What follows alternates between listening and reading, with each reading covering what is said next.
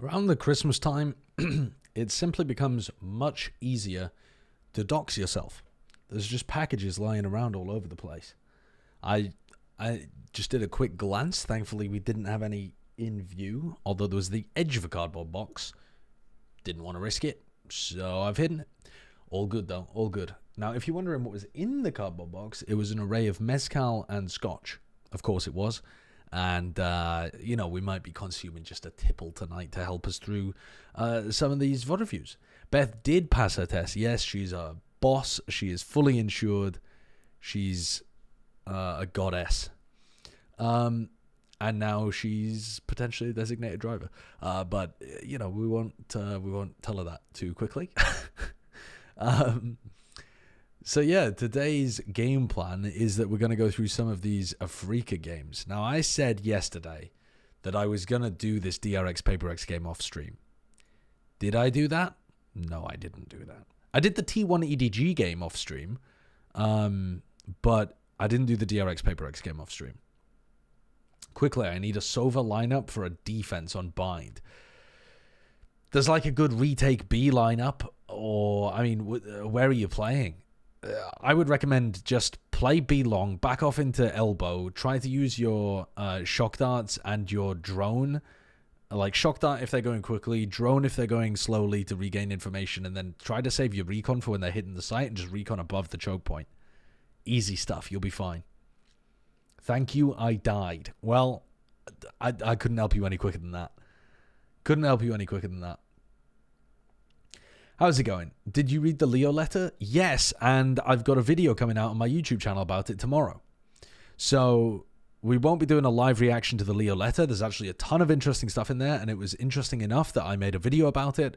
I should have probably just made a video about it on stream, but instead I made a YouTube video about it, and it's up on my YouTube in 15 hours. So I know that's a little late because Sliggy's already made a video about it and stuff, but yeah, 15 hours, it's up there. Do you want to see the thumbnail I made for it? So I don't make all of my thumbnails. I have a video editor that does some of the thumbnails. I have a professional thumbnail editor, Uberchain, professional graphic designer, but also professional thumbnail maker. And then sometimes I make my own. And some of them, you'll be able to tell which ones are by me, I think. Do you want to see this one? Okay. So remember that this was a letter written by Leo Faria. Fuck, I always mispronounce his name. A letter written by Leo about news in VCT. So this is the thumbnail that I came up with. Christmas news from VCT. 2024 dates, Chinese teams, team skins, player cash, 15 million, and it's Leo giving me a Christmas present. And I'm like, hello, please can I get a Christmas present? It's actually a Valorant loot box. I don't know where this image came from, but it was somebody had a screenshot from inside the game. If you can tell, those are some very badly photoshopped fingers. That is an actual picture of Leo where his hand was like that. And I just thought, it kind of looks like he's holding a box. Maybe I can just edit some bits out. But it's not my best Photoshop job in the world. But yeah, this is what I've gone for. So, pretty please, could I have my present now, Mr. Leo? That's the Christmas Overwatch loot box. It looks like Valorant to me. It looks like... Wait, is it really an Overwatch loot box? That's so funny. The person who made it got it from Overwatch. I thought it was a screenshot from inside Valorant. I didn't know what it was, but I thought maybe it's some finisher or something. Okay, well that's even funnier, I think. That's even funnier. Mindbread, thank you for the Prime. When have you seen a loot box like that? I never have. But now I feel bad because I thought I was just taking a screenshot from Valorant that someone else had made. And now I've taken a Photoshop that someone else has made. So that's even worse. I just thought I was dodging the job of having to go and get my own screenshot, I was just like, fuck it, I'll just Google image it. It's just a screenshot from in the game anyway, who cares? And now it's now I've actually nicked somebody else's Photoshop job. You can change it? Not doing that. Not doing that, I'm afraid. Mindbread, thank you for the Prime. You played the game for like 3 years? Yeah. How to get Valorant's exquisitely wrapped Christmas gun buddy. I mean, that would look worse. If I used that, that would definitely look worse. You could have used this? I could have, but I'm not going to. I'm not going to. Some of the Chinese team's VCT introduction videos are actual comedy. No, I haven't seen them. You should check out this Super clip after you've seen his latest thumbnail. His latest thumbnail. You know, I'm not actually subscribed to Super on YouTube, and I really should be, because I enjoy all of his stuff. I watched 398 hours of your stream this year, 0.0. Alright, I've just subscribed to super.tf. Oh, fuck, wait. I just subscribed on my Valorant channel. Unsubscribe. Alright, let me use my real channel. The one that I actually watch YouTube on. Okay. Alright, I've subscribed to Super's channel. Videos. This is what ELO terrorism looks like. 135,000 views 2 days ago. Okay. Do not click on the Super thumbnail shit. Oh, they changed it. Did someone make a horrendous thumbnail using a picture of like a real or stereotyped terrorist by any chance? They used pictures of the Twin Towers. That's going a bit far for a joke, isn't it? Big Blizzard forced them to change it. I think that was probably the right move. Probably you don't need that thumbnail to pop off. But also, why does Blizzard have jurisdiction over that? Why would Blizzard tell Super to do that?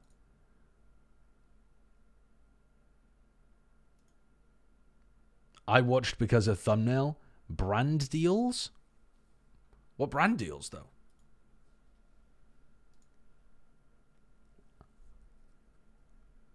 Future brand deals. What? Blizzard told him he wasn't allowed to, what, do any, like, sponsored stuff for their games? That's wild. I mean, that is a lot. I think it's a good thing that he changed it. I don't mean that in a bad way. But I think it's a lot for Blizzard to threaten pulling all sponsorship stuff. Bizarre.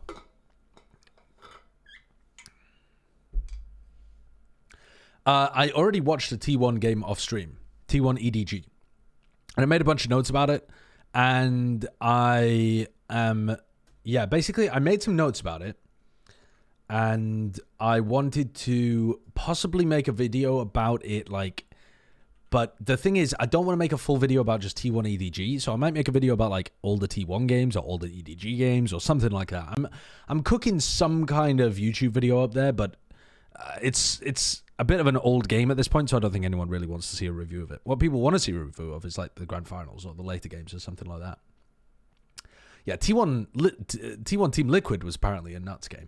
But anyway, we're going to go through this in a fairly chronological order. I said I was going to watch this game off stream, but guess what? I lied. I didn't get as much work done today as I was expecting to. So this is PaperX against DRX, and PaperX slaughtered them. So let's see what happened. I'm not going to take this one super seriously. Wait a second. Got a work email. Give me a moment.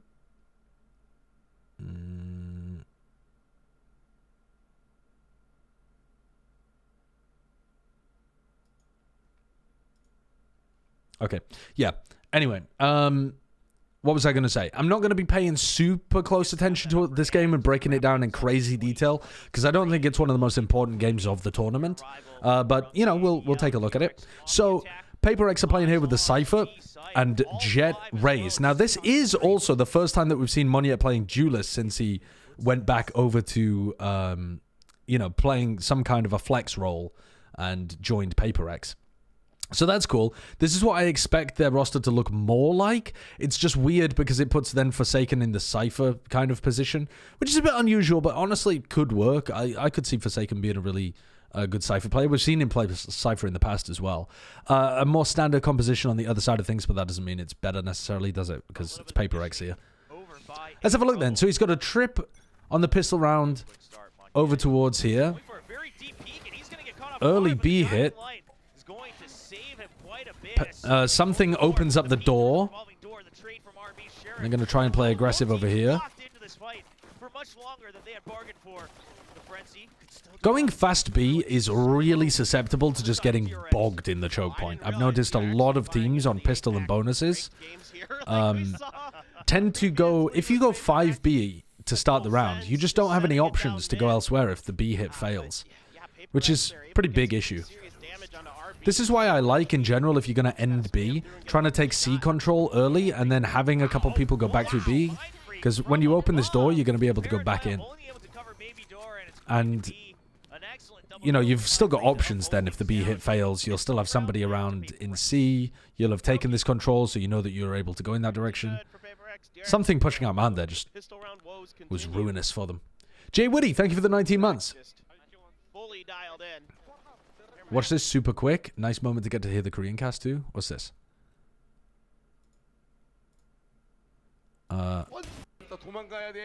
This is from a game I haven't seen yet.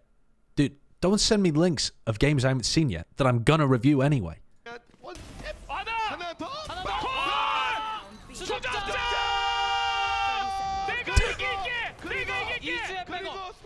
Holy fuck, they're losing it. Oh my god, oh my god.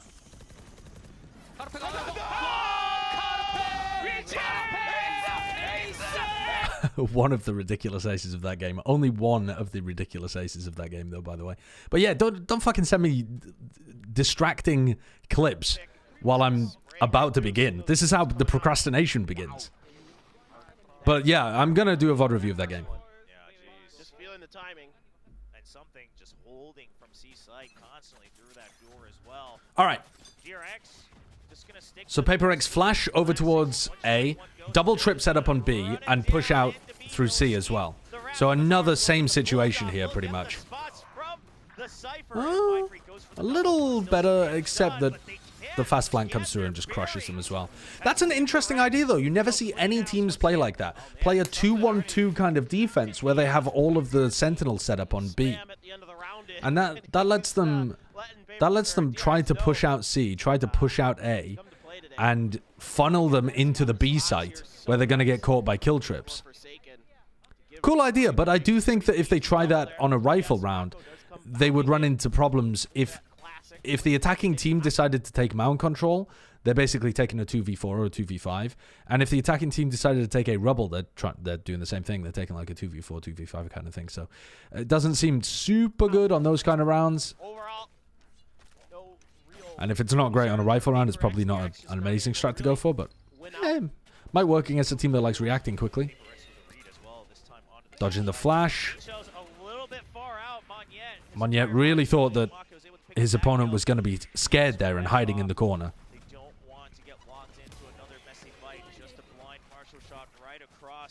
Does he watch DRX versus Sentinels? No, that was the next game.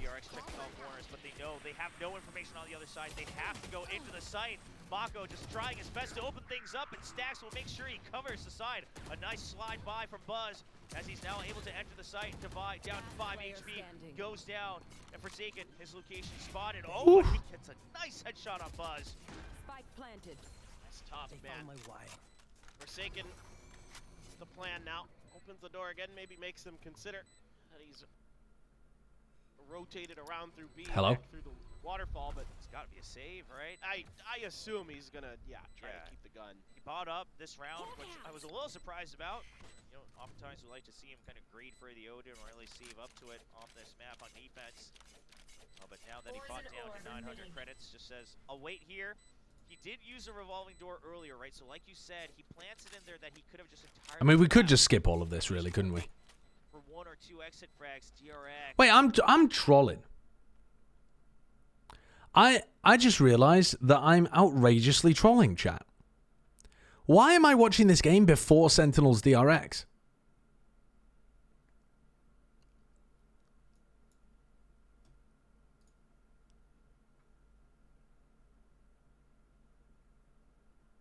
Sentinels DRX was played before DRX Paper X. That's how we had this game even happen. Why am I doing that? Okay. Brrr. For some reason, I had them ordered the wrong way around in my tabs at the top of my screen. Let me just make sure. In fact, I'm going to close all of these tabs, and we're just going to reopen them all in the correct chronological order, because I think I fucked something up somewhere along the line. All right. So I already watched Sentinels Paper X. So we have Sentinels DRX, and then we have DRX Paper X to watch. And then we have, I've already watched this game. Then the next one that I wanted to watch was Liquid against T1, then Liquid against EDG, and then the playoff games, which were in chronological order. This one, this one, this one. Okay. I don't know how I made that mistake.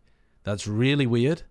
But I'm glad I corrected it early on, so we weren't watching a ton of that game before I'd done this one. Okay.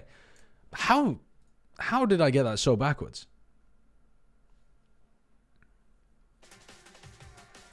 Yeah. Okay.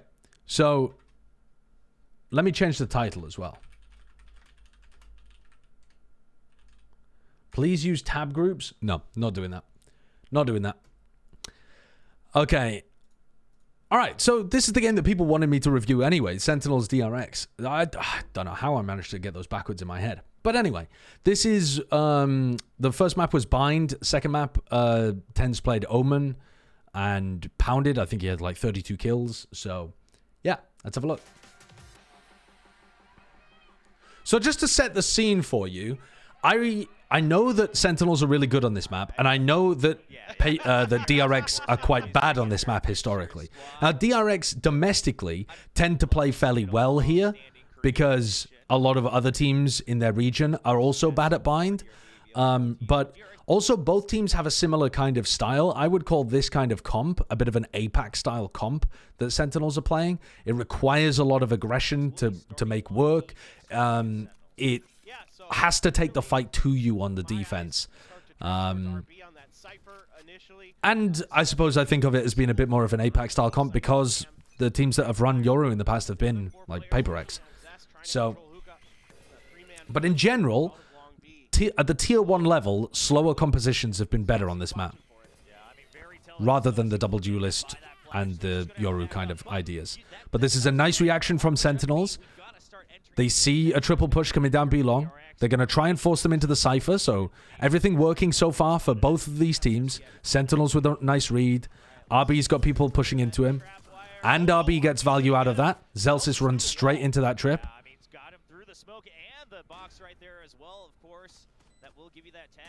Sassy getting completely caught. I mean, they should expect that there's a flank coming there. Maybe Sassy just thought that they would be a little slower. But with that triple push happening behind them and the reaction, you've got to anticipate that they've pushed all the way to market. John Cutie also not really realizing that Stacks had pushed that deep. But this is really awkward positioning for these guys. John Cutie's got himself into a nice spot, though. And they're individually outplaying them. John Cutie and Tens were not in a great position there, but they managed to find good timings and hit good shots and outplay their opponents. And John's managed to get the spam kill and gets the clutch. Massive round from John, both in terms of the reactive call into A, which I think was the right call, even though Zelsa sent a line to the trip, and kind of outplaying that. They had all three players at short, which is a really uncomfortable place to try to play from.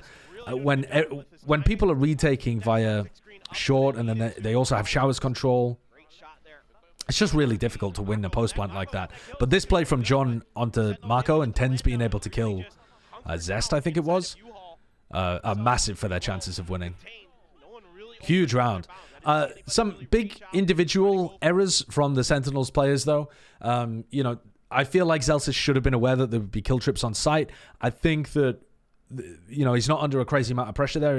He needs to have some awareness, and I'm sure he will later on in this match have some awareness for trip setups like that. And also, Sassy just really didn't realize that they were that fast on the flank, which I think you can kind of tell that they would be that quick because of that triple push that they spotted coming out of Fountain.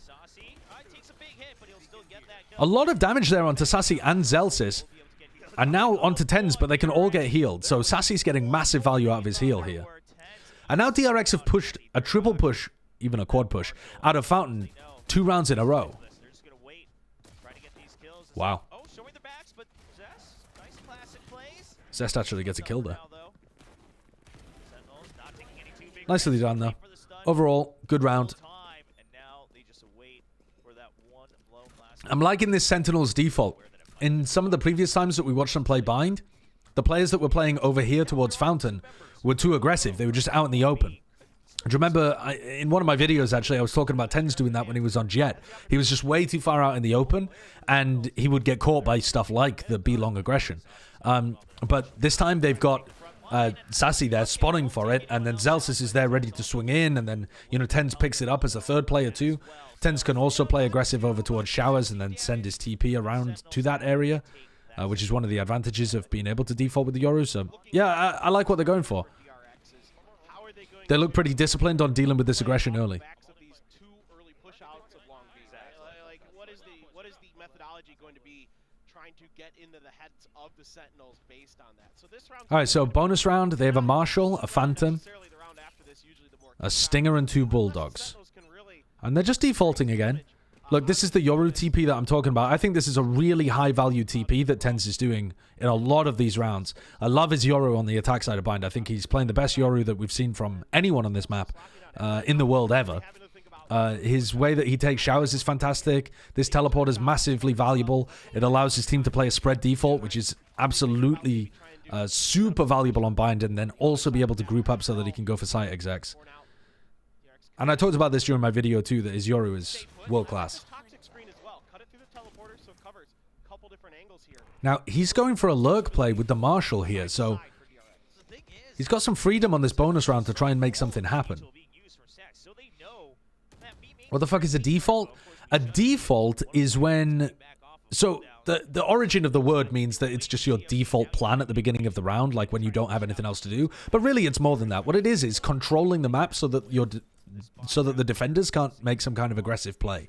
So you're playing spread and controlled. You're trying to play for information across the map, and you're trying to control the map. You'll probably play for some piece of map control as well. You'll probably try to move forward in some specific area, depending on what the default is, whether it's like a 1-3-1 default, means that you have 3 people in the middle of the map, and you're probably trying to take a bit of mid control.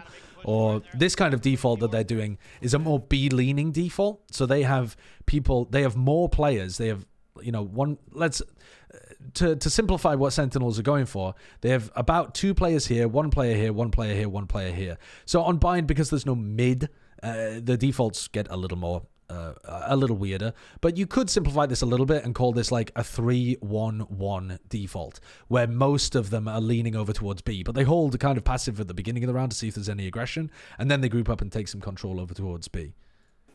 But let's go back a bit. So as they take B long, Dog, Flash is good. Zest catches 1. There's a molly there as well. And Zest just destroys them. Fantastic fragging from Zest there to be able to get 2. They've got Buzz still just waiting in case they take the teleporter. And there's only like 10 seconds left. Fantastic timing on Tens coming through that flash. Through the smoke as the Yoru clone got killed. But, yeah, DRX had the read there. Alright, so Tens now has his ult. He will have bought a shorty in this round, I imagine. And he's got a different teleport he's going for. So it still feels the same from the people in Showers. Oh, well, it's not going to anymore, is it? And he hasn't used any of his utility yet, apart from the teleport that he's got.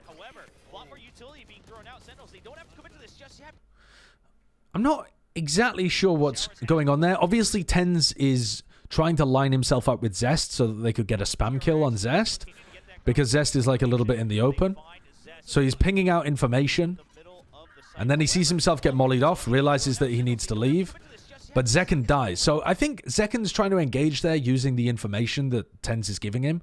You know, Tens is telling him exactly where Zest is. So in theory, Zekken should be favored going through the choke point. But Zest has still got the advantage of a smoke on the choke and that kind of thing. So it doesn't really work out as nicely. We don't see it from Zekken's POV, though. Sassy's just walking down as if the Viper wall's still up. That's bizarre. I mean, Sassy is just... What is he doing? They should have called to cancel there when Zekken died and they didn't have any space to work with, but Sassy just wandered down short and got cleared. He must have thought that somebody was going to go with him or he could take lamps somehow, but obviously that completely failed. Even further back from the one-way on the Poison Cloud. Sentinels, they do hold on to the spike, so they have some options, but no information on the other side of the map. They're choosing. Ooh, crawl back in. Zest having some nasty couple of rounds here. This is just really clean defense here from DRX. And one of the other things I haven't commented on too much, but it's really important, is that a lot of the time they are just stacking the Cypher on one half of the map and stacking their players, their bodies on the other half. So one of the big advantages of running Cypher on, I mean, any map, but on Bind, running like a hard Sentinel on Bind, is that it lets you just keep one player on one side of the map and then stack 3 to 4 players on the other side, depending on how many people are alive. But going for these 4-1 defensive setups is really good. And you'll see this even when teams don't have Cyphers. They'll just play somebody waiting for them to use the teleport. So you'll try and stack the site anyway. But with a Cypher, you just have so much additional ability to go for stack plays like this. And that's one of the reasons why Sentinels are finding it difficult to get in. I want to give a big shout out to Mako on that. Shindog, thank you for the 15 months. So if there was an entry or an exit off of Tenz's ult, it wasn't viable for Sentinels to use that shower's control they gained from the ult itself. One way or another, no matter what, it really was a good Okay. counter. Zest just kind of walked back into the spam there. I think he was anticipating Zelsis stopping the spam play. RB's come over here anticipating a plant. There's 20 seconds left. And they're going for the walk play through. That's a bold idea. All right, let's have a look at the next round then. So Sentinels are going for a full Stinger eco round. Tens puts a kind of passive teleport there. Zest is a little slow with his molly, which means that he's not able to position himself. So if Zest is faster with the molly, he gets his gun out quicker, which means he gets to break the dog, which means he gets to position himself a little better. But instead, because Zest is like fumbling with his utility a bit, he gets pushed backwards and further backwards by the dog. And by the time he gets his gun out, he's like all the way back in tube and Zekken gets to jump on him. And then Stax is trying to play anti-flash when, Tsassy's just throwing a fake blind out there. And this full waterfall play from Hookah should not have been as easy as it was. But, yeah, that looks extremely simple from Sentinels.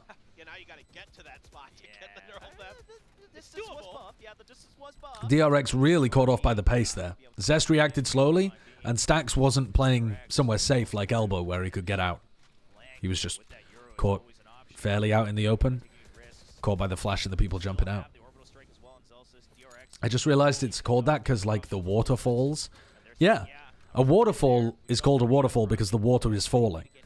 When you jump out from Hookah, you're emulating a waterfall because you're, like, going out like that, like the waterfalls in a waterfall. I'm just glad we're on the same page.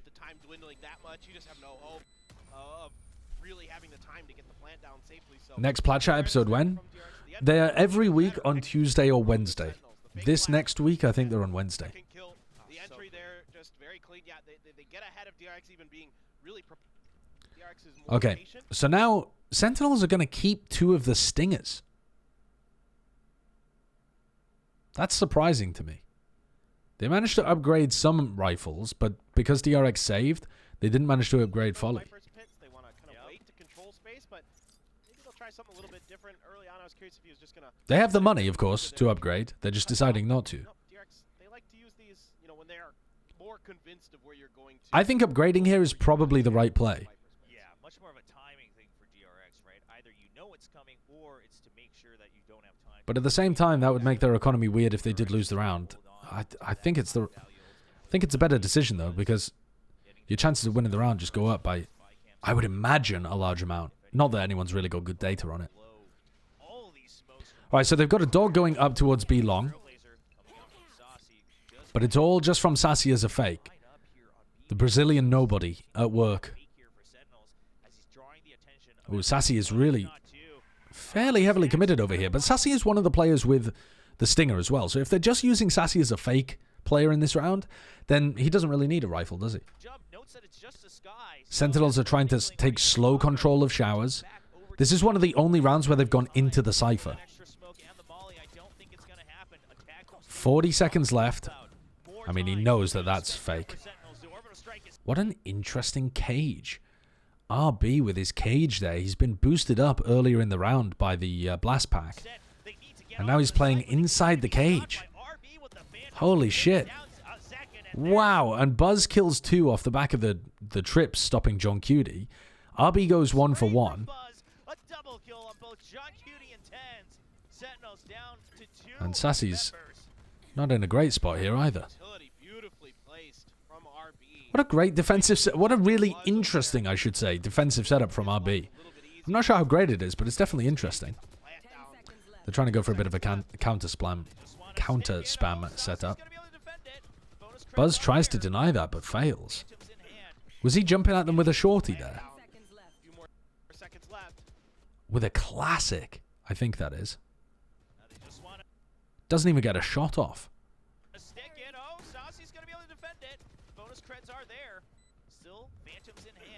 Is that better than just spamming and playing the 4v2? Almost certainly not. I think they'll still win the round anyway.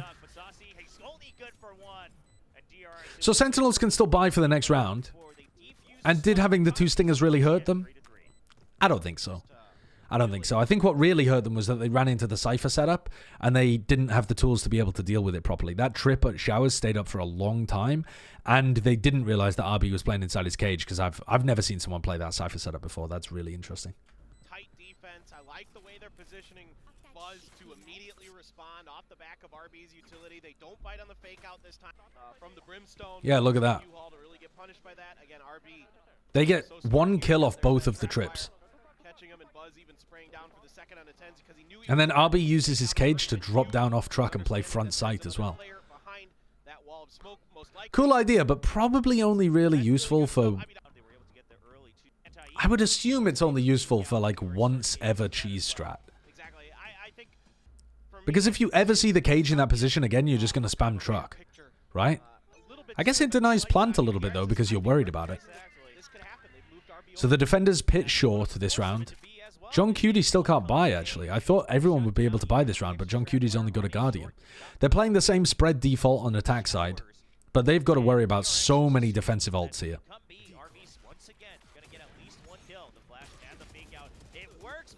Tens dies. That was a bit odd there, for sure.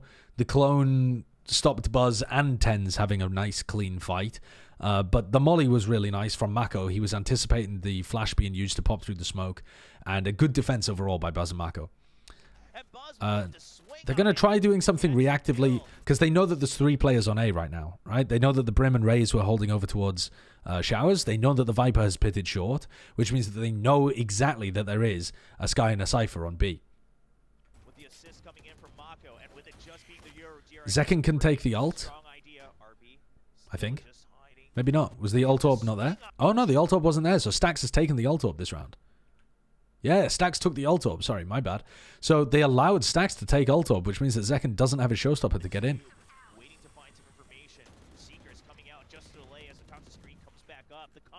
Seekers to try and buy time for Buzz to come over. Buzz has showstopper. This looks like a difficult round for Sentinels to win, but they're going to use the Seekers.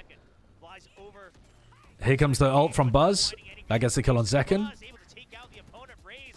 Ooh, RB, I think, should have been able to get a kill there on Zelsis. Stax does a good job of staying alive there, though. Yeah, this defense looks good from DRX. They're getting good value out of the Cypher. They're being able to delay Sentinels for long enough. They're getting good value out of their ults. They're not getting owned in showers by Tens. Yeah, overall, this looks quite nice. So now they're going to try and take fast showers control Sentinels. And Zekin gets owned again by Mako's Molly. I mean, Mako's Molly was instrumental in punishing Tens in the previous round. This time it punishes Zekin. Was my hot take judged? Your hot take was literally just Tens. Haven't I done enough judging Tens? Judge not, lest ye be judged. Who said that? Tens. One stinger in the hands of Celsius. Not too much they can do. The Trailblazers spots a couple more members. Buzz just hiding away. So this, you see the trip there is set up for Zekken in case he does a double blast back engage with the, or even a single blast back engage with his ult. Now it's not really going to catch much. Only one stinger in the hands of Celsius. Not too much they can do. The Trailblazers spots a couple more members. Buzz just hiding away. Doesn't want to show it until that tripwire gets spotted. He's going to have to back off because of that flash. And Tense, he does what he can as one of those duelists to open up the site, trying to stick in the flash going through just to buy time, but the timing from Mako and Buzz from double. Wow, nice shot from Sassy. Gets one, but he's still gonna get traded Does out. make this winnable. Sassy does have a rifle, 1v2. Landed a body shot there onto Stacks, I think. Doable, but a long time waiting for that guiding light. He's not gonna have that ready. What's Sassy like in the clutch? I've never really thought of Sassy as being an outrageously good clutcher, Currently not grouped but up. he's certainly not bad. Sassy is just going to clear every angle. He's been spotted, though. Oh, I'm sorry. Alright, that was an eco round though, and they lost second very early on. They honestly made it closer than I think they should have done. But at the moment, this is DRX just kind of slapping Sentinels. Apart from the pistol round, DRX have been in complete control. This could be where it changes a little bit because we're going to start to see big ultimates get online for Sentinels. You know, they can do some kind of like dog into the showstopper, or they could even do a Tenzalt into the showstopper kind of play.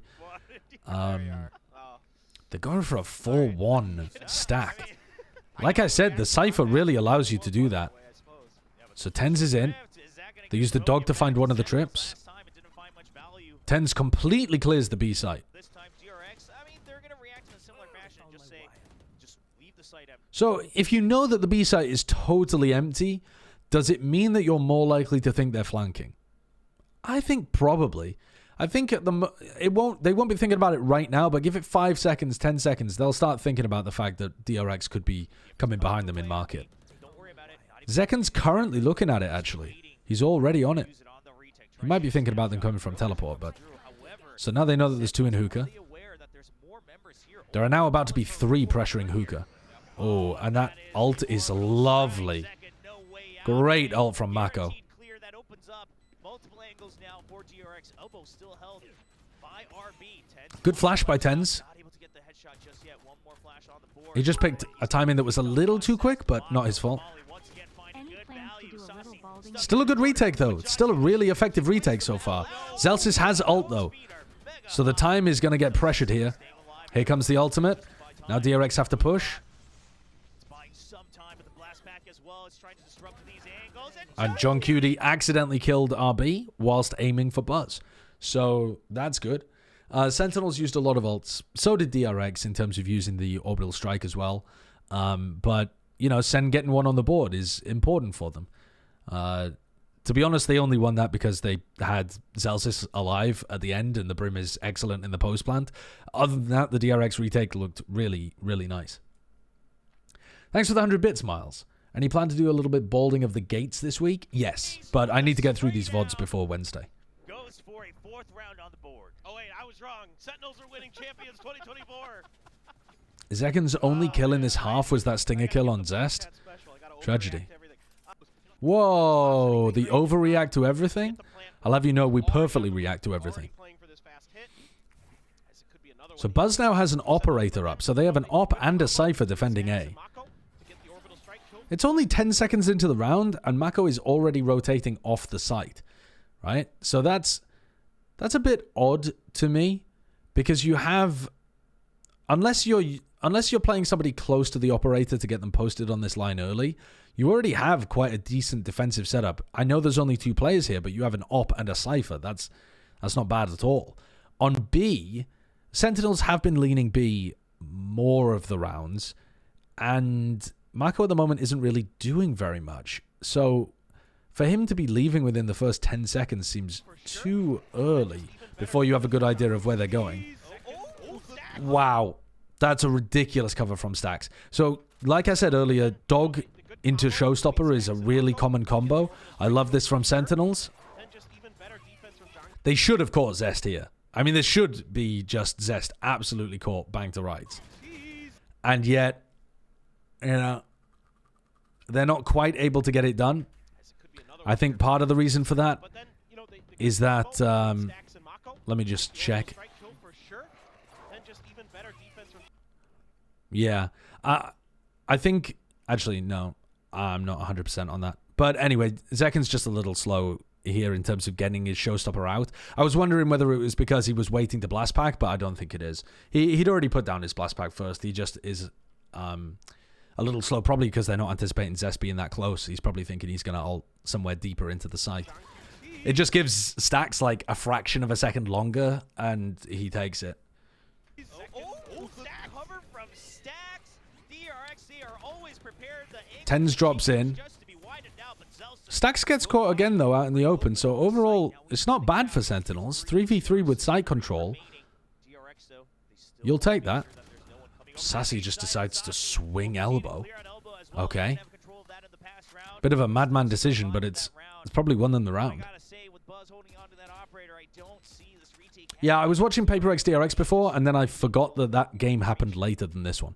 I'm trying to watch them in chronological order, and I failed right from the beginning. just not enough money either for DRX anymore. It's starting to Sassy wins every important 1v1? I don't think that's true. I mean, maybe in this match he does, but that's not something that I would say Sassy has been demonstrating recently. All right. So yeah, that round works out really nicely for Sentinels, breaks the economy of DRX, and all of it following a really unsuccessful ultimate from Zekken that was set up nicely. I mean, I love the idea of going for the dog showstopper. Don't think there's anything wrong with that. Just a fraction of a second too late on pulling out the showstopper, gets Zekken punished. But it did mean that Sassy was out in the open, and they did manage to waterfall into the site anyway.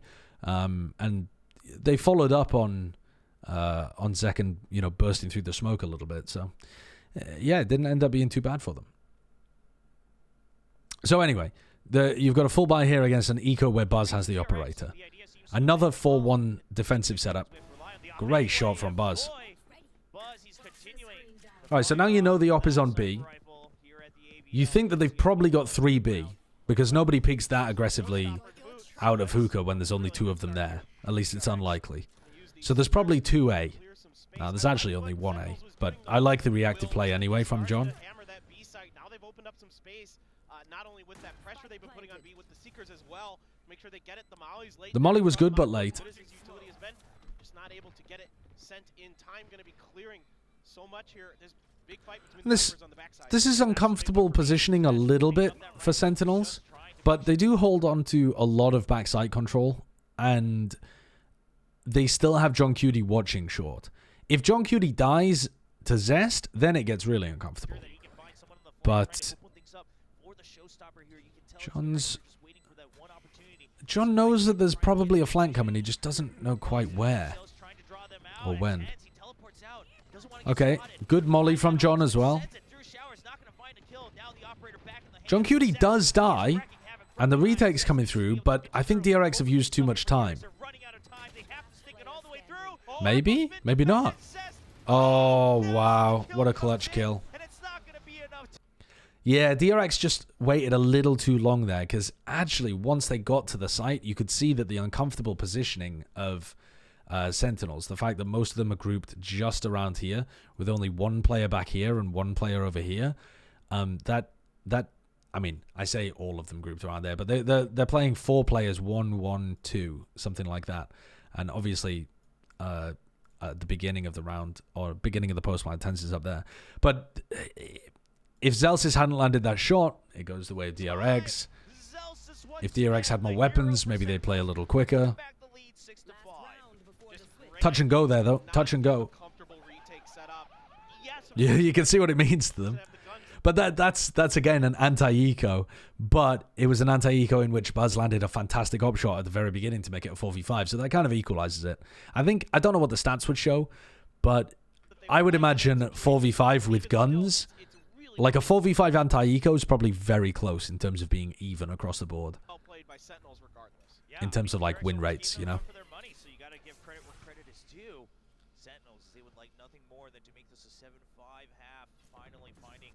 Some footing here at the very end. of the first half. One more round to It's go. another 4-1 stack on the defense side. No crucial And Tens has just taken Showers control without using any utility. So towards the end of this half, he's got a really nice read that he can just take that for free. Got the Seekers as DRX. Of course, Zelsis just has to get the spike planted, and he's I think he's got that read because they're not smoking it. So a really good I think Tens has probably read into the fact that if they're not smoking Showers, they're not playing Showers. full tool for the Sentinels. I like what I'm seeing. Which is not true for every team, but Spreading the map, appears to going be true for like long DRX. flanks, long lurks, stuff like that. That could be really impactful in this round if they could shut Zelsis out early. He'd probably be more scared of that if Dialing up another A hit. It looks if they had money to op, but they don't. Strike comes out early, so they're not going to have it here Wait, against Mako dies? How does Mako die to that? we are going to be dialing up another A hit. It looks like with this util dump. the orbital strike comes out early, so they're Oh, that's just fucking stupid from Mako. That's just stupid. Look at this. Watch Mako on the mini-map. Look, Mako's here. Look at this. He actually got caught trolling, chat. Zelsis out early after the plant. As we are going to be dialing up another A hit. So there's a flash that comes through. This util dump. There's an ult that happens as well. And he just runs forwards into the ultimate, tucking himself into the corner. I mean, what is going on there? He got flashed by Tens? Did he? Where the hell does the flash land? Out early after the plant. As we are going to be dialing up another A hit. It looks like with this util dump. the orbital strike comes out early, so they're not Dude, I can't see the flash. But, I mean, I guess Tens gets an assist. going to have it here against the retake, but Mako still gets stuck on it. Looks like the stun might have gone through, perhaps. With the Yeah, I flash. suppose he must have done that. Shot QD with a double as well. Zest was on the early flank, but he's not going to find too much value now, as he has to battle through several members. So does Stacks. He finds How one. does he... I guess when the ult goes down, he must assume that the ult is in pipes. He's not going to be able to chain it in. Because he's blind. And now with the location being known of Zest, just a matter of spreading out these angles. Tens, Stranded alone. Zest 1v3 for Zest to win. fish for the 1v1s. It kind of feels winnable here. They were in lamps. He spots one. Knows the location of second. Just wants to find the other. Oh, but he's not going to peek out the right angle. And Zelsis once again wrapping the round up to bring home the 7-5 lead here in the first. Did they show a replay of that at all? It's just phenomenal stuff here. The way they're clearing, able to gain this. Oh, yeah, they do. utility. I Let's like have a look. early Let's see if it advances gets caught in the that they were replay. using with the Yoru to combo some of Where the does Tens utility flash to here? make sure that they're able to get those opening picks. Oh, no. It only shows afterwards. Yeah, I don't really know where that flash was. You're saying he flashed on top of truck? Like flashed here? On this? So the flash bounces like that? And then pops about here? Wasn't he planting? No, he flashed before that, I assume. I mean, dude, no replay viewer. Omega lol. Able to gain the space. It hits back sight. It popped above truck. I didn't see. But I assume that from Mako's perspective, he thinks that they're ulting pipes. So he walks forwards and ends up just walking into the ult in backside. Shots from John QT as well. He had some Keep his eyes on the site despite the orbital strike going through, right? You're continuing to deliver hopium all across the globe. Again. Well, he walks into the smoke and then he walks out of the smoke again. slight. Oh no. Yeah, they both Anyway, not that important particularly. What is cool is that Sentinels managed to recover their attack half there by stringing together some, interesting rounds. And all of that without Zekken being able to entry for them, too. They found some free entries into Showers in the final round. They found some fast reactive plays into A that worked quite nicely. And they also managed to catch Stacks out in the open when he was defending B long a couple of times by waterfalling from hookah. Felt like DRX were completely in control of the defense up until Sentinels won 4 rounds in a row. So we've seen a lot of footage of Bind at this point from Sentinels running this composition, and a lot of it focuses around B long control and Showers crunching.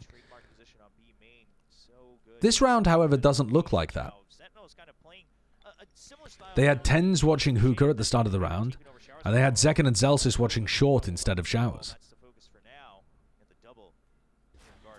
and the TP ran out for tens. It was over on the other side of the map. So now you know, I think DRX wisely trying to wait that out, trying to see. Hello, T-Money. You know, figure out exactly You could spoon out your eyeballs. where that utility That would probably help.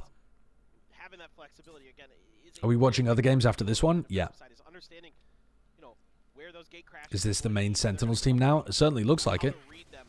Stacks there, trying You lost by 1 hour to Sliggy, my top streamers. That's not bad, to be honest. Sliggy probably streams twice as much as I do. Man's a maniac.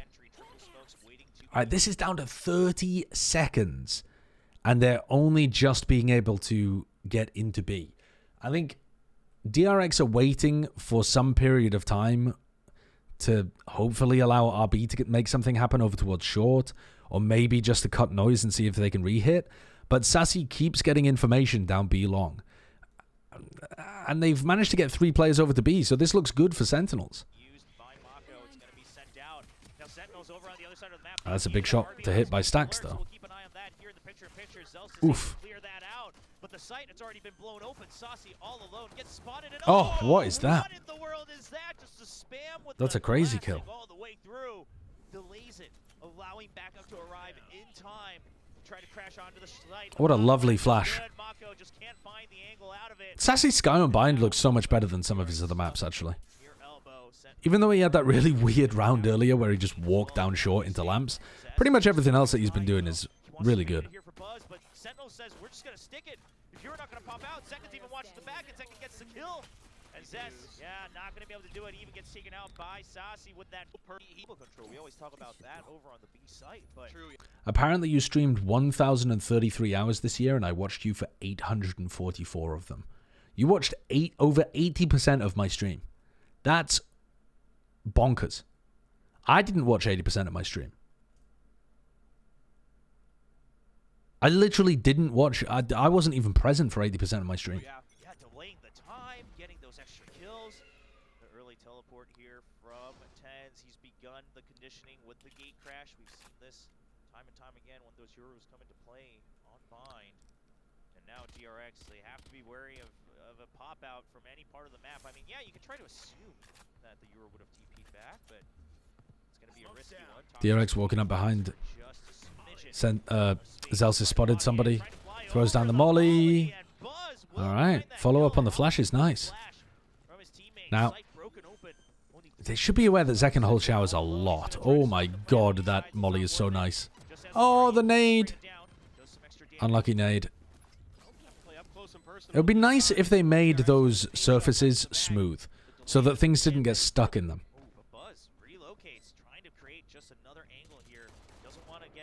I know people sometimes like it for nanoswarms or something like that, but it's just so much more annoying for almost every other piece of utility.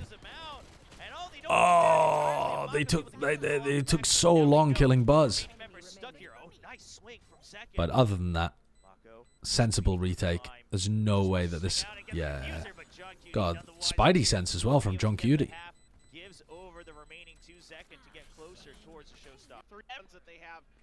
Oh yeah, look how good this Viper molly is, though. So as they come down short, they've got John Cutie holding B. John has a Viper molly in his hands right now. John gets into backside here. You see where John's currently positioned? And he does a jump throw molly that lands over here and allows Zekken to get a really easy kill from showers. Look, here comes the molly. There's the molly. Zekken swings at the exact same time the molly lands. Gets a really easy kill on RB because he's vulnerable. And if he wanted to do a follow-up nade, all of these people would be vulnerable too. That's pretty cringe? Yeah, it is. That's pretty cringe, isn't it? That's pretty fucking awesomely cringe. And the timing of it's lovely too, right? That's just a natural timing. As soon as the A players hear the exec, the Viper immediately responds to it, and the timing just works pretty perfectly to get to when somebody would be going with the plan. Beautiful play. Beautiful play.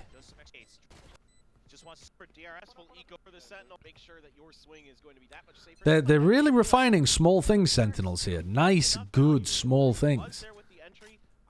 At least they are on bind. We haven't watched a lot of the rest of their pool. But we knew that their bind was good. We knew their bind was going to be is that you want both pistols. Maybe world class is the wrong term to use, because they might end up getting exposed by some, like, you know, championship caliber teams, but, you know, pretty much tier 1 world class level bind. Are you still going to be able to find it? Or is it because that... Ooh, RB. Oh, nice swing. I mean, both of them were quite well aware of each other's position off of their util, but RB just stepping out. I'm totally out of the loop. What's the deal with Pancada? Oh, We don't really know. They just like playing with Zelsis. Thought we were gonna get a highlight right there from Tens. Looked so crisp. But John Cutie all alone, just hoping that they don't choke this corner. The Boombot not gonna spot him. That gives him a lot of hope. Just holding on for dear life, but DRX, they still have RB on Optic are gonna own them on this map. The Yay Chamber of Finesse IGLing is too good. Yeah, true. I think they also need to worry about EG. You know, Demon 1 and Jorgamo on this map. Difficult to beat with how good Boostio is at IGLing here too. Not bad at all. Gambit have always been good on bind. True. How do I forget about Gambit? You know who else is good on bind too? Ascend, actually. I think they might get exposed by Ascend on this map. Madrone, thank you for the 39 months. Buzz too, yeah, that's true. I've never heard like Zest scream his head off like on stage. Yeah, CNED Sage is really going to expose them. Yeah, exactly. Oh, your platypus was successful. Well done. Fantastic. I'd like to see a picture of it if you post it in the Discord somewhere. All right. Buzz with a very standard showstopper play. Oh, Zekken really wants to take that timing, doesn't he?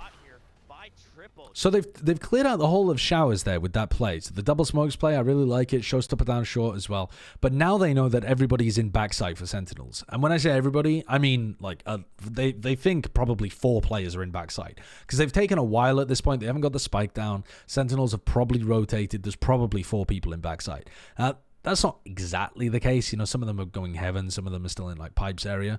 But I think it's a pretty safe assumption for DRX. So now, how do you actually translate this into a spike plan when they're going to be trying to spam you through smokes and that kind of thing?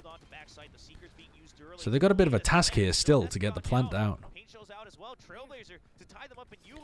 And Mako gets ult with the plant. Okay. They just hold. Use the boombot to push Zekken back, get the plant down. Now Mako has ult. Now Mako should be trying to path back, I think. Now they're actually pathing Stacks back instead of Mako. So Mako's still playing Lamps. Not sure about this. He might try to use the ult in a more aggressive manner because he's stuck. This is going to be really, really tricky to get into these back lines. Yeah, but Mako, he's not out of the sight just Oh. yet. He's gonna get pushed from Oh. behind, and he was Look at how bad that is from Mako. Mako's just an iPad baby, while Tens is using his team's flashes to retake through lamps. If Mako had swapped places with Stacks, right, then Mako is in a safe position to be an iPad baby in top short, and Stacks can actually try to reflash to fight for lamps control. So just by swapping those 2 players' positions, when they put the Viper wall up, they could have had a much better post plant here. And instead, it just looks not completely sloppy, because actually it looks more brilliant from Sentinels, the way that Tens perfectly retakes off the flash. But he's facing very little resistance there, because they've just messed up their positioning a lot, and one of the people he kills is stuck in the iPad. hoping that Sets could hold on to it, but Ten says no, the plan has been ruined. Stacks trying to stop the bleeding, but it's still a 4v2 in favor of Sentinels. The double coming out. Overall, though, John QD, the teamwork continues to be impeccable. got to talk about how clean it is for Sentinels. The way that Tens is scaling off those flashes is like picture perfect. Very good coordination between Tens and Sassy there. If they show a replay, oh yeah, here, let's look at the replay. Look how nicely Tens plays off these flashes. He's like, Tens' timing on Yoru is actually immaculate off his own flashes, off his own clone, and off now Sassy's flashes too. This was an area that I was pretty critical about previously because I didn't think they had very good synergy. But I mean, look at how good that timing is. I mean, that is just so simple for Tens. The first one is completely overloaded. The second one's in the iPad, and the third doesn't expect them to be that fast. Is hiding from the flash and stuck in a corner. I mean, immaculate stuff. Into it cleanly. Great coordination. From that flash as well, right? Going deep. You can just tell the teamwork is coming online. Yeah, remember that DRX haven't really practiced with this team very much as well. DRX have been playing a lot with Flashback and Foxy 9. So this roster hasn't really practiced very often in the off-season. They like going for stuff like this. So this looks like a Showers crunch. RB just obliterated Tens. He just decided, I'm killing anything that comes through that teleporter. They get the trade, though. And now it's, you know, 4v4 where the defenders are spread 2-2. It's still pretty reasonable. Zekken and Zelsis know that short has been open, so they know that Lamps is compromised. They're reluctant, they're loath to give up this space, but they get punished for it. What they want to do there, Zekken and Zelsis, is break the Seekers and maintain some information in backside. But because they can't break the Seekers early enough, Mako can just spray their positioning, and he knows that they're both in... Well, he knows at least one of them's in pipes, and he manages to get them both, so... That's unfortunate. You can see two warring ideas there. One being like, I want to achieve this, and the other being, my opponents have kind of stopped me achieving this, and actually they just decide to try to disrespect the Seekers a little bit and get punished for it. You see a lot of that at the moment with EDG as well. They want to do something, their opponents try to counter it, and they're just like, fuck it, I'm going to do it anyway. And then sometimes it works, sometimes they get punished. I think that's one of the big reasons why you see that often happens with teams that have dominated their own region for a long time. Obviously not the case here with Sentinels, but you see that with a lot of the like DRX or PaperX or EDG, because they're just used to getting away with it even if their opponent does the right thing.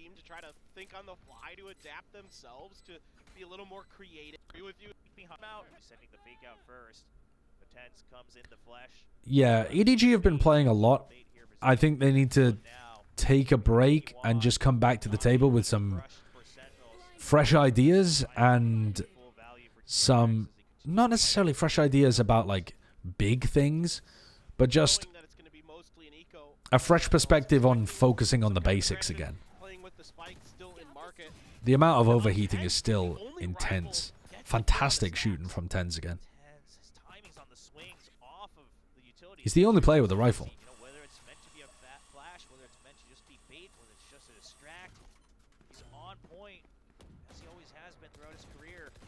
Yeah, they need to work smarter, not harder. I think that's a good way of putting it. A little bit more VOD review, a little bit less grinding would be very helpful for them. Oh my god, he just took the most aggressive teleport. Dude, Tens is smurfing on them. This looks like a rank game.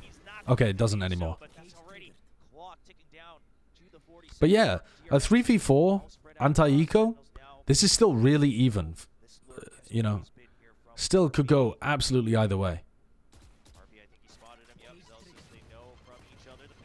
Oh, he got tagged by a bullet so he couldn't move. Excellent work by Zekken getting that rifle back. I mean, Buzz feels like he has to make a play here. I felt like Buzz had got a great timing there onto Zekken, but not going to be the case. I don't think that molly landed.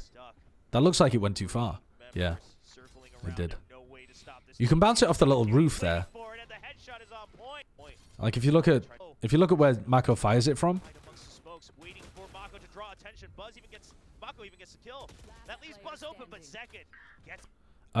You can. There's like a little roof that you can bounce it off. I can't remember which one it is though. I don't know. I've seen people do it before, but now that I'm looking at it, I can't remember where it is. But you can do a little like bounce shot here. I can't remember exactly where though. Some of the TikTok lineup is in the channel now. I don't play Brim on Bind for lineups because I'm bad. Why doesn't he molly spike? He's trying. DRX to come through with the win. So yeah, just brilliant stuff here from Sentinels. I mean, the coordination, especially with the initiator. And all right, so Tens has gone for a teleport with his ult. And the pseudo initiator in as they're pushing short.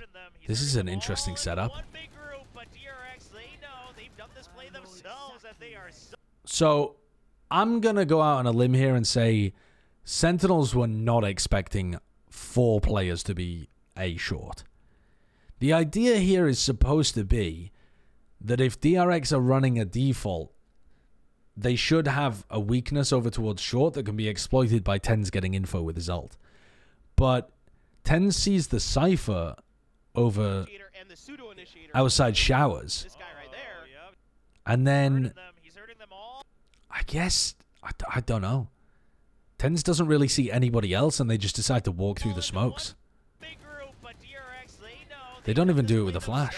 that they are so well prepared for this push out. I mean, From the Yoru. I'd love to see that working, because I don't really understand. I feel like they're supposed to wait quite a bit longer until Tens actually gets information about people holding top short, and then they're supposed to either pop flash out or walk out and kill them. But I think they just went too early. I think. Now Sentinels, they kind of gambled on this one, and it doesn't come home for them. I mean, I could see that play working. I think the execution of it was just off. I don't think it's a stupid play. Worth a try. You're up 11-7. Might as well go for it. Just see if you can get away with it. See if you can catch them sleeping a little bit. But like you said, yeah, DRX. There's some of these Maybe plays that they Tens read miscommed. really Maybe well he because said they there's only know one they're short, well, not but realizing headshot that he themselves didn't is- have vision. I gotta But- go, but saw you were streaming. Hard to tell. Been good. Or DRX, but Yes, my day has been very good, thank you. My wife just passed a driving test, which is pretty fantastic. So she's now legally allowed to drive in the UK. I'll see you later, Pranav. Thank you for the 20 months.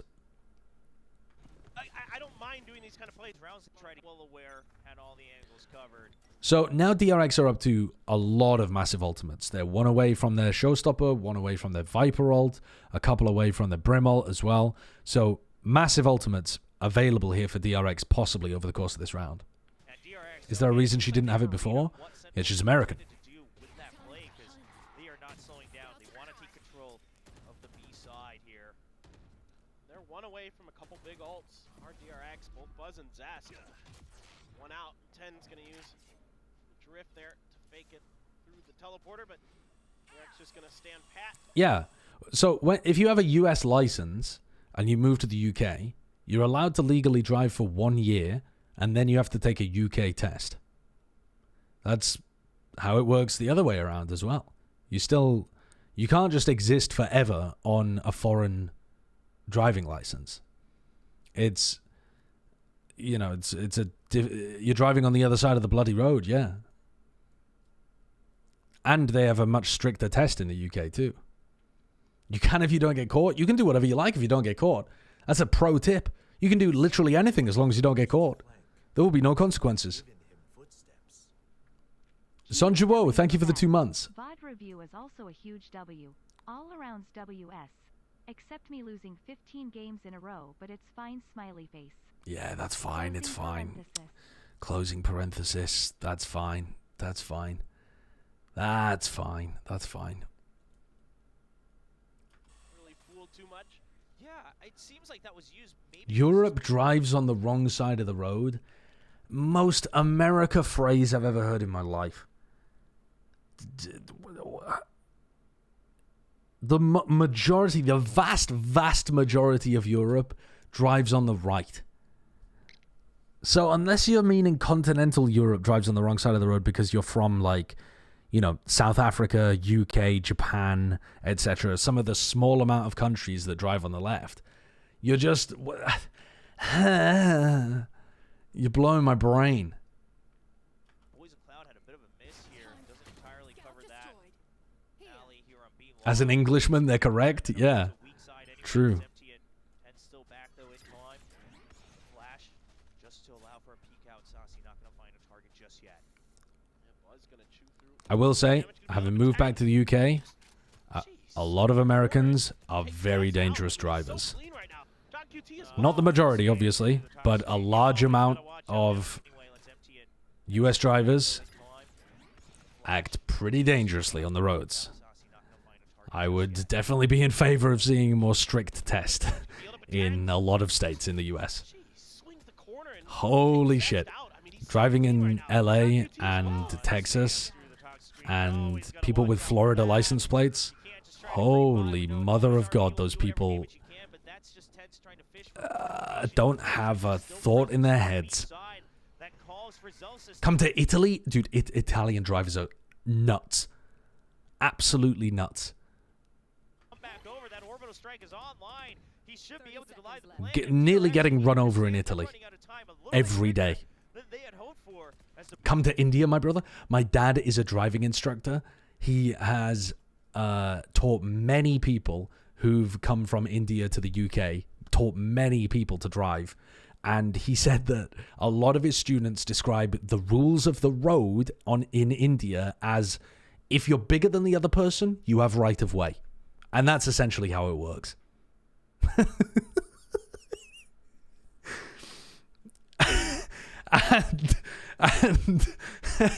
and that is baffling. That is absolutely baffling. Brimstone just waiting. They're trying to buy out the ultimate. Celsius doesn't bite the bait, and Saucy still holding on to backside. John Cutie with the trade as well. Sorry, I should go back to the beginning of this round because this is a really important round. So so Zest ended up going down to 10s, just kind of picking a timing to fight from Cubby. Wild timing to fight, actually. But yeah, he was just out in the open, and then John Cutie was spamming through a smoke and killed Buzz. Yeah, okay, so that's basically just round over. It's a 3v5 at that point. Just round over. Let's look at this from 10's POV, actually, this replay. Because this seems like a really weird peak timing. But he hit the shot. Yeah. I mean, for all he knows, they're pushed up on B long. They have no information there particularly. And he just wants to go to hookah. So he just swings, deletes the player that's holding from long. And then walks hookah. He doesn't wait for the smoke to go up. He just bangs the guy out that's over there. Yo, is that Uber Shouts cast play-by-play caster of the year? Thank you for the raid. Thank you for the raid. Nah, he flashed and mollied earlier. That orb, you're on the B side. That calls for build up a 10. 10 still back though in time. Flash just to Yeah. They flash, they molly, they know that there's players over here. But what are you saying? That makes it even worse, this play. Because he's not following up on the flash and the molly, chat. They flash, they molly, but they can still be posted on this line. So he's just... I mean, literally look at the red line. The red line shows you what these players are looking at. Zest is already on this angle as 10 peeks into it. He's just going for it. A little bit of damage could be up a 10. He's just fucking going for it, chat. He swings the corner and takes Zest out. I mean, he's so clean right now. John QT as well. I mean, look at the replay. Sight clear to Sentinel. Coming in there as soon as that orb is Where's the tapped, replay? Three players all stacked up right next to it. And Look at the fucking replay, chat.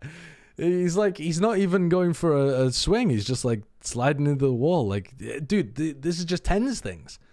Don't peek like that in your own games. Don't peek like that in your games. But 10's can do it. We'll see if it comes through that way, though. 19 King, thank you for the prime. He was like, wait, I am 10's? Yeah.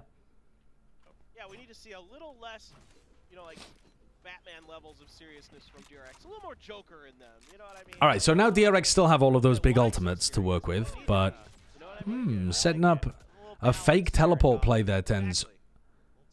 As if it's some kind of sand crunch.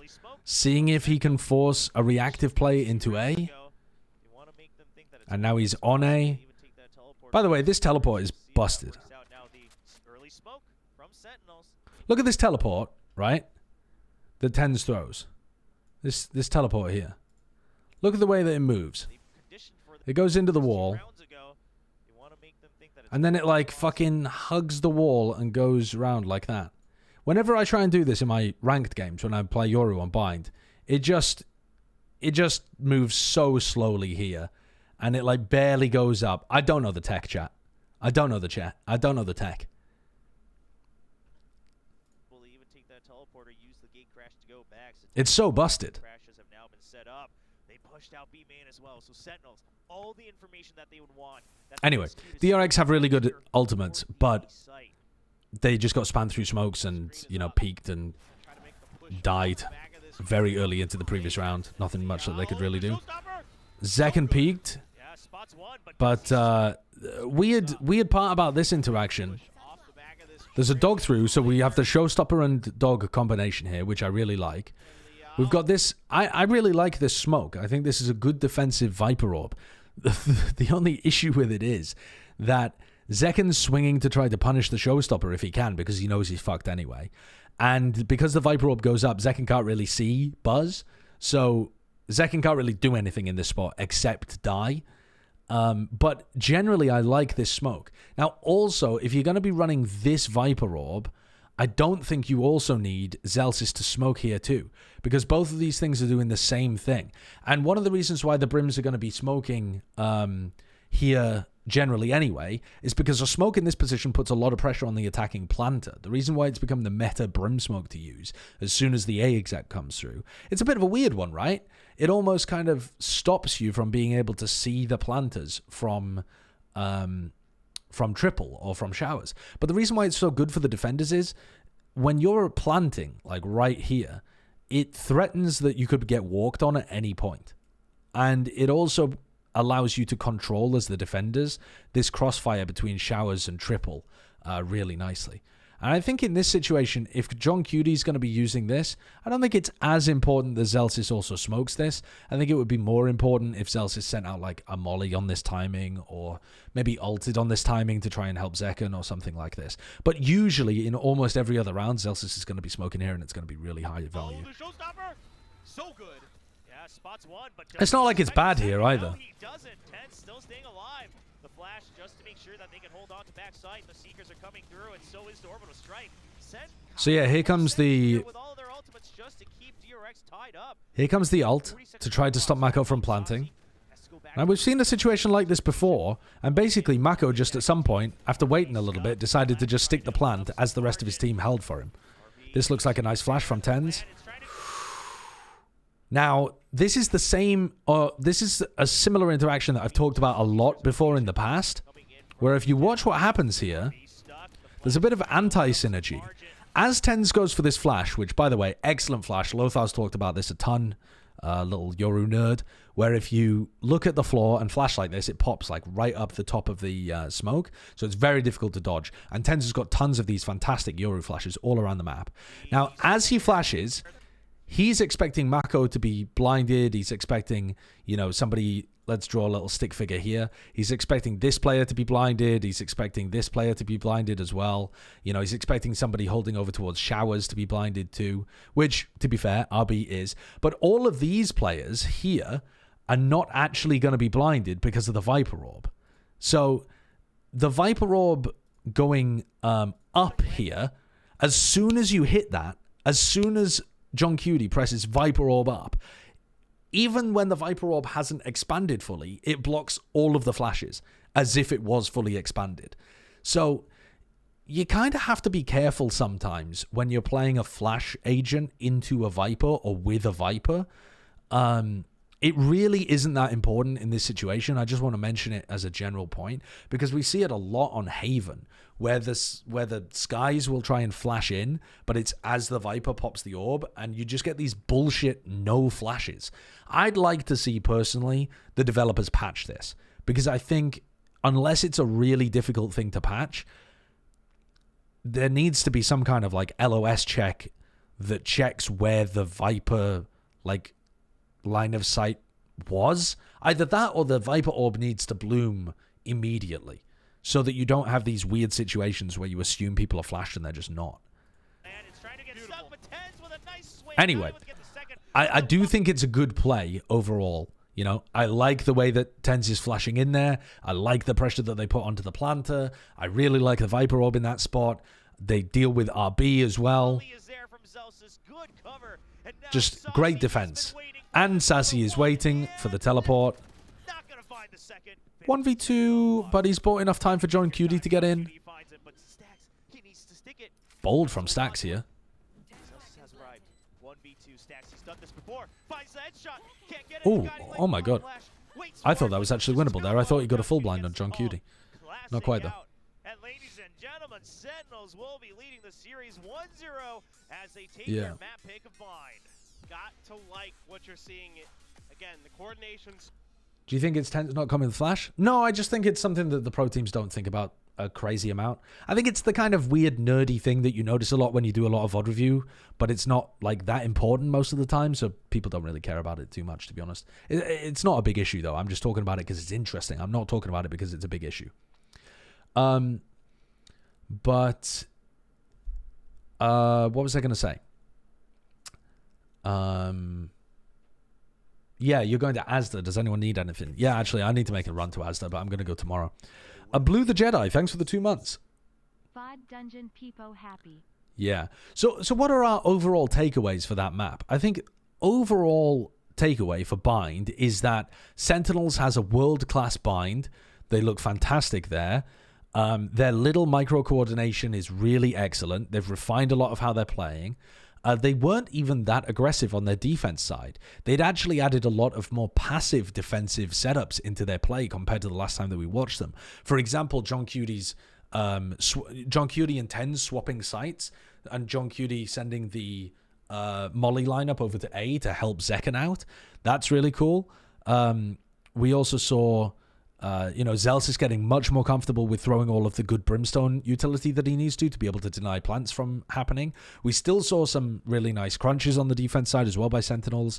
We saw some good retake protocols too. Some really good retake coordination where TenZ is following up on Sassy's flashes.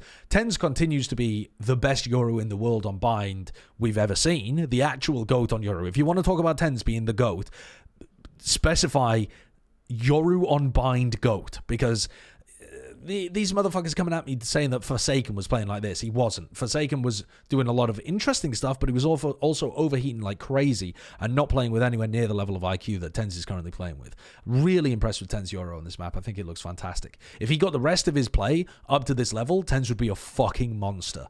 And that's always been a bit of my issue with watching the guy, frankly. But, in this tournament, apparently, he played incredibly, because the very next map we're about to watch, he drops 32 on Omen. So, let's take a look at that one.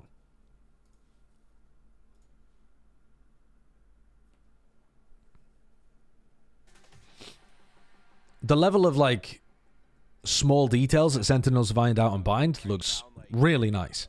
And it gives you a hint of what their potential could look like if they built that out on other maps too. The attacking team does indeed attack. All right, let's have a look at this then. So, first of all, let's do some comp analysis. So, I really like this composition. I think there's... Well, actually, we've got a mirror, haven't we? I wasn't expecting a mirror to be happening, but I really like this. I think this composition is really cool. I think that one of the things that it does quite nicely is, on the attack side, it allows you to play this Viper wall over towards B. I'll blow up the minimap for you guys. It allows you to play this Viper wall over towards B, and you can use, actually, the Zest smoke lineups. So you throw a smoke here, and then you can pick it up and put it, here or something like that, or you can even throw it into CT or something. But this is a really good B Viper setup, and the reason that you're allowed to do that, rather than the standard A one, is because your Cypher can cage this and cage this, and still be applying a lot of A ramp pressure at the same time, which you can't do as often, usually. So I think this composition is really good, especially in the current meta where Cypher's a really solid pick too. Yeah, I mean, compared to some other comps, you miss out on the extra initiator compared to, I think, Fnatic, if I remember correctly, runs double initiator on this map. I think they run Chronicle Breach and Leo on Sky. So you obviously miss out on the extra retake and exec power that gives you, but I think the Viper provides enough to justify it personally. But yeah, let's take a look at this. brilliant, just brilliant stuff. So DRX have got Actually starting on the attack. the standard A setup with the Viper. A rougher start Cypher's looking over towards B. falling behind. And of course, what I didn't mention is on the defense side, the Viper and the Cypher are incredibly good, as the Omen also is. You could run it with an Astra as well. But I don't think you need to run it with the Astra because you have the Cypher and the Viper. I think you need to run the double duelist comp with the Astra because the Astra has to be hard anchoring. Whereas in this comp, the Smokes player, the Omen or Astra, doesn't have to be hard anchoring. So I like the Omen. Oops, Buzz fucked up the Boombot. But DRX have gone for some aggressive A-ramp control in this round. Buzz was planning on jumping down into vents there. This to me seems like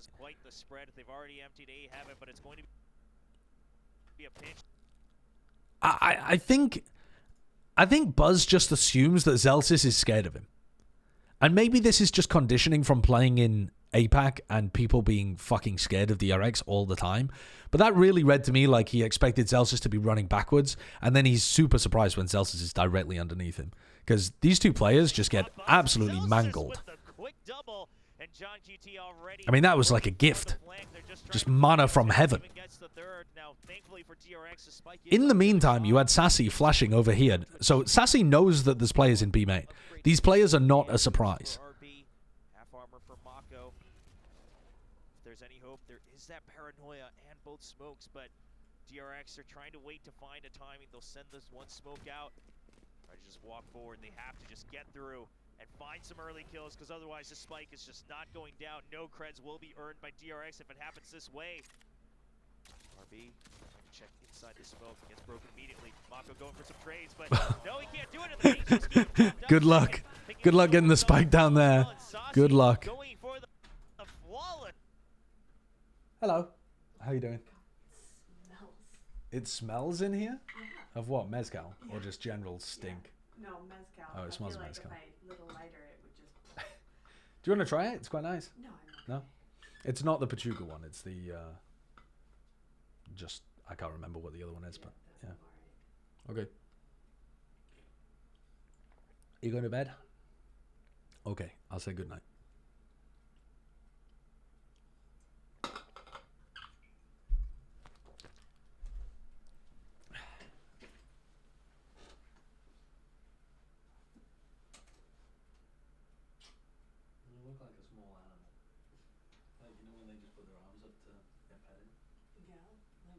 Small animals often do. Yeah. Like chipmunks and bats. Well, not bats, but yeah, like you look like a cat with your arms up. Yeah. Okay. A cat. You say small animals, I'm picturing like centipedes. No, not centipede. They have a lot of arms. They do.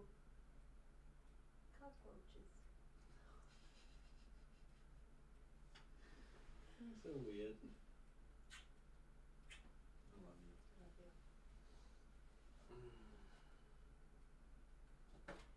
Difficulty? Yes, I'm very tired.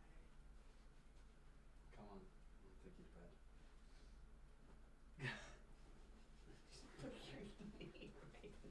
Oh! Oh, you're so strong! No, put me down. You're scaring me. I love you. I trust you. I had to maneuver you too. But yeah, I just didn't want to get concussed. I wasn't going to concuss you. Possibly break my feet. Well, yeah, I might have whacked your feet. I'm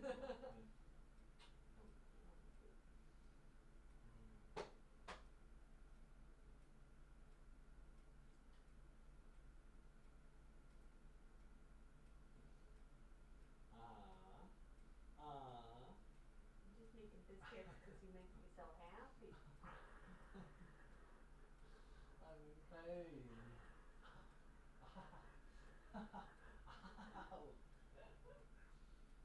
Love you.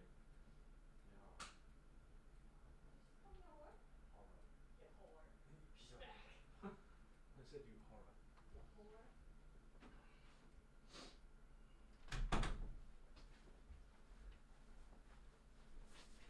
Okay. Hello. Wait, what? What are you guys talking about? What? What did I do? I didn't do anything. Should have run an advert. I can do that. I can do that now. Explain yourself. What did I do? Why were you bench pressing your wife though? I wasn't. She said she needed some help getting to bed, so I picked her up.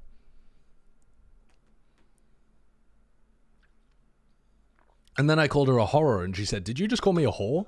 Which I didn't. I don't tend to call my wife a whore.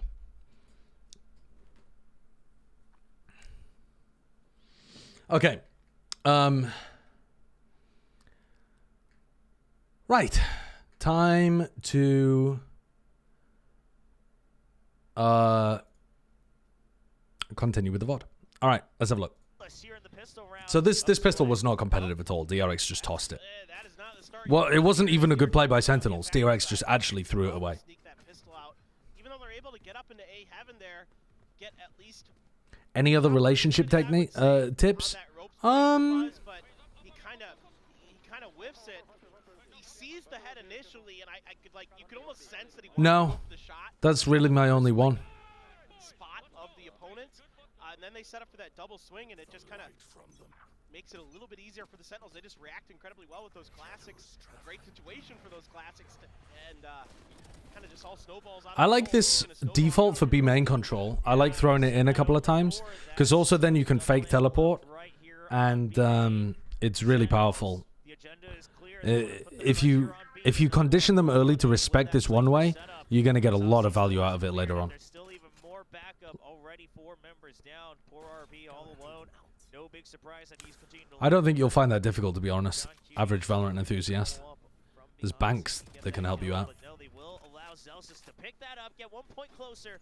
But Literally, you can't. All right, so let's have a look at Sentinels on the DRX, bonus. they're gonna need to find an answer here to try to break through this pressure on B. Right, so they're going to try to do the B main thing again. Keep them at bay. He is gonna have to Tens takes a little bit of damage, and he uses both of his teleports. But that does indicate to Zest that 2 things. He knows that it was real B main pressure, and he knows that he got Tens out of the corner. So 1-3-1 default. DRX have taken mid pretty aggressively. They're now getting RB in a more aggro spot for sure.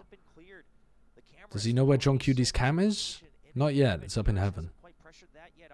So DRX have got some great map control right now. Really good map control. Yeah, this is going to be really key.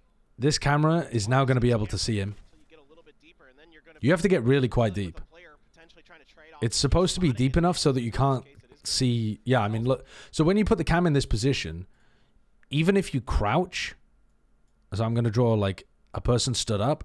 Even if you wait, how do I draw a person crouching? Okay, that's not my greatest drawing of all time. Venuma, thank you for the tier 1 sub. Is that for how good my drawing was? So that's supposed to be someone crouching, but actually it looks like they've snapped their spine in a dreadful, dreadful accident.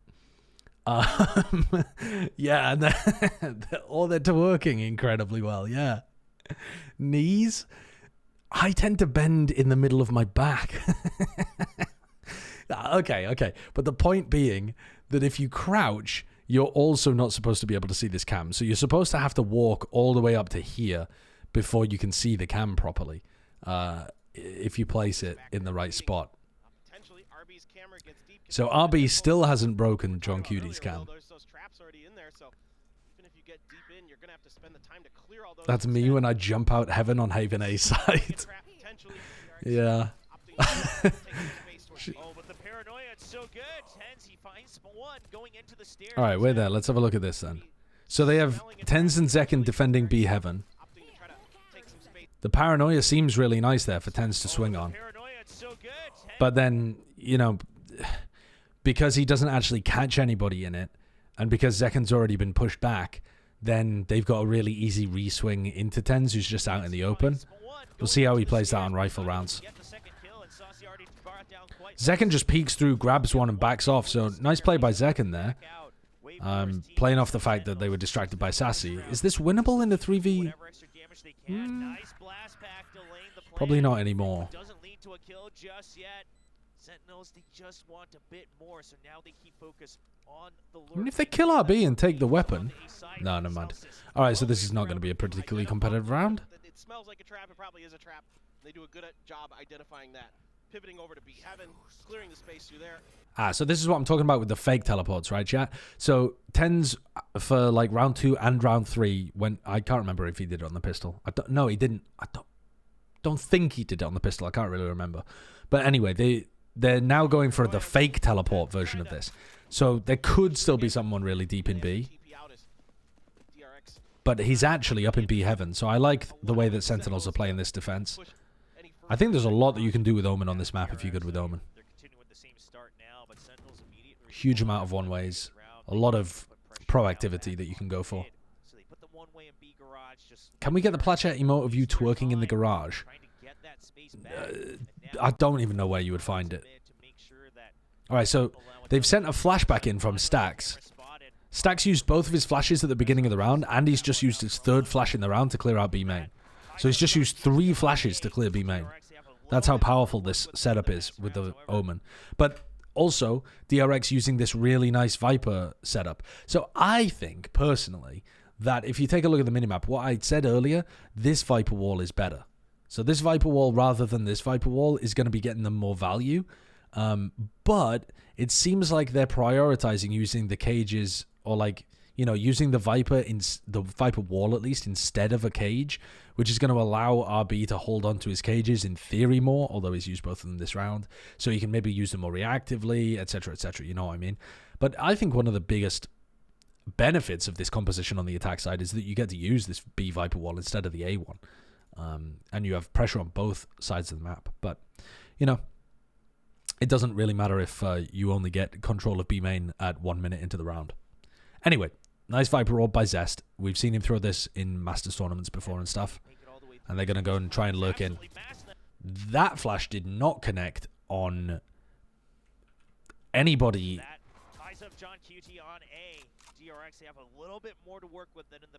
Oh, it was Sassy's flash. No, it wasn't. Ah, there it is. Okay, sorry, I missed it. I did originally think it was Stax's flash, but then Stax was so far away, I second-guessed myself. But there it is. Okay, so it's a flash that pops up there. Now, why is Zest swinging on that through here? Is that ever going to blind anybody that's in this area? I mean, how could it?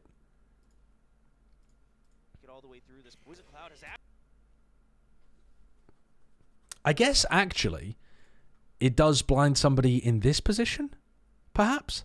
Because Zest does a fucking pirouette as he comes through. He does a little loop-the-loop peek. So I guess Zest is originally checking this close area where you would get caught by the flash. Because I assume the flash pops, like, you know, somewhere up here. I don't know, really, though. Because that's not a super common thing to do. But got to imagine, you look at any VOD of Zest doing this, he just looks so silly against anybody holding the most standard positions of here, where Sassy currently is, anybody holding kind of backside where they're going to be able to swing around and see this. Looks a bit daft from those positions. The counter paranoia was nice.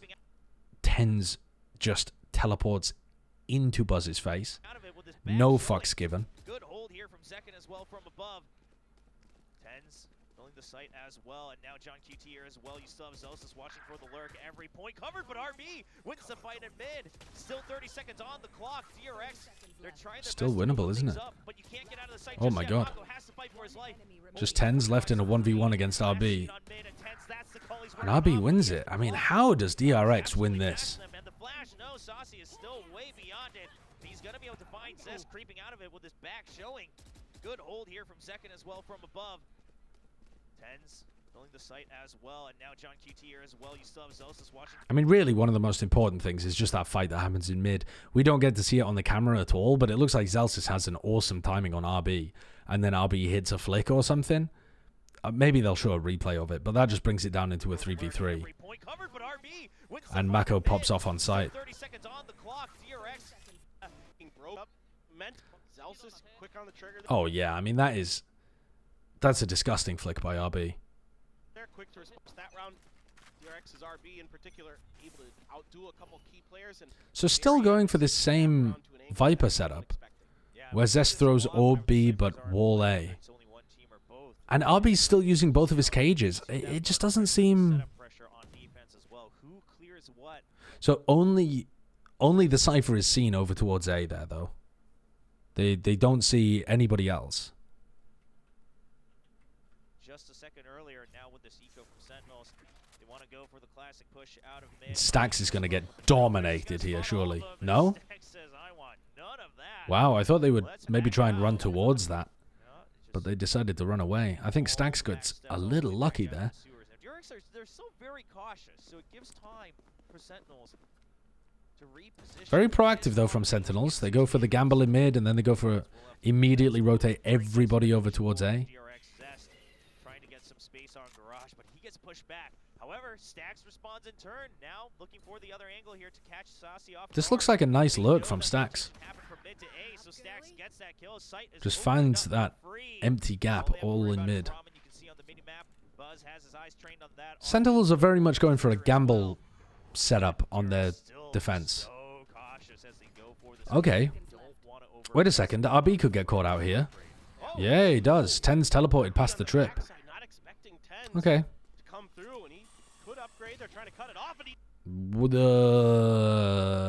They're not even looking.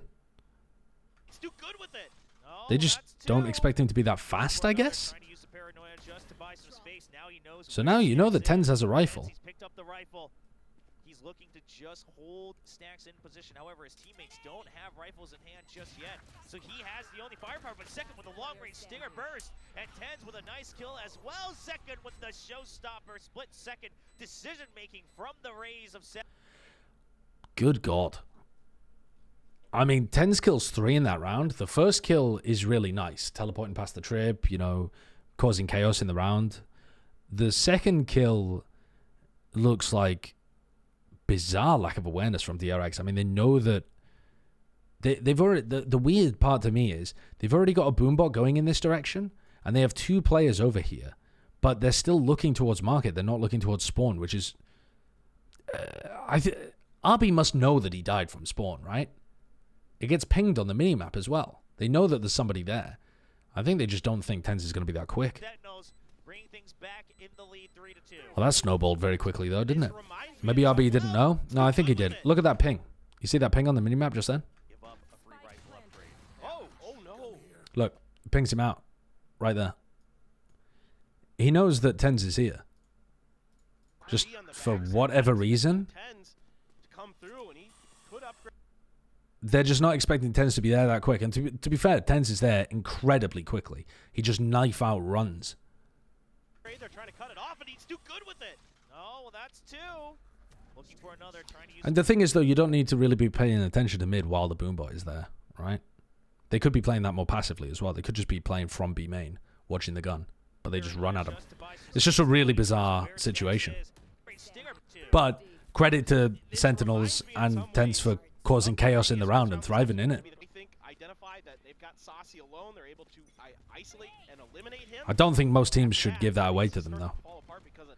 Pistol round and round 5 have both been pretty big throws from DRX.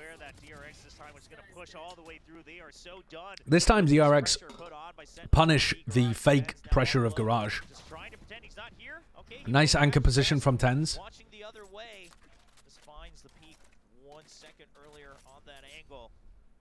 So the eventual push gets stopped, but DRX once again adjusting, saying we don't want to even trade for util, we just want to be the ones actually pushing you guys out. They are full stacking over towards B here on the defense side. They're just leaving the Cypher utility to hold A. They don't have anything to retake. If DRX do go to A, I mean, they've got no answer for it. Pretty bold call here by John Cutie to keep people so anchored to the B site. Space and time here. Yes, there is the Cypher utility over on the other side of the map. You do have the ult that's going to come. Well, that's going to give everything away. And they're going to run into trips, but they just break the trips, get the plan, and this should be a round wrapped up. Yeah, now the thing is, Sentinels, they saw RB being pinged right? as well, so you still have Tens kind of wary of the fact that RB might come through mid again. We don't know exactly. Seeker's getting used very early. So Sentinels just focused on the retake 3v3. And they know that all 3 of them are here. In fact, John gets caught by one of them. The ramp control looks really pleasant here. Now the crossfire stacks just ring around the rosy here on the site just to buy time. The paranoia comes out to make sure that they can hold on to heaven, but no, Stacks, he gets found. They read right through it. And now it's just going to be Mako so low. He gets 1 kill, but he can't swing out. He's too low. He gets 1, but the defuse has And the already time isn't quite there. happened. Wow, the thing's just crumbling to pieces for DRX again. Now the crossfire stacks just Tens is kind of, you know, just playing to bait his team here, but in a good way. I don't mean that in an insulting way. He's playing to bait his team in the sense that the pressure that these two are putting in elbow is, he knows that ramp has been compromised, right? So he knows that the retakers are going to come from, sorry, not the retakers, the post-plant players are going to come like this. They're going to go up ramp, they're going to go along heaven, and they're going to peek out window. So Tens is waiting here to try to trap them. But in order for Tens to get any value, he needs the players on site to create pressure. And they don't create any pressure if Stax just kills them. And Stax has 2 flashes available, and he just doesn't use them at all. He doesn't try to find a timing to disrupt these guys. He just kind of keeps running away from them until he gets pinned in a corner. And because his teammates are not properly holding heaven control, he doesn't feel super comfortable even repositioning from here. So it's just, it's a very awkward spot. It's a nice play by Tens, but it's just so awkward, and I think fairly poorly played by Stax because he's just a little passive in that situation. But it ends up working out wonderfully for Sentinels, and the patience is rewarded by Tens. And now it's just going to be Mako so low. He gets 1 kill, but just to buy time, the paranoia comes out to make sure that they can hold on to heaven. But no, Stax, he gets. It is a bit unlucky that the cage gives away where he's playing, but I'm pretty sure they would be clearing this anyway. 2 members of DRX watching heaven, looking to pinch back down. Now the crossfire stacks just ring around the rosy here on the site just to buy time. I think they've got to expect that there's someone in this kind of area, because you wouldn't just play full off-site, and they made so much noise coming in. But you're right, the fact that the cage does make a noise, I mean, immediately just gives away where Stax is playing. But it's just uncomfortable stuff. Like, if Stax felt more confident in this position, he could go for a pop flash play. He could have his flash out right now and be trying to flash them around the corner. It would have been nullified a bit by the cage, but yeah, another weird round there that where it looks like DRX are in a winning position and they fumble it. Yeah, maybe not. I didn't hear anything in the comms that made me think that there was any sense of urgency. So It's a set cage that John does all the time. It wins them another round later, with the idea being that it clears that spot. RB all alone here on this eco round. Well, we do have That's very cool. rifle for Mako. And John Beauty, the senses come online. That all but confirms the main force was here on B Garage. You saw the Cypher on one side, the Sky on the other. Slows things down quite a bit for DRX. And now Sentinels, they're just holding angles. They don't want to greed anything. They don't want to give away these rifle upgrades. Zekin even spots Buzz's leg as that poison cloud comes up. Once again, the good timings on the comms here for Sentinels. We're starting to see it shine more and more, and RB oh no. tries to find an opening, but the boombot's there to greet him, and so is Zelsis. And that about shuts down this round. 10's on the box, as he often does. Double kill for him, and that's a 5. All right, let's skip forwards here. This attack 9 being in the lineup, you got to go a little bit more cautious and disciplined. So see if they can string something together. Buzz right over the trap wires. Oh, what a Incredibly quick from Buzz. Alive, that gives timing for Tens to jump through. He's not going to be able to make it all alive. Holy shit. I mean, this round, they've only got 2 players over towards B. Over towards A, because they're trying to play to support Zelsis getting the pit down. And they're expecting a 1-3-1 default where DRX decide to put a lot of pressure into mid to stop the pit, to restrict Zelsis inside the pit. So they have 2 players here ready to try to support that. This looks pretty weak in terms of how, you know, the A defense is set up. But the immediate use of the Seekers is really good from Sassy. And then the instant paranoia too is fantastic. Everybody is blind here. Buzz is blind because of the Seekers, and the rest of the people in the choke point over here are blind because of the paranoia. And then Tens just swings through and is able to pick up 1, and then Sassy can just spam the choke point. I mean, it's silly again from Tens. He could just keep his gun out here and he'd be fine, but it doesn't matter because He's already done the important thing, which is to blind the choke point and pick up the entry. And now the rest of DRX, if they try and bully their way through the choke, are going to meet Sassy and Zekken, who's managed to get a quick rotate away from ropes. There's timing for Tens to jump through. He's not going to be able to make it all alive, but it is. Sentinel is just wiping the floor against DRX after the timeout. The immediate counter there of the Paranoia and the Seekers just crushed DRX. Kicks things off. He's been stellar. Just stellar. What is that result, though? Well, he's under a lot of pressure, and he thinks that there could be somebody playing backside, which is a really common place for the Sky to be playing from. And what an angle there as well. Don't think that angle's deliberate, is it? Gives just enough of a window for him to peek through. Maybe it is. Really nice setup there by Zelsis. Give him that little extra opportunity to find some damage. And oh, that hurts. Yeah, it hurts bad. It hurts a lot. So much invested. Now you're back onto a half buy. You've used that crucial ultimate to break open a site. You know, the Viper's Pit, but not going to find much value until you're able to get the plant down here as the attacking team on split. Just doubling up the smokes to make sure you don't leave any second open. DRX are looking for a pop flash out. It does catch our members here of Sentinels and Tens. Bit of a gap in the smoke there, and Tens playing pretty aggressively. Buzz still goes for the check, but Gets caught by the flash because he's like worried about the gap in the smoke and that kind of thing. Probably not the most devastating thing in the world, though. Covering the floor once again, but Celsius pushes Maka with that snake bite. Now it's just two members left, just sheriffs in hand. And Paper then, I gotta say, Sentinels look like they just cannot be broken here on split. No, you're right. I agree with you, man. They're just kind of reacting so well to anything that DRX tries to do. I feel a little bit for Buzz. He read that there could be a player underneath that boom body. Just, you know, it's tough when you have a sheriff there. So the gun disadvantage, you know, really working out so nicely for the Sentinels in that situation. Anything else that they can do here, Plant is going to come through, but John Cootie's so good.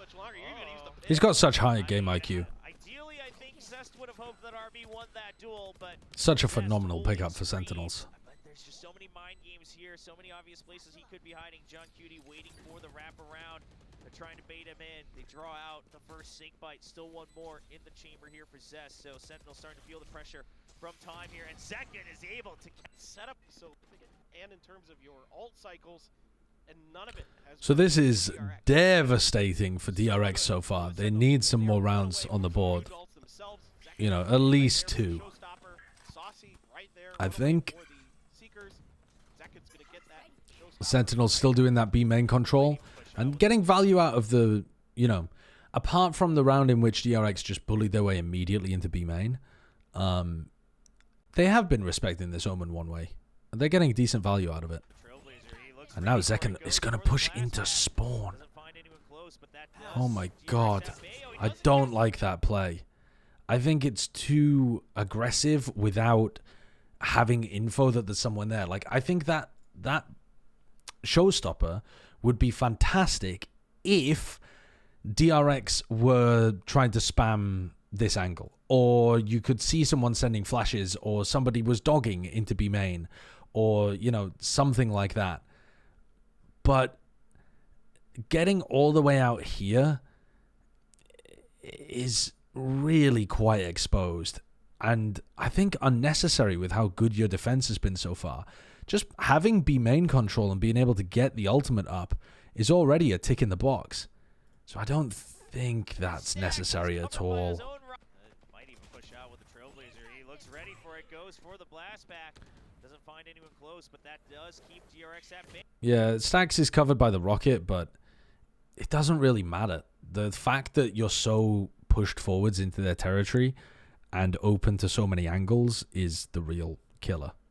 He doesn't catch Stacks, is covered by his own rocket there on screen. And Stacks will be able to shut that ultimate down. So it'd be better if Zekken just stayed alive with the ult. DRX, but they still have a lot of room to cover if they want to get closer to the site. The garage at least taken over.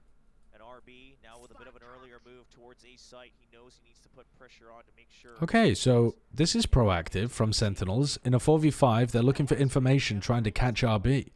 If he just tucks in this corner and doesn't move.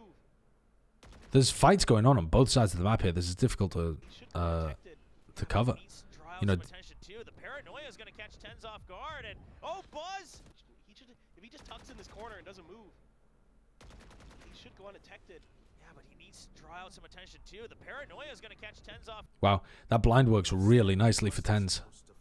guard, and oh, Buzz! Not able to get the kill. Tens finds the shadow of He just Buzz goes 1 for right 1 at the though. nick of time. But eventually, the site will be broken. Attention too. The paranoia is going to catch Tens off guard. Base, yeah, the timing's the question. If he just tucks in this corner and doesn't move, he should Make sure his teammates can get into B safely. Well, he's got a lot of space. Yeah, the timing's the question. If he just Sorry, I'm just looking at the way that Tens is using his smokes, and I'm trying to think to myself how you're supposed to play as a smokes agent when somebody uses this Viper Orb, because it feels really stupid to smoke B main when they have a Viper Orb here, because they can just put the Viper Orb up and then your smoke is useless. But the problem is, if they decide to drop their Viper Orb at any point, and you're where Sassy is, where you're like facing, trying to spam it, you're kind of fucked, because you're just out in the open, facing B main.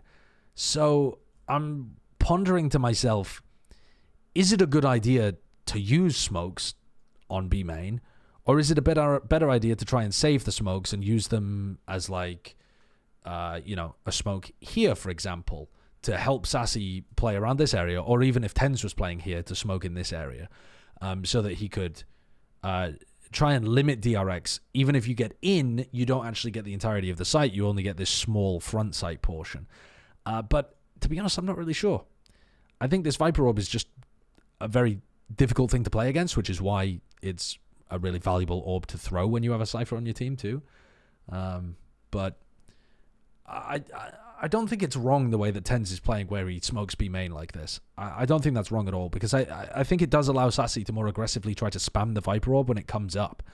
Because otherwise, if he doesn't smoke and Sassy tries to spam like this, Zest can just drop the Viper Orb and punish Sassy. It makes it a bit, you know, awkward, but I think the Viper Orb is just always going to make it awkward. Almost like Viper is OP? Yeah, well, I mean, the Viper Orb is incredibly useful. Oh, Buzz! Not able to get the kill. Tens finds the shadow of Buzz right at the nick of time. So they also didn't find RB. They have no idea that RB's here. RB's just got the 2 freest kills of his life. Awesome lurk by RB. Not really necessary in this round at all, because they were already in a 4v2 situation. But, yeah, it's... So, you know, DRX are starting to get the read of what's going on both sides of the map. However, this round was definitely helped by the fact that they sent Zekken in to his death. They asked him to walk into Mordor. Sassy's got a nice retake. Buzz hits him with the "hey, nice work" for the missed molly. Hey, nice work, Zest. Nice. Your cut, by the way. We're bringing in Flashback for the next game. Now I know why they're trying to get rid of Zest. Now I understand. How do you feel about Astra on Split? I think Astra on Split's fantastic. It's what I play in my rank games as well. I think if you're going to play an Anchor, Astra's much better than the Omen. But if you're playing these kind of comps where you don't have to hard anchor because you have a Viper and a Cypher, you can play the Omen. And it's a bit more dynamic. It helps you take aggressive map control on the defense side a little more easily. Yeah, I think both are playable, for sure. But I like the Omen with this comp. When you have double controller and the Astra has to be a site anchor, you've got to play Astra. Zest goes aggressive because he got caught by the trip there. Oh, that flash is perfect. Oh, good God. I've never seen a man more lost. I've never seen a man more lost. What a shot, though. Sick. So this is a really difficult comp to push into in general. I think it's a nasty good split comp. But we'll see if DRX can get one more. If they get an 8-4 and they win pistol, like, they're almost favored. Again, they continue with the Cypher setup on B, just trying to catch that early util at the raise, and Tens peeks out off of that flash, gets 1 kill. Oh, and the read comes out from Sentinels. Again, they continue with the Cypher setup on B, just trying to catch. Yeah, See, I don't really see any problem with going for this. Impressive here. Let me just watch it from the beginning of the round again. The discipline and the protocols looking so sharp. Oh, and the read comes out from Sentinels again. They continue with the Cypher. Like, at this point, you really think it's only RB here. They're making this play to try and punish RB. It's almost always RB solo on this side of the map. So when Tens swings like this, he's just not expecting to face 4 people. And that's not because Tens is stupid. That's because that's the way that DRX has been playing most of this half. So when this ping connects, you know, he's really not expected to get traded out. So I think that's a very reasonable play. Now he goes down, opens up ramp just a bit, but Second's there to cover. From DRX's point of view, though, it's worked out fairly nicely. They'll take going 1 for 1. More space than he originally wanted. Trying to catch a cheeky kill, but chooses to hold on to screens. Oh, they are so fast. Buzz not able to fly out just yet. Trying to get the kill into Saucy. He finds one. Sees a spray from Second. Doesn't need to push through as DRX. They commence with the They've lost Heaven control. And Mako's still going to... Oh, Mako was going to plan for Heaven. And then dropped it to Buzz. Buzz has Showstopper. They've got a quite poor post-plant situation here, though. DRX haven't planted for Heaven. They have 3 players stuck around Elbow. They don't have anybody Hell. They don't have anybody, you know, up in this kind of position. It's rough. It's looking rough out here. Mako's got a smoke in 5 seconds that he can use to try and help somebody reposition. But, I mean, until then, I'd be almost looking to try and make an aggressive play with the Showstopper because your positioning is so poor. And you need this round. You need it. Yeah, so Buzz is going to ult early here as the smoke goes down. I'd like to see one of them reposition. I think I'd like to see Mako take this opportunity to reposition, but he's not. Okay, they still managed to get... He gets onto a slightly different angle. He's still just kind of weirdly out in the open, but Stax is in a nice spot, and Mako can try to play off that. Mako's in a kind of like a weird out in the open bait position where he can swing off either player's contact, though. Buzz is holding contact over towards Elbow, and Mako can try to swing off that, and Stax is holding contact Heaven, and Mako can try to swing off that too. So it's not as silly as it looks. And RB maintains good positioning the entire time. But yeah, that was a little awkward. They only really won that because they could hold people back with the Showstopper for a while. 8-4 though, I really think if DRX win the pistol, they could win this game. It's annoying of rats per se, so we'll have to see if he can adjust. Now we did see. Oh, okay. So this is the B wall that I was talking about. This is one of the things that I think Zest was missing out on. This B wall, I think, is fantastic if you're running Viper Cypher. I see no reason why you wouldn't want to try to make use of this wall. Now, and the other thing that it does too is it often forces the Cypher to try and play B. Because the Cypher is trying to get information behind your Viper setups. So it's going to force like traps here, cam here, you know, cam aggressive in B main, cam, you know, up at the top here so that it can look above everything.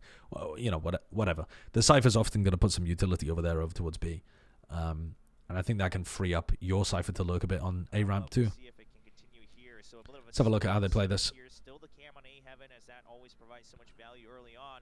But the trap on B, so this seems to be DRX just saying, we want to empty B, but we actually suspect that there could be some heavy focus onto that site.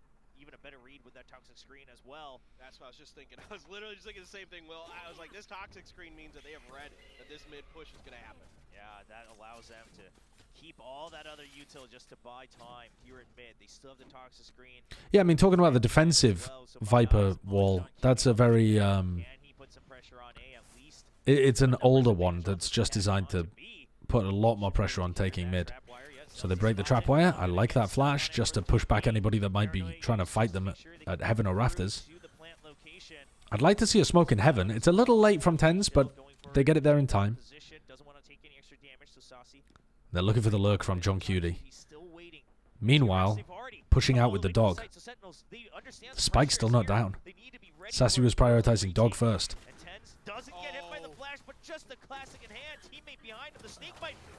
I really like Zelsis's molly there, but it doesn't get enough value for them. John's on the flank. It's not planted for him, though. I don't see how Sentinels win this round. Unless Sassy goes huge. Oh, he's going to go huge. Mako didn't realize where Sassy was at all.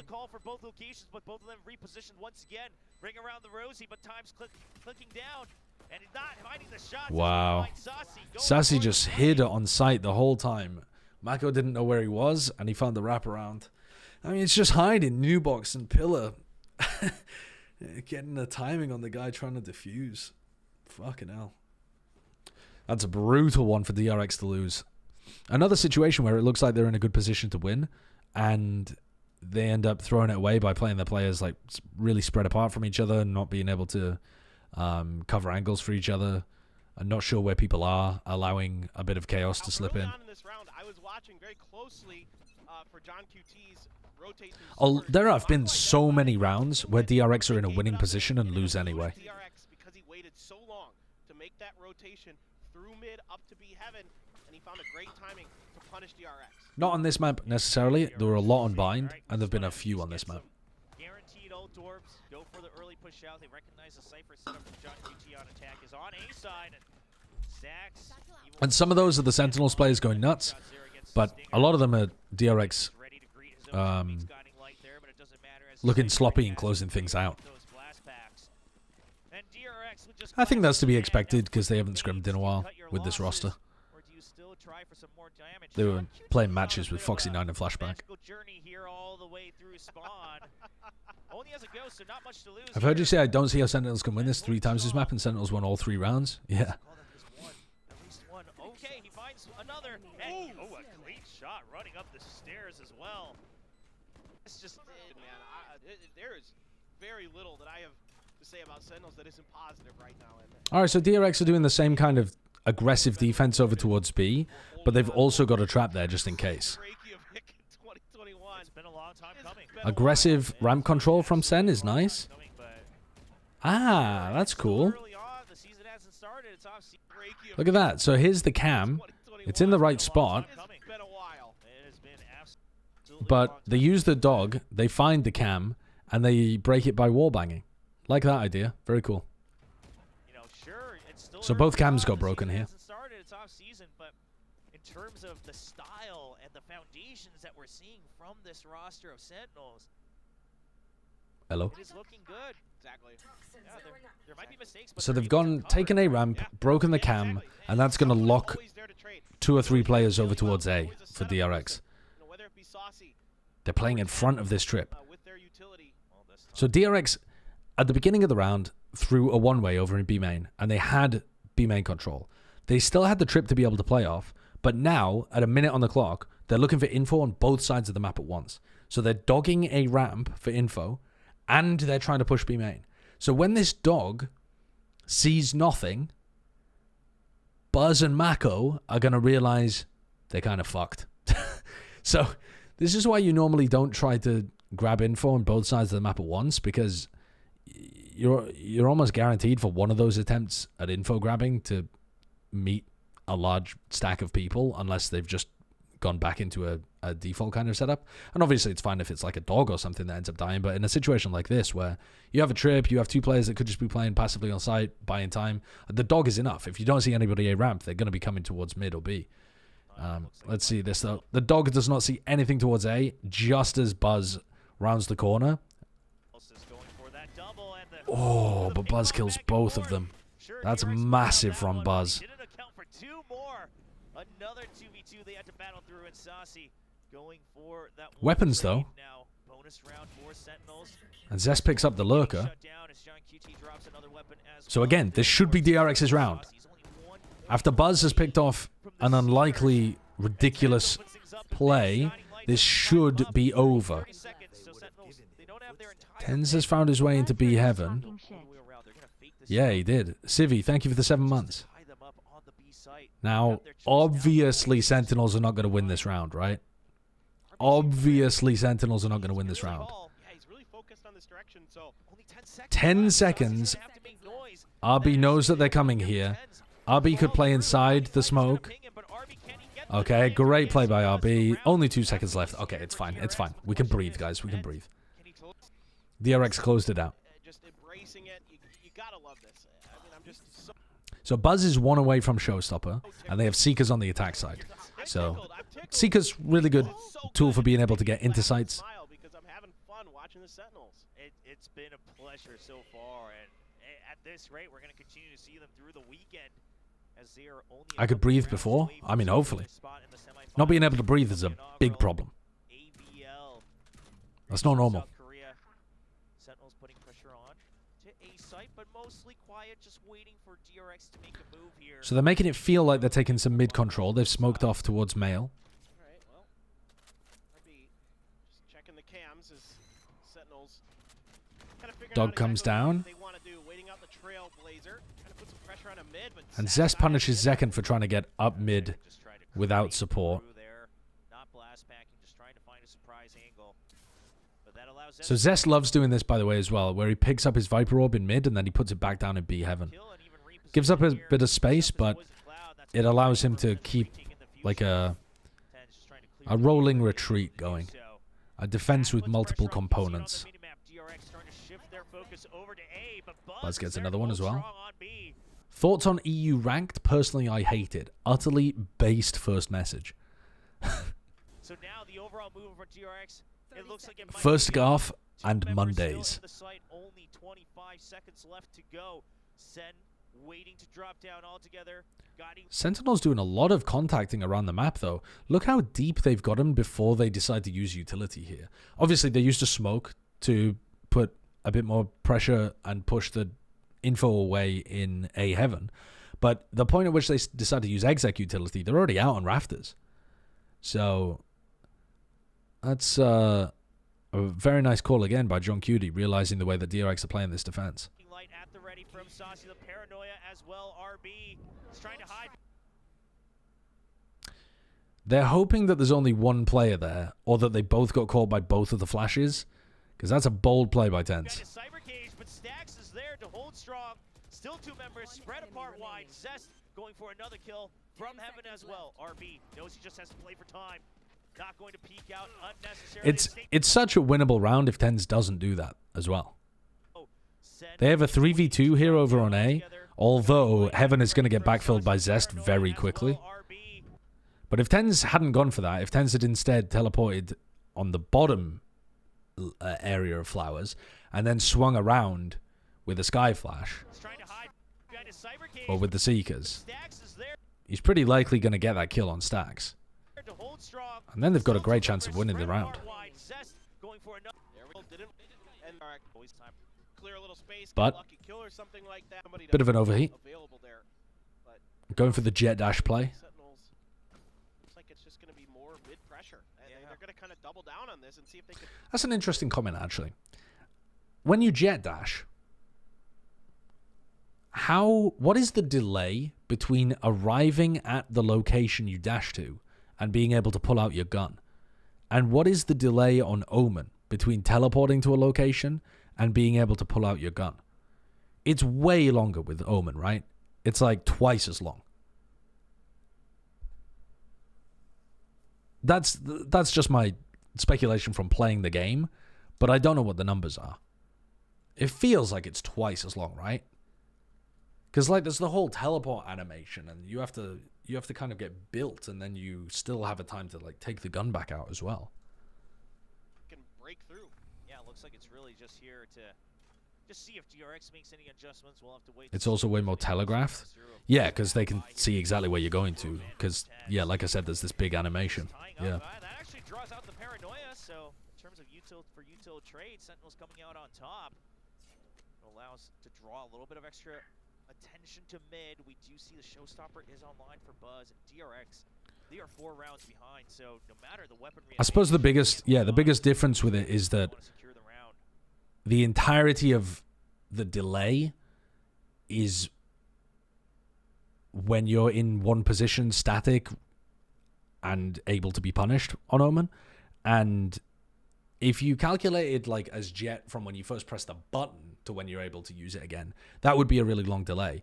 But you're not just statically stood there the whole time on Jet. You can still you're traveling in a direction really quickly, you're difficult to hit, and then when you arrive at the direction you still have some movement control. Should be seeing DRX's toxic screen come up here pretty short. I was thinking about it more in terms of when the Jet arrives at the location. Good, and they're even going to use their showstopper. Yeah, the double from Stacks and the showstopper. Imagine if Omen just popped into existence and could insta-use his gun. I mean, he'd be one of the most fun agents of all time. Nice wide swing out with the stinger run and gun. John Cutie finds an opening for himself, but his teammates still stranded behind this toxic screen. Stacks doesn't want to give over any extra rifle upgrades. They understand that there could already be one. And Stacks can't stabilize. That looked like it was going to be good, but not quite. Now that this round is over, I had a Christmas pizza today, chat. It had brie. So it had a tomato base and mozzarella on it. It had brie, caramelized onions, cranberry sauce, and stuffing on it. It was so good. It was so good. It was so good. I thought it sounded a bit weird, but it went so well together. Okay, chat, if it didn't have cranberry sauce on it, wouldn't that be incredible? What is stuffing? It's like, it's mostly sage flavoring. But if you take out the cranberry sauce, right, and what you have is tomato, cheese, more cheese, caramelized onions, which they're just amazing anyway, and they go fantastically with tomato and cheese, and then sage flavoring, which is just herbs. So it just tastes like a really, like, flavorful sausage topping, I suppose. I mean, that's all amazing. It's only the cranberry sauce. Sage flavoring, you can't say that in front of a Valorant chat. No, I'm not saying that I was noshing out Sage, the Valorant agent. I'm not saying it tasted like her. I'm saying that it tasted like sage, the herb. The herb known as sage. Do you understand what I mean? But then you also have cranberry sauce on top of that, and it made the whole thing sweet and delicious. It was fucking awesome. They gave you 3-week leftovers on pizza. Well, there's no such thing as Thanksgiving in the UK, so I highly doubt that. If anything, they're 3 weeks early. I'm not from London, so I don't really know pepperoni prawn. But there's a lot of good food in London. But I felt like they could have won this a little bit cleaner, and they could have... The herb? Yeah, what do you call it? You fucking... What, captain of the patriarchy over there? What do you call it? A himb? It's a herb. Get over it. Won this with a little bit more, utility for this next round, particularly that showstopper. Because now I think I get you're gonna want to go for the op here, try to lock down mid, as that has been continued. So Buzz is opping in this round. Grabs a big one and grabs information that there's 2 players there as well. That primary duelist position when it comes back to this core 5. More and more stability with that operator allows so much flexibility on the defense. The Trailblazers are now used to not only push out John Cutie, but give another angle here for Buzz. Allows for extra movement for Cess, but he gets caught by the Trailblazer, just can't get away in time. Wow. The pounce gets him. I mean, that's a great way of entering things. I've seen Sentinels beef that quite often. That was really well played. The coordination, I feel, is really improving between Sassy and the duelists. These kind of plays are just getting so much more value than they used to. They used to be really out of sync. The operator over on the A side. Now the entry starting to come through. The paint shells forces RB out, but the Seekers allows him. Sentinels are such a great example of a team using the offseason properly. Going for that dart, but he gets the kill on the second and swings right back down to Sassy as well. Zelsis trying to make things happen here alongside John Cutie, but Mako. Clean though, clean. To wait out that neural theft so they can then put themselves. So where's Buzz going? He's going over to B. Who are never really able to. So it's a bit weird here. They are trying to play the... So Mako's thrown this Omen smoke over towards B main, but they've never really backed it up with anything, so there's no reason for Sentinels to respect that. They also... This beam smoke is not very good against this Viper wall, because unless the defenders are literally holding, like... Where would the defenders even be holding? Like here or something? As soon as this wall goes up, you can just disrespect this orb. This smoke. This one-way means nothing. It has no power here. Because the common positions that you would be holding the one-way from are just blocked off by the Viper wall. So I don't think this smoke is getting anywhere near as much value as when Sentinels were doing it on their defense side. And I also think it's kind of weird anyway to go for this wall when you also have a trip and an operator in the same area. Just use the smoke somewhere else. Use it in mid. Rotate it with the Viper orb. Or use it at the beginning over towards A at the start of the round or something. Niche Lord of the Rings reference. Yeah. I like referencing really niche films, like the blockbuster Lord of the Rings.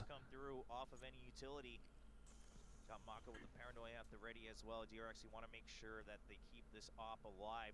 A site currently just empty, just looking for information. RB just going to be looking to buy time with that cyber. I fell into a rabbit hole recently of watching YouTube videos from a guy that like is a super nerd of Lord of the Rings stuff. There are 3 people here on B. They're so confident in this read. Oh, that nade is nasty. They don't get the kill? What's Mako doing? Why aren't you trying to spam that as people are leaving because of the nade? He thought there was only one in the corner and he just gave up as soon as Zekken disappeared. Yeah, it's... What is it? It's something called Geek. Something Geek? I feel like it's called Deep Geek or something, but that might be wrong. Can't find the kill, but does buy a lot of time. Now he's gonna There's no way I'm reading Silmarillion, but am I going to listen to YouTube videos of people explaining it to me? Sure. It's going to be John QD also putting on the pressure as Zelsis, Tens, and John QD go all the way through. That kill for Zelsis opens up the Viper's pit. Now the spike plant. What a pit. Outside. This denies Ali entirely. Tens. I mean, this is another round the DRX should never have lost. But they're not near the Viper's pit to clear it. Everyone from Sentinels spread out. Let's go back to the moment where they lost it. The operator jumping up into this position, getting one, and then, you know, Mako getting caught, and then also Buzz just kind of jumping around on these boxes. Tragedy. Tragedy. The Sentinels, though, to frame it the other way around, what do Sentinels do really nicely in this spot? The timing of, like, all of the space that they take in mid is wonderful, and then the timing of the crunch through B Heaven and B Main is perfect too. And they also avoid getting caught early by the trap, though they probably should have lost somebody there. Where, you know, Buzz naded in and they had Mako ready to spam. They probably should have lost Celsius at that point, but even 4v5, this would have still been a pretty successful round because 2v2 post plant with Vipers. Oh, they wouldn't have had Viper's Pit, actually. But still, they have a great chance of winning this round even if they do lose somebody early. Yeah, the B Heaven push was very nicely timed. This denies Ali entirely. Tens going for another angle. RB's gonna find those occasions. I've been reading the Silmarillion before I go to bed for the last 3 months because it sends me to fucking sleep in about 15 pages. Do you do the same thing that I do sometimes as well, where you fell asleep while you're reading it, so you don't quite remember everything? So you have to go back a couple of pages the next day anyway. And then by the time you finish those first 2 pages, you're pretty sleepy. And so then you've fallen asleep again, and you haven't really remembered anything more. So the progress you end up making is like 0. I had that with Don Quixote, actually. And I think it's not a problem with Don Quixote, the book. It's a problem with some of the translated stuff just not really carrying that well. I was reading a really critically acclaimed translation, too. But yes, Don Quixote, not Donkey Quixote. But for some reason, some fantasy books just grip me by the balls and I can't fall asleep.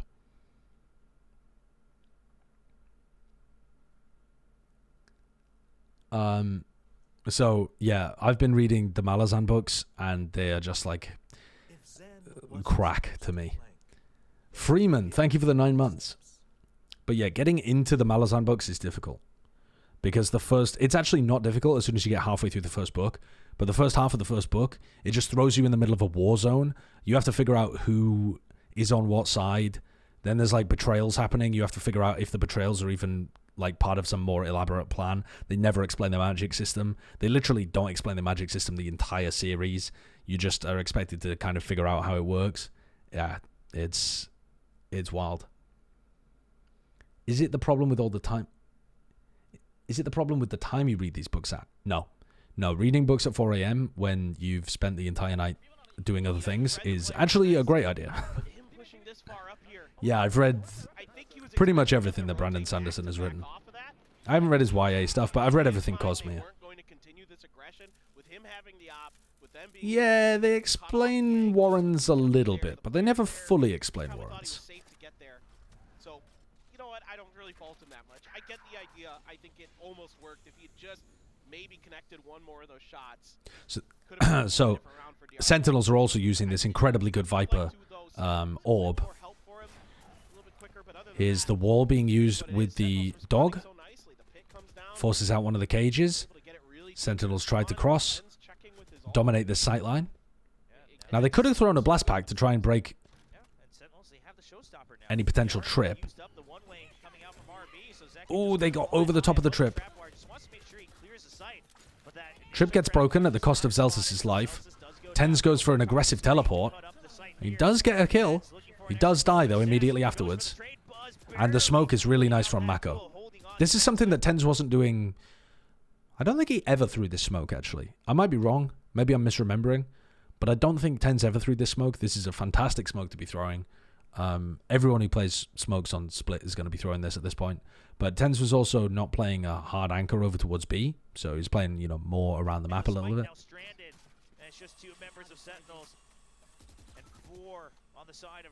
But it's just so difficult to get through. Oh, what a shot from John. Dude, John is so good. Trying to do his best bear impersonation here. It's going to get stopped by DRX Mako as they bring things back up to 9-11. John. What is my favorite Sanderson series? Stormlight Archives. I think it's his best one.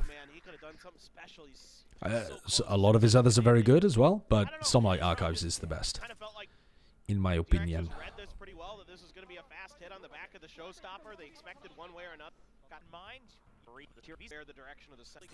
Okay, so eco round for Sentinels. Surely they don't win this. Pepe laugh. They missed the flash, but Tens gets the kill. That's so funny, actually, that Tens gets the kill from this position. So this is a spot where a lot of Jets will get kills from as well. He's teleported on top here as the flash came through. It's kind of hard to even see, but you can just see from this POV, he's teleported on top of the box, and this is actually such a nice angle over the top of the Viper orb onto anybody that's playing in this position. I really like this, but it has to be comboed with a flash, because otherwise you just die. You're just dead. And if you do it too frequently on the attack side, they're going to play anti-flash in their swing, and you're dead. But I like this play. I think it's a pretty good spot to try and find some value from. But also, they still need to get through Buzz, who has a judge. Yeah, they did not think that he was going to be right there. What's my favorite Christmas carol? I can't remember the name of it, but it's the Carol of the Bells. That's the name. But also, God Rest Ye Merry Gentlemen is also fantastic. It's a banger. Is that considered a carol? I think it is. Of each other's position. And Sentinels once again slowed down to a halt.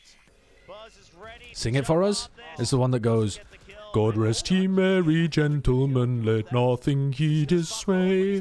For Jesus Christ your Savior was born on Christmas Day to save us all from Satan's power, lest we have gone astray. Something like that. And then I think it goes into tidings of comfort and joy, comfort and joy. I think it's that one. It's a banger. Christmas is about fighting Satan. Fuck those, man. Dude, all religious songs are going to have a bit of bonkers shit in there, aren't they? I just really like the, I don't know what it is. I couldn't even musically describe it. But it's like, the scale it uses is like, I don't know, very attractive for some reason. sometimes that can be where DRX struggles when they're able to do that. Early Viper's Pit, though, from Zest to cut off this B angle. Now, for Sentinels... So back into a rifle round here, and there's an aggro pit with the same trip over towards B. Says he's gonna clear that cam in just a second. Yeah, that smoke's set up for They've been spamming to kill the cam. This cam looks higher than normal, I think, but maybe not. Maybe I'm just getting caught out by the smoke. Looks fairly decent though so far. DRX in terms of their defensive setup, the 1-2-2. Yeah, thank you, Refugee. I mean, I am God's gift to music. Oof. Oof. Hello. At the short end of that deal as Tens gets away scot-free. A lot of damage onto Stacks there. He's going to back off into a hard anchor position. Good spot to play this guy from. He got a good flash here. Oh, lot of spam. Bit trolled by Mako. All good. Wait, it looks like there was... Wait, double troll by both Omens. Oh, that's awesome. Wait, we get the double troll. Look at this. Tens teleported into this corner. Which, to be honest, is not that bad. I actually think that teleport is pretty reasonable. Because if one of the players is in elbow and one of the players is playing here, which is where he thinks the Sky is probably playing, this spot is not in the open at all, right? This spot's actually a really nice position to try and play off one of your teammates. Unfortunately for him, Sassy is... sorry, not Sassy. Stacks is not in that area. He's here, so he just has a complete angle on him. But at the same time as Tens goes for that teleport, you also have Mako going for this teleport, which works if they've smoked A heaven, but you're quite in the open there. And both of them just get rolled. Both Omens going for the silly teleport play.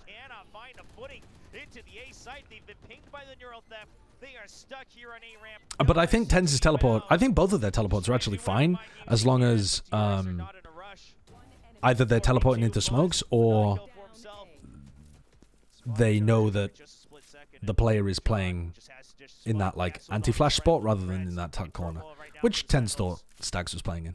So it's pretty fine. Really stalwart stuff here. Some problems. I'm sure you've already all studied for your finals ahead of time, right? That's how. Yeah, definitely. That's how school works. Sunung's already over, right? So, you know, like yeah, the college entrance exams, they're big done. deal here Yeah. in Korea, but they are done. Yeah. Well.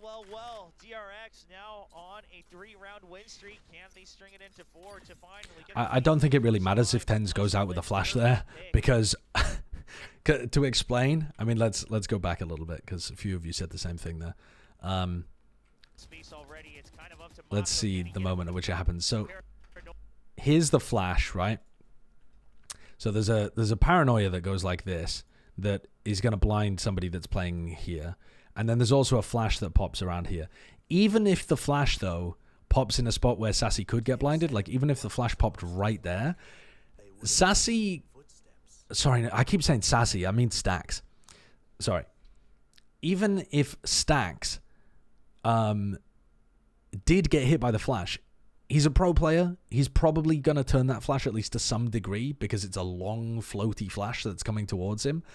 And he's just going to kill Tens anyway because it's not going to blind him for long enough. So Tens' play only really works if they're in this kind of area, right? If the defenders are over here. Obviously, if there's a defender at this, like, discipline box, he's going to die. If there's a defender in hell, he's probably going to die. They know that there aren't people over there, or at least they're fairly confident there aren't people over there. But the only mistake that Tens really makes here is that he thinks Stacks is positioned here, which is a pretty reasonable assumption to make, and he's wrong. Stacks is over here. That's not a big mistake, but the flash isn't really going to help him because Stacks will just turn it a bit and then kill him. The Omen teleport is not quick enough to really capitalize on that. Holding strong with the Phantom Spray, and Stacks and RB continue. Yeah, Stacks is just going to be behind the map a lot of the time there. So it's a really reasonable assumption. It's just such a strong position for this guy to be playing from. It makes it a really reasonable assumption that he's there. Yeah, definitely. That's how school works. Sunung's already over, right? So, you know, like yeah, the college entrance exams, they're big done. deal here Yeah. in Korea, but they are done. Yeah. Well. Well. DRX now on a 3-round win streak. Can they string it into 4 to finally get the lead? To be honest, though, if you want to talk a little bit about TenZ overall on Omen, he's doing a lot of things in not the standard manner, in a very aggressive manner, but also he's not inting that much. He's only got a few rounds where he's tossed it away, and most of the time, the aggressive plays that he's going for are pretty good. He's definitely choosing the more aggressive way to play Omen, but he's coordinated with his teammates, and Split is definitely a map where you can play a really aggro Omen. If he was playing Bind and he was trying to play this aggressive on smokes, he would probably be inting a lot more. He would be throwing rounds for his team. But on this map, playing double smokes with a Cypher, he's got the freedom to play this aggressively. And I think, generally, he's managing not to toss his life away too much. That time, Zekin gets vulnerable, as the rest of Sentinels is trying to take B Heaven. It's a weak buy, though, for Sen. And they're trying to run last minute into A. Doesn't look great for them. Stax is in a very exposed area. Oh, but RB dies. As soon as RB died there, Stax was pretty screwed. Oh my god, John Cutie is farming. Dude, every round I watch John Cutie, he's winning incredibly important duels. So, to go back just a little bit here, when you look at the way that this setup was working, I don't really know why Stax wants to play in such a one and done. It's not really a one and done, because when your opponents have a light buy and you have a rifle, you can get 2 in this position. But when you have the rifle advantage and you could try and peek, grab a kill, back off, and play again, it seems like a bit of an odd spot to put himself in. But the way that this setup is going to work is that Stax is going to try to use RB as bait. So RB is going to be the piece of bait here. They're going to flood down, and Stax is going to be able to kill them. But RB also needs to make sure that nobody pushes out through A main particularly. Because if John Cutie starts walking out through A main having killed RB, suddenly Stax has to not just watch up here, Stax also has to watch out here on site. And it just makes Stax's position completely untenable. He's got no way of repositioning, right? So he's just fucked. So when RB tries to defend A main and he gets owned by John, now there's no bait on site. So these players in Heaven are not worried about sight anymore. So they're more likely to check Stax or be ready to kill him. And you've lost the player that was covering your back, and you're now down a player just in general. So pretty tragic way for DRX to lose that, just because they lost the most important duel at the in that moment. And then John also manages to pick off Zest as they're getting out into rafters. And at that point, his teammates are able to play off him really nicely. And it's very difficult for Mako to get anything done. It's super aggressive and confident as well from TenZ there, and Sassy, to stop Mako getting into elbow. But overall, you can see that this composition seems to be defense-sided. It was an 8-4 half, and Sentinels won both pistols, but it's actually still almost about to go to overtime. I'm right in saying that, right? Sentinels won both pistols. Yeah, Sentinels won both pistols. It was an 8-4 half, and DRX have also, they've recovered it to OT. So this isn't, Sentinels are not running away with it here. They've had some nice opportunities to win rounds again, but these compositions are very difficult to attack into. John Cutie, of course, it helps that he's hitting shots, but the operator now back in play. They found some success with it in the middle of this half. You gotta like the IGLing from John QT in moments like that where he smells the trap and immediately reacts to it. Calls for a different play. This is problematic, though. Oh, no. The swing out, but TenZ just a bit further than he would have wanted. Buzz was holding. The angle looked like it favored TenZ there a little. Finds the shoulder of TenZ. But it looked dangerous for Buzz, if anything. But Buzz hits a nice shot on just a shoulder. Zest once again calls it. It's enough pressure here on mid at the 1 minute mark. We're going to Buzz being mobile, moving around. Our coverage there, and second thinks it's just a Viper, but the operator. Well, this might be a key on their defense side. Well, I suppose their defense side was working well anyway. Mako shuts it down as Entering well. against the new Cypher is going to be a fucking slog for like 2 months. Yeah, I've seen teams... I don't think the Cypher actually is the thing that's really causing them the most problems. I think it's just that the composition has a lot of good defensive agents all packed into one composition. And it doesn't really have the Jet and the Raze to be able to explode on the attack.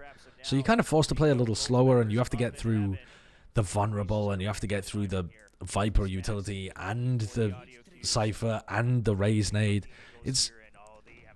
I think it's the amount of things, more so than it just being Cypher OP. But I do agree with you. I think it's going to take a while for people to really get refined with, you know, dog finds the trip, immediately break the trip, or we always throw utility to break them at the start of the round, or, you know, stuff like that.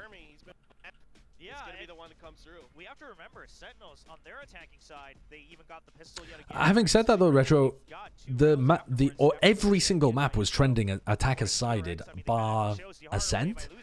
I think that was the only defense sided map in the pool. So the fact that we are leaning into a defense-sided meta is not really a bad thing. The game was starting to trend pretty attack-sided. Only a small amount, but noticeably. Alright, so no operator this time. Which is to be expected. It was mostly DRX doing it on the defense. And DRX potentially taking us to a third map of Breeze. Sentinels.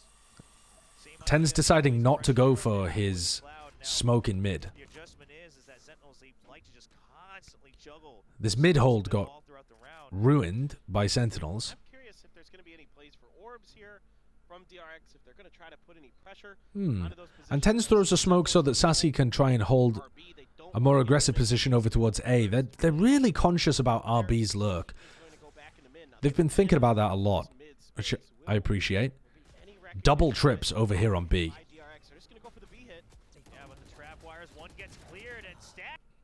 Alright, Cage looks pretty nice, actually. This Cage looks lovely from John Cutie.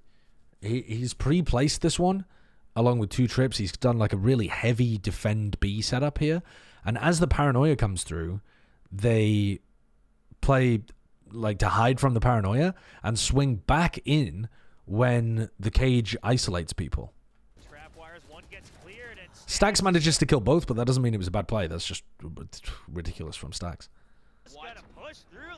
Tens then drops down with paranoia and gets another one. So this is a 3v3. Still looking pretty decent for both teams. And they've still got some decent retake ability here. They have a smoke, a flash, boombot, nade. Got some good retake utility, even without the paranoia. Just coming through a main to help his teammates. Happy to hide inside that smoke. Regardless, it's being accounted for by Sentinels one way or another, so they're trying to cut off this site, give themselves the ability to maybe isolate a player. See if they can get the Alright, how do they... You can nade back sight, flash through. This feels like they were trying to play around Zest still having his orb up, and they waited a little too long. I think what they were trying to do there was flash through the orb, and then the orb went down, and then they're kind of a little bit out in the open, and they have to do a slightly worse flash that's easier to dodge. But, having said that... not quite, not quite. I thought they might have been able to catch Mako there and maybe make something happen, but Zest was covering. Will there be the hero op?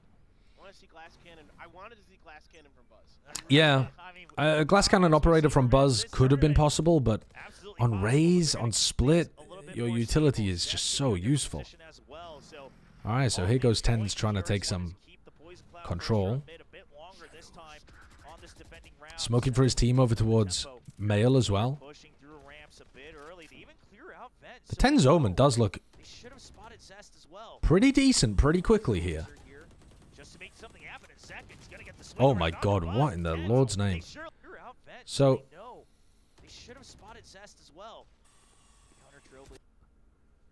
Yeah, so Buzz is trying to find a timing past the boom bot to try and punish Zekken, who's been going for this play fairly often. We saw him do this quite a lot on the attack sides. And sometimes Zekken was getting punished. And in this situation, Zekken manages to get the kill. And this leaves Zest in a really awkward spot. You look at Zest down in ropes.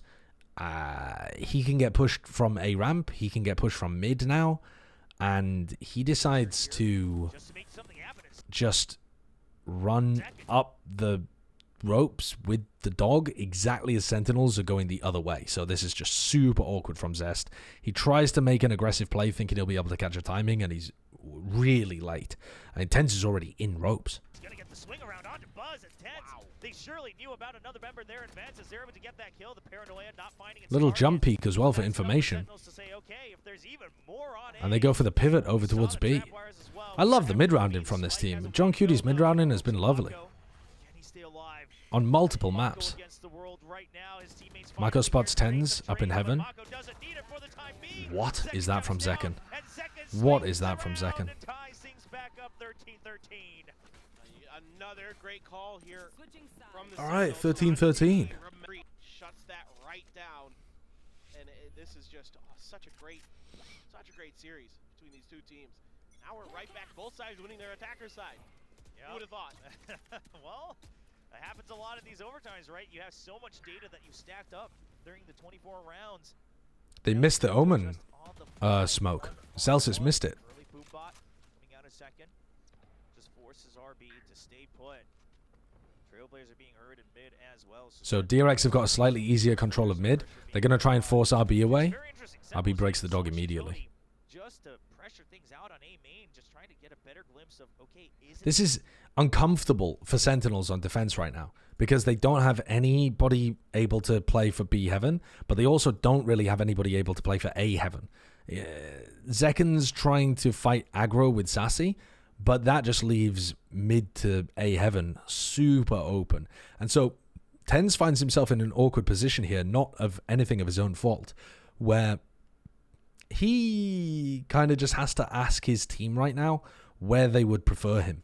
Would they prefer him to watch A heaven, or would they prefer him to try and wrap around to stairs and help B heaven? And I think with the dog having been broken by RB over here, and the fact that you know that RB is on the outside of A main, I think Zekken can pick back up A heaven and Tenz can rotate B. That seems to be what they're going for. But it does create this awkward timing where Tenz isn't quite here yet, and Celsius almost got spotted. I like what DRX is doing here, though. They're purposely baiting out some shots to see what utility comes. They're trying to identify. It's good map control by DRX. Tenz now going back over to A heaven, thinking that that B take was a fake, and that's basically because Celsius didn't see anybody scaling. Zekken's in a nice spot. Here's that map positioning, which is so good. Tenz kills one, Zekken kills one. The reposition is also lovely. Great discipline. Who the fuck is this team? Who is this team? Tenz and Zekken both leaving elbow to play the 4v2 retake because they have player advantage? My Sentinels? Discipline? Well, Tenz decides to take the duel anyway, but that's okay. Oh, and then Zekken decides to take the duel anyway to try and trade Tenz. Okay, never mind. Never mind, I said it too early, chat. Oh, Buzz gets the double. Zekken a little late on that trade, and Zest is just keeping them tied up. It's Buzz against two, but I thought it seemed a bit uncharacteristic. He has to stick the plant. Oh, the showstopper, and no, it cannot get. That got very close. That got really close. I mean, if that showstopper, if Celsius is a little closer to John Cuty, that's a fucking disaster of a round. Kills Celsius with the fadeaway jump, barely escapes death, and reclaims the lead here in overtime. Oh, it was almost. Tenz through that deeper smoke on B this round, did he? Has been opened up. Get a better glimpse of, okay, is it still set up for a B? That's weird because Celsius has his orb there. Over on A main.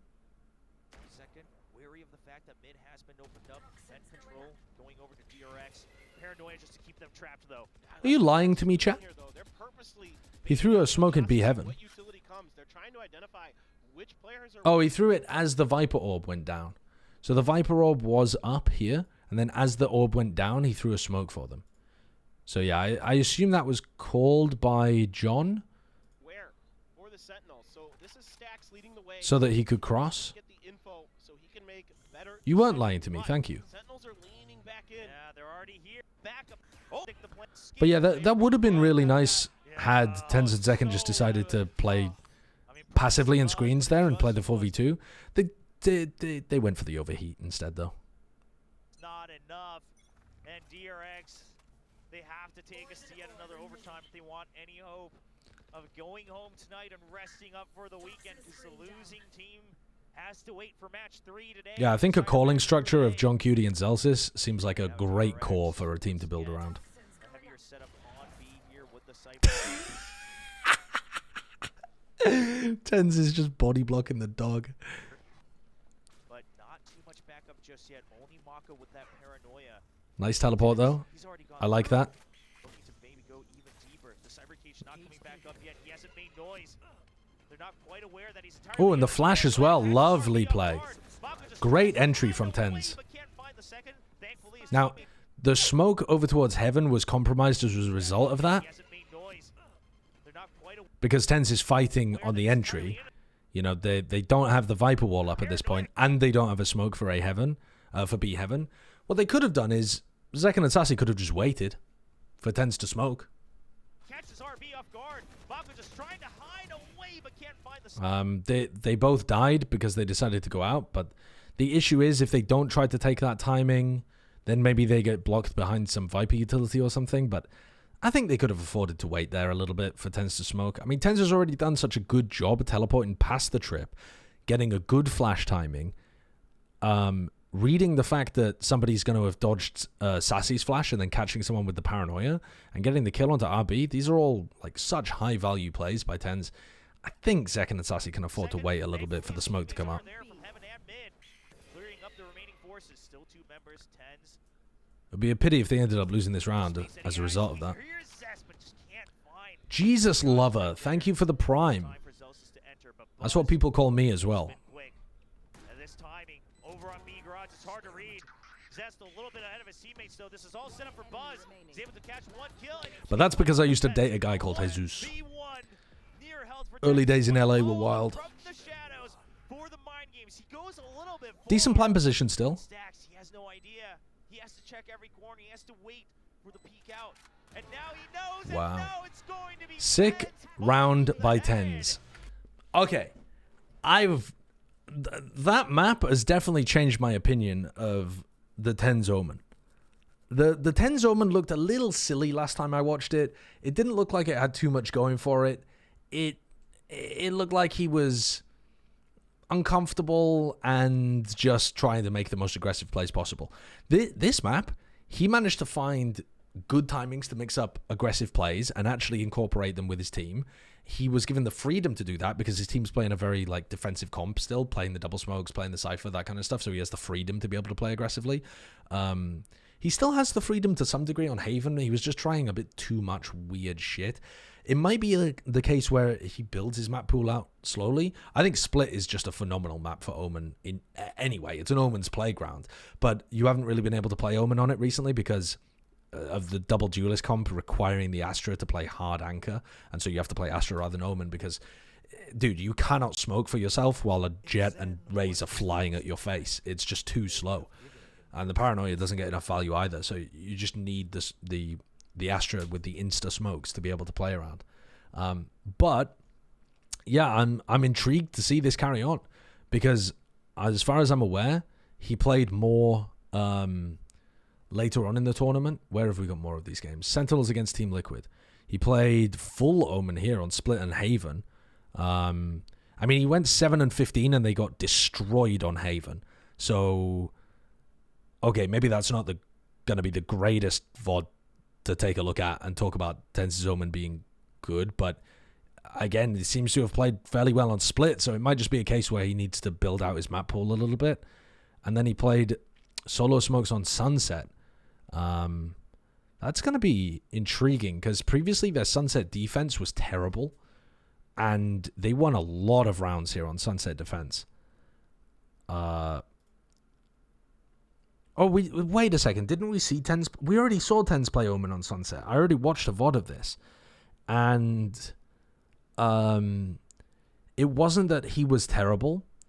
It's just that their A offense got absolutely crushed. And they had really no other ideas for what they wanted to do on the attack side. And their defense looked as poor as ever. But that's not Tens' fault. Yeah, this is going to be an interesting VOD to take a look at, though. And then in the finals, what does he play? In the finals, he plays Split and just does fine, by the look of it. Sunset and does fine. Breeze, he plays KO and he farmed. That'll be interesting to watch. So we only have 3 maps where he's got VODs of him playing smokes.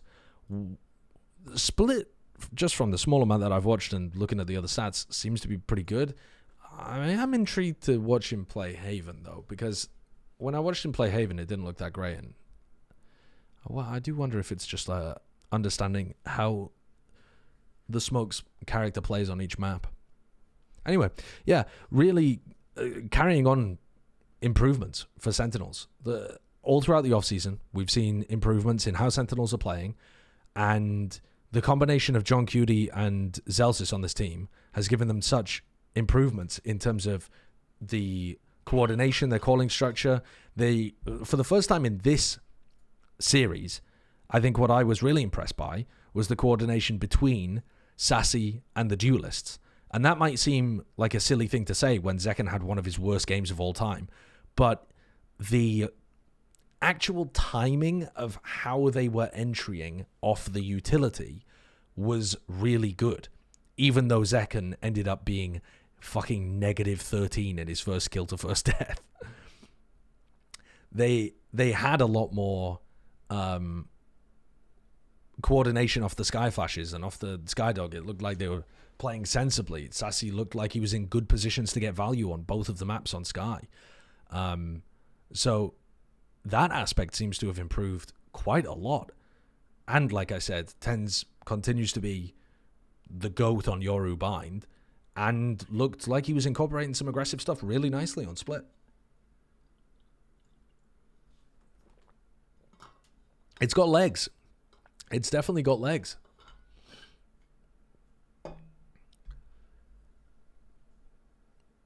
The Haven game, it looked like Zelsis' keyboard disconnected. Glowing review there from TMV. Do we have time to watch another game tonight? Yeah, I think we do. I'm going to VOD review DRX Paper X.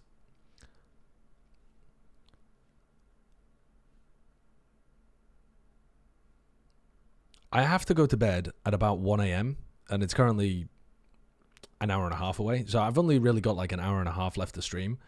But I think these should be fairly quick because I think the score was something like 13-7, 13-6 in this match. So should be fine.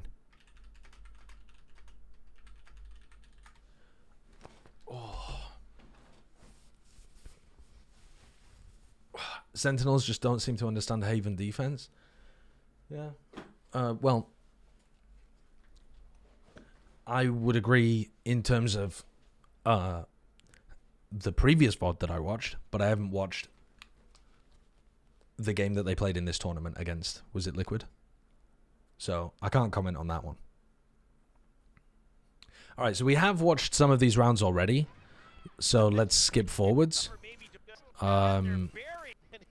Yeah, so DRX lost the pistol round. They just ran into B. They didn't have any info towards the rest of the VA area, and something pushed out C, got a kill on them with a Marshal. Then round 2, yada yada, who gives a fuck. Round 3, they just went for a C hit. And then were we about to watch round 4, I think? For his name. Saw the operator on the buy screen as well. I think so, yeah. I don't recognize this defensive setup, so I think we haven't watched this round before. So we have something holding this with an operator, and then we have trips here and here, and then a what looks like a trap kind of setup over towards C, because the paranoia, why else would the Omen really be holding there? I don't think this looks like the greatest trap setup in the world, but, I mean, you're going to be aiming it at the orb, I imagine, and playing this trap off orb tap. They really want to hammer it home.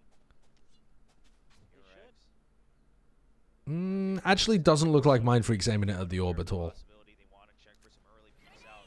Yeah, here it comes. This time, working off the guiding light, is able to save him. Yeah, so the Paranoia just takes the left side of the lane, and the Sky Flash takes the right side as well. And those flashes caught everybody. As well, keeps DRX cornered at the entrance. Just great combination. Sig play. Disjointed in the previous round. Monyet's help got cut off by a nanostorm from DRX. Very decisive. A little bit further back, waiting for the contact. Don't you just feel depressed watching DRX? Paranoias, the paint shells. Nah, not really. I mean, I'm willing to shoot them a lot of bail because they just fuck around in the offseason. They've been playing Flashback and Foxy 9 for like all of these offseason events. They just played the original roster because the tournament was in Korea, I think. But I doubt these guys have very much time to prep. It'll be fine. They'll probably still make it into Madrid. They'll probably do fine in Madrid.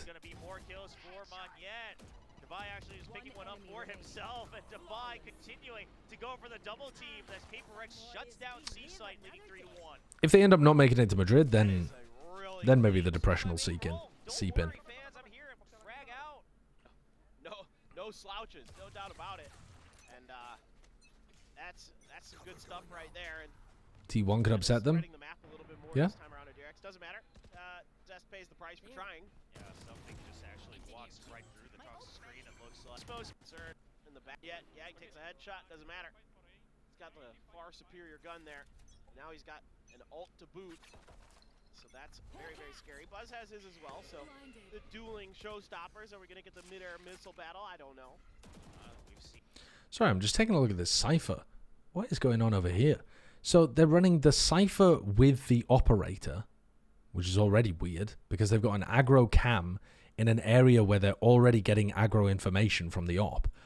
So I've got to assume that the Cypher setup is like a bait.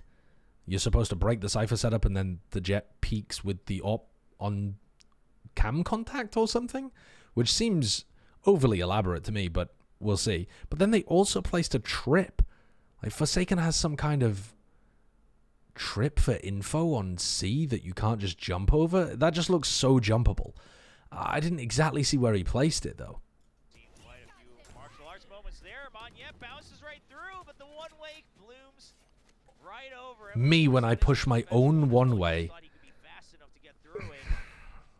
That's like Zekken pushing out split B. Uh-oh, that drop being heard. DRX is aware, but Divide still tries to play it to his advantage with the mind. Divide deciding to go 1-for-1. Best case scenario. Mind Freak holding a none and done. What a terrible round by every single player on Paper X so far. Go on, Forsaken, do something silly. Unfortunately, that was too good. You cut. Guys, we're having a throwing round. Please, toss. 1v2, if he gets one, gets the Blade Storm. I mean, quite frankly, he has so much creds. If he can even bait out the showstopper. Please don't win this round. It'll kill me. It'll kill me. Please, it'll kill me. Hallelujah.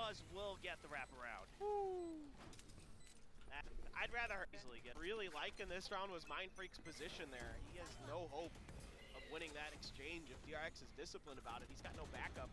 He's on an island right by Baby Door and gets punished for it. Agreed, Paper Thin. Agreed. Terrible positioning by Mind Freak, but also terrible decision making by Devi and Monya as well. How come sometimes the splash gives you kills like that, and sometimes the splash gives you 0 damage?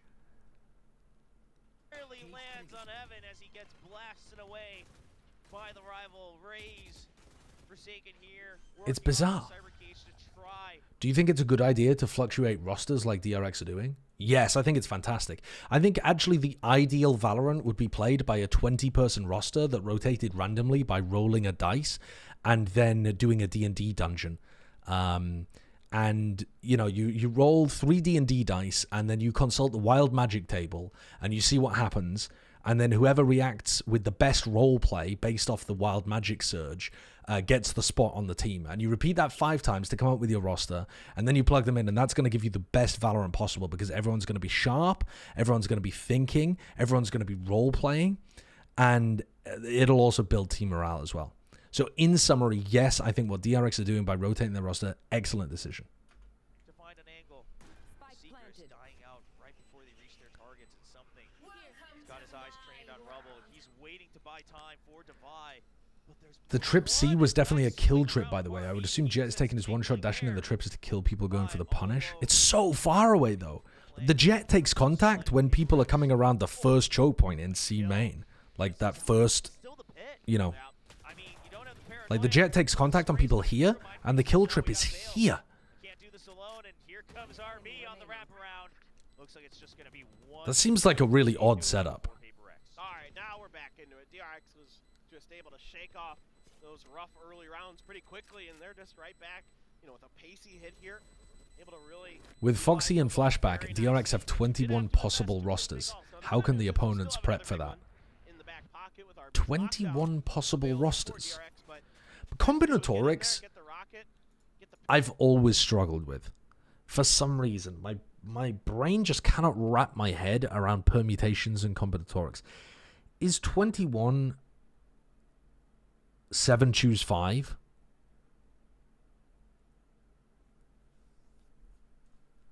Pit down and even able to. What is the formula for 7 choose 5?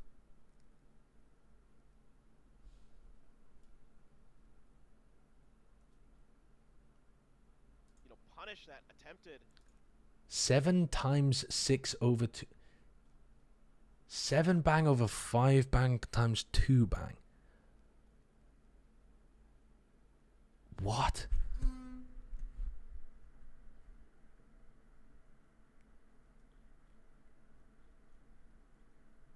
Bang? I don't know. What do you call it? Is that a British thing? Yeah, factorial. Who calls it bang? I don't know. That's just what I used to do in school.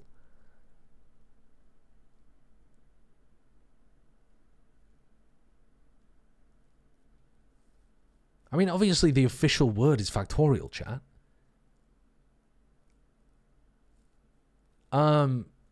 So, wait, but I don't understand intuitively why that's the case. So it's 7 factorial over 5 factorial times 2 factorial. So, but why? So the 7 factorial is obvious because that's the 7. Oh, have somebody one guide me? It's 7 factorial over 5 factorial times 7 minus 1. Or 7 minus 2. Oh, what? Wait, what? The fuck are you talking about? What I don't understand is, where does the 2 factorial come from?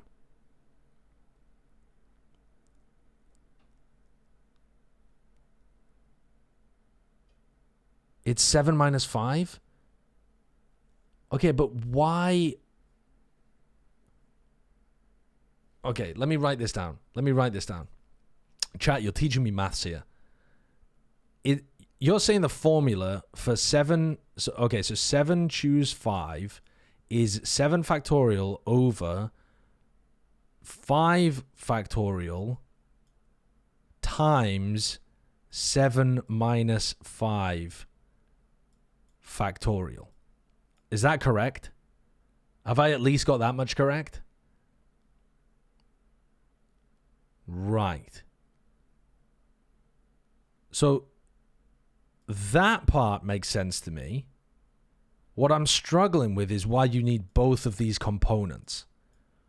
What's the intuitive reason for needing both of these? Because to me, it almost makes more sense that it would just be 7 factorial over 5 factorial. Like, why is the other one in there? The 7 factorial at the top is for all combos. Yeah, I've got that. Then you're dividing by the possible combos for 5, but you're swapping 2 out because the 7, not 5. Nope, you lost me. You were so close, though. You were so fucking close, but then you lost me.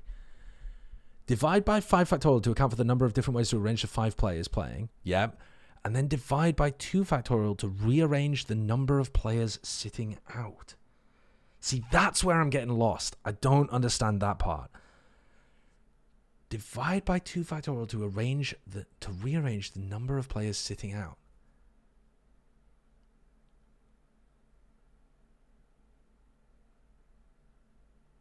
I just can't understand what that would be.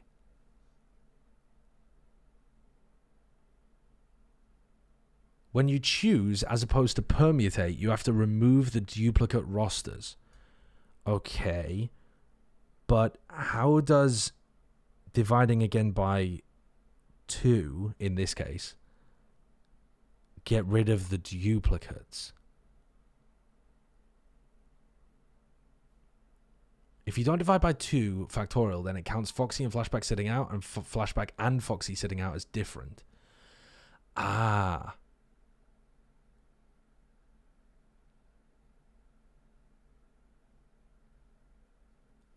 Gotcha. That clicked. That finally clicked, chat. That finally clicked. Why are we in math class RN? Because, Whiskey Sour Girl, I have passed all of my exams by just using the formula, and I've never really understood intuitively why.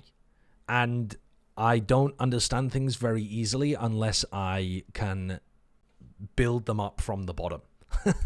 Unless I understand them from the base level, they don't stick in my brain. So I just thought this was a good time to go on a tangent and learn how combinatorics work.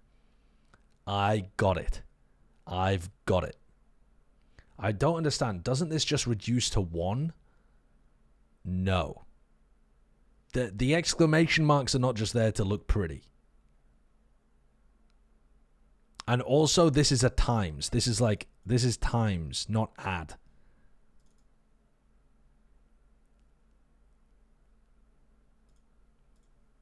Rotate, buy, and then get something as well. I mean, that's great discipline from DRX. Oh, that's a nice skill from Mako as well. Just making sure he covers Zest as he's vulnerable during that ultimate activation. RB, nice position. So, again, just to be clear, if I wanted to find out, let me try and pick something. Let's say I wanted to find out how many... Dude, what's even a fucking example? What's another example of things? Oh, let's choose Pokemon, right?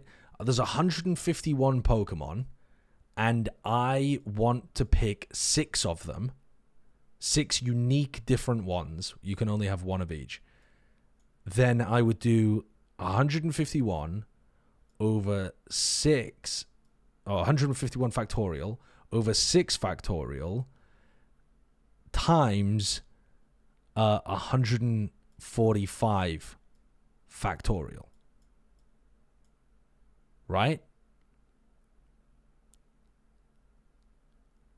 And that would give me the amount of 6 Pokemon teams that are unique that I could make out of the first gen.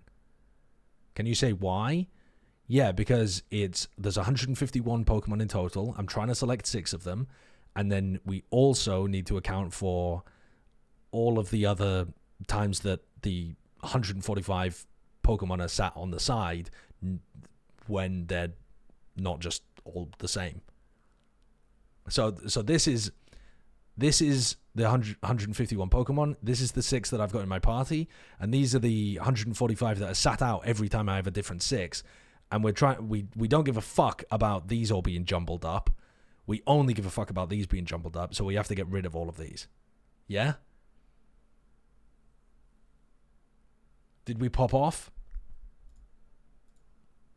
I popped off. DRX, they've been zoned in. Watch the VODs, says the math student that already knows all of this stuff. I'm learning, chat. I'm learning. So now, because especially if you're getting a little overconfident, of course I would be too. I mean, he's a... Why can't you just do 151 times 150 times 149 times 148 times 147 times 140 times 146? That's just, you've just simplified what I writ. You just simplified what I writ. Doozy, thank you for the 3 months. Very good player, so certainly he is deserving math, of that Mr. confidence, Show. and it is This Paper X. deserves a resub. So they Thank you, encourage- thank you. Oh yeah, and then you need to divide by the 6 factorial as well, don't you? So you would need to divide by 6 times 5 times 4 times 3 times 2.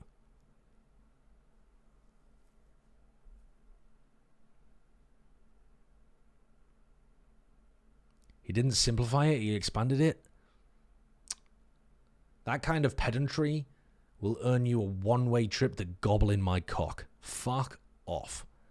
that to some extent, but you know, DRX has always been. You a know what I side meant. of this team, except for that one time. So Interesting. Buzz going for the judge buy again. They've been doing this here and there whenever they know they want to go for a fast hit into short corridors, despite having the extra credits. They will just You only need to be pedantic? Yeah, pedantic means you're into feet, right? Comes from the Latin. Ped, meaning feet, and antic, meaning getting up to crazy stuff. Still very low. The Seekers will locate him. However, revolving door, they don't know how many members are peeking out of that one. And already look at Monyen. He's so fast. On this rotate, they have no idea the double headshots. And it's You know, just Mako. I wasn't paying attention to this round. You know what else? Not gonna go back and watch it. He needs to swing around. He doesn't have much time at the guiding light. Mindfreak was judged. Maybe you want to grab an Odin. Maybe you want to grab an Op and try something a little bit different. We'll pay attention after Sound this one. That extra castle a little bit easier. Yeah, absolutely. I mean, I like the idea. I'm all for it. Yeah. Also conditions them that you could be that aggressive. Something gets pushed out, but there's a lot more remaining here for Paper X. 4 members, in fact, all around both doors. And Monyen blasts forward with Divide. They'll both get taken down. Dude, everyone Now and their it's just down nan to are fighting over Mindfreak. this. He's able to hold the fort, and it's something covering his teammates back. How does this work for Paper X? This just looks so dodgy. They open the door, dog paranoia, and they just fucking run at them and own them. I mean, I think this works particularly well because they win the duel against RB instantly. But yeah, there's just so much weird utility flying at DRX there. They don't react to it very quickly. But even then, at this point, it's fairly even. It's like a 3v3 until Zest dies. It's a 3v2 in their favor here.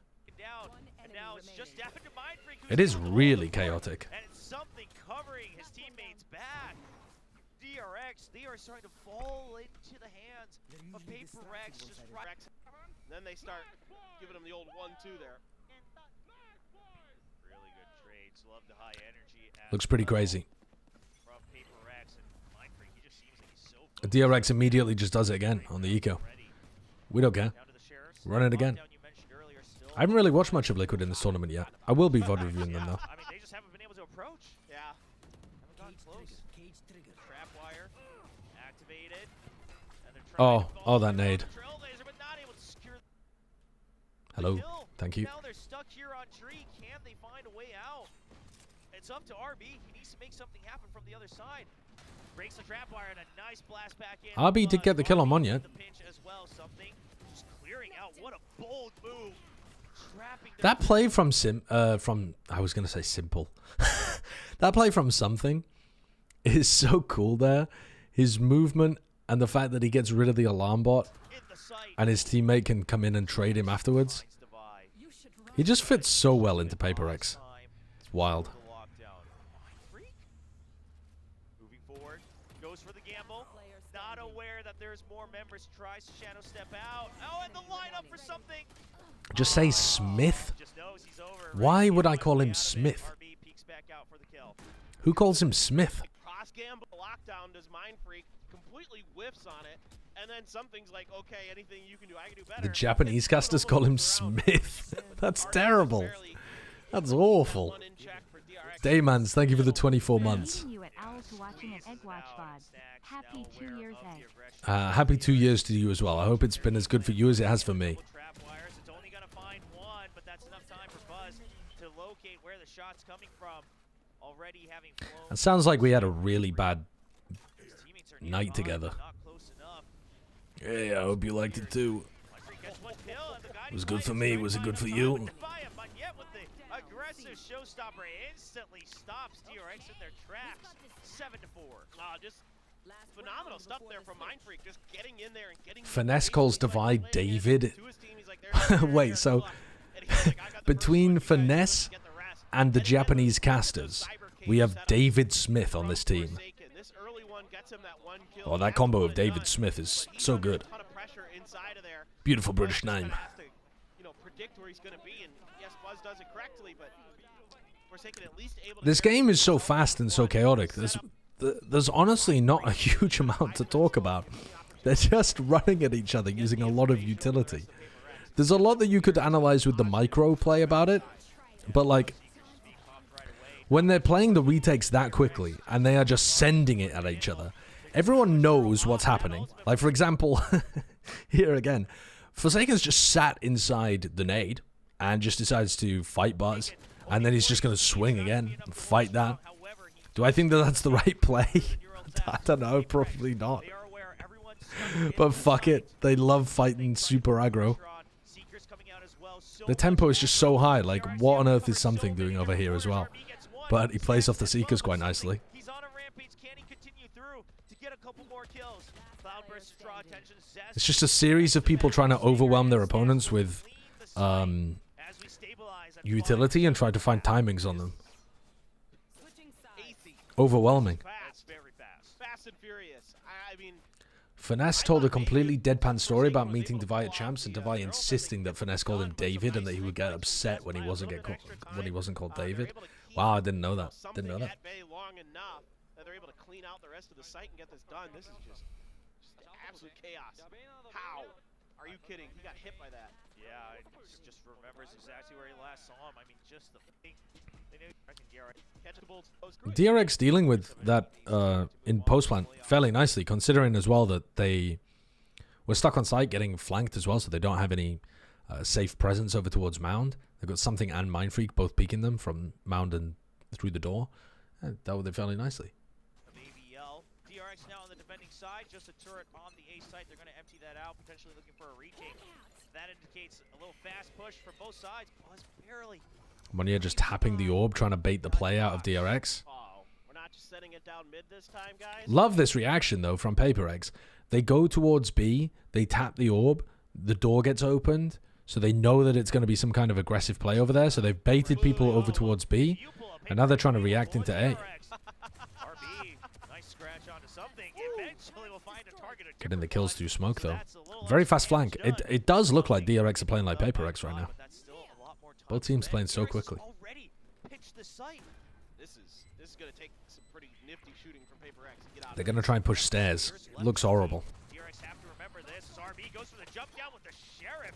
Will eventually find one kill, opens up an angle for the rest of his teammates. All down to Devi. He gets spotted, and Buzz will peek right back out, catching up to 6. I suppose that could be a fairly good way of playing against Paper X. Try to play super aggressively and force them into reacting, and wait until they react in the wrong direction. Because reacting there to try and take stairs control was not going to be the play. It's just a horrible place to try and play from. And because they didn't fight them over the flank towards rubble, because they wasted their time trying to react into stairs, they just lost all their positioning. Very impressive. Yeah, the call is coming in for Tree. Alright, so this is one Marshal only. Yes, one moment to change things. Devi getting an opening kill. Will you be co-streaming the Convergence tournament in India? I will if I get permission, yes. I haven't got permission yet. I will be co-streaming the Chinese Ascension tournament, which I might not be doing every game, but I'll be co-streaming the big games from the Chinese Ascension tournament. I've got permission for that already. And I think I'll be doing the Convergence tournament. I'm on an email chain with the people who run it, so I assume so. But I haven't asked them yet because the tournament's happening in January, so it seems, you know, a little way away. Now, the fact that they haven't planted, I think, gives DRX a little bit of a fishy sense. They're like, well, why haven't you planted yet? The door got closed. What's going on here? They don't want to deal with this. The India tournament's in like 2 days.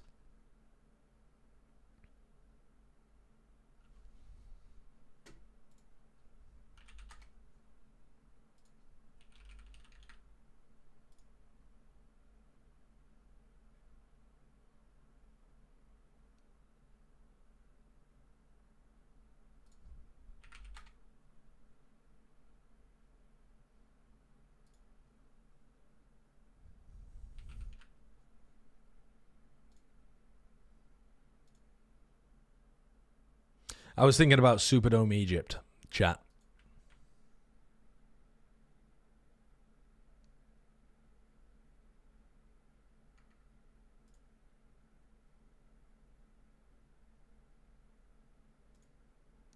I already applied for Convergence co-streaming. I forgot that I'd done it, but I've already applied for it. Now, whether or not they've sent me an email back, I'm not sure, but I think I have permission. I need to check, but I'm pretty sure I have permission because they sent me a form and they were like, just fill out this form, and I did it. So it should be fine. For the 3v3, they have those upgraded weapons. They don't want to drop one too easily. The good news is Superdome Egypt isn't even announced yet, no? I don't know. I'm drenched in the sauce, chat. I'm utterly drenched. I don't know what's going on. Spam comes through, but he can't get the headshot, and Mako will swivel on a dime, pick up 3 kills on the way that they know what they're doing. DRX, because we see Mako go all the way through, but PaperX didn't exactly have information on how much control Mako. What is this play? Look at Mako. Had gained. Now Mako once again gaining a lot of control. Just What a bonkers idea to go for. Dude, that actually might cook. If you... Dude, that's almost a banging play. Except it needs, like, the paranoia. The problem is, you can't really do that with the Omen and paranoia at the same time. But it's so close to being a cooking play. But that is, like... That's a very funny bonus round idea. A Skyflash, he comboed it with a Skyflash. The problem is the Skyflash just doesn't get people with enough consistency when they're playing around this box. There's too many places to play anti-flash around here from a normal flash, which is why I'm saying a paranoia, because it goes through walls. So, like, if you imagine you were playing with 2 Omens, give me a moment here to theorycraft this. Like, one of the Omens is up here, and the other Omen paranoia's like this, and then this Omen comes here. That would be a dope play. But could this player come close here and then paranoia? I'm not really sure about that. I think that the timing just doesn't quite work. There's too much for the Omen to do. And maybe you just do it like NRG and have the Jet do it. Like the Jet updraft into here and then dash over the top as the paranoia comes through and the Sky Dog comes through. NRG did it a while back, and I think that tends to work a little better than this. Not that I've ever seen anybody do this before, and I fucking appreciate it, but that is... that looks very funny. They announced that you would be casting exclusively in a bunk bed for Ludwig Tarek. Can you confirm? Yeah, I can confirm. Also, I recognize that... fuck, what is that? It's not the Martha Stewart cow. 982. Something in my head recognizes the Twitter URL 982. But I don't know what it is. Is it maybe like a different Martha Stewart tweet? I recognize that URL. You can't fuck with me like that.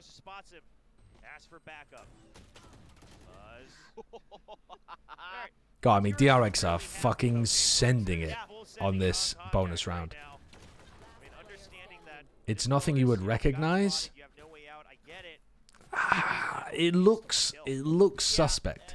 It looks suspect. Is it a coconut mall or something? I got Avast very badly yesterday. What was it? Are you just happy to see that they finally changed? Yeah, that's actually more. The tweet is from 20 days ago? Okay, I don't know what this is then. What is this? It's dumb though. This is my new favorite video. POV, guy who normally orders at the poop deli goes to a normal deli. I mean, this looks terrible. This looks like awful content. Doing, boss man? Let me get an everything bagel. Do a half pound of poop. Hey, the usual for me. Quarter scoop poop on the poop bagel. I'm gonna do a bagel, everything, scoop it out, do a little lots, and, you know, throw a little poop on there. Do salt, pepper, ketchup, poop, toasted on an over easy hash brown. Let me do a half a pound of bacon, egg, and cheese.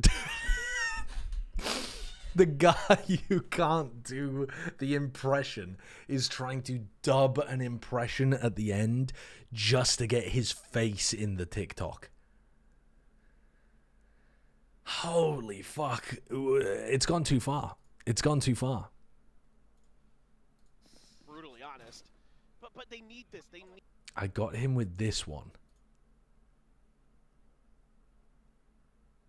The world's largest cow towering at 6'4".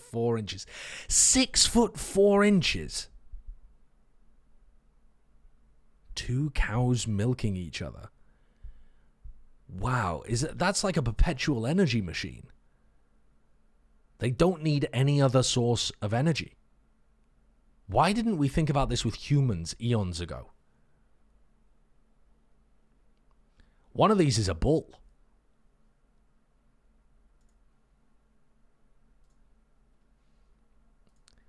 Let's go back. Need this kind of play in their repertoire, something that teams can see in the film and have to respect. Exactly. No, I agree with that. You have to think long term. They couldn't kill the bull because he didn't fit in the slaughterhouse, the 6'4" behemoth. Once all that tape goes out to the world, they get caught something just with a nice shot, holding that angle. Magnet on the other side. This is what you can do with that double duelist composition. Aggression on both sides. They're just owning them. Paper X are just running around the map, owning them. And they're baiting DRX into going for silly plays like this. It's just over. The round is over in the first 20 seconds. I think there was a ranch that dealt with bulls milking each other. It goes by the name of Ram. I've heard Jaws talking about that a lot. 5 guys at Ram Ranch.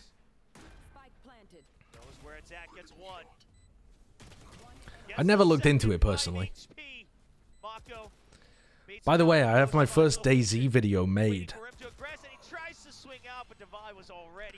And Hypoc told me today that he's got the first draft delivered to him of the Jessica Jackson video from his point of view. And holy shit, am I excited to see that from his POV. Getting close to that corner, he's flirting with disaster. And, it's so close, man. I mean, what a shot from something. That is bonkers, dude. Why are they fighting Mound like that, though?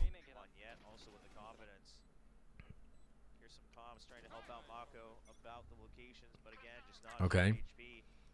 DRX putting... I mean, it's another fucking eco round. They're just getting whacked. Dude, I'm not even going to bother watching that round. Step up and start hitting shots. And now you look, Paper X potentially going towards the C hit. My family are big poo lovers. I don't think I've ever met human beings that love poo for its comedic value more than my genetic relations. Anything to do with fecal matter, A+. A comedian could do a 40-minute special just on synonyms of the word poo. It'd have my family dying. So I can appreciate that level of comedy. I can appreciate that. I understand. Some people are just into it. And to be honest, I quite enjoyed that TikTok just because the person behind the camera had such an infectious laugh. I didn't think it was that funny, but I like the guy laughing.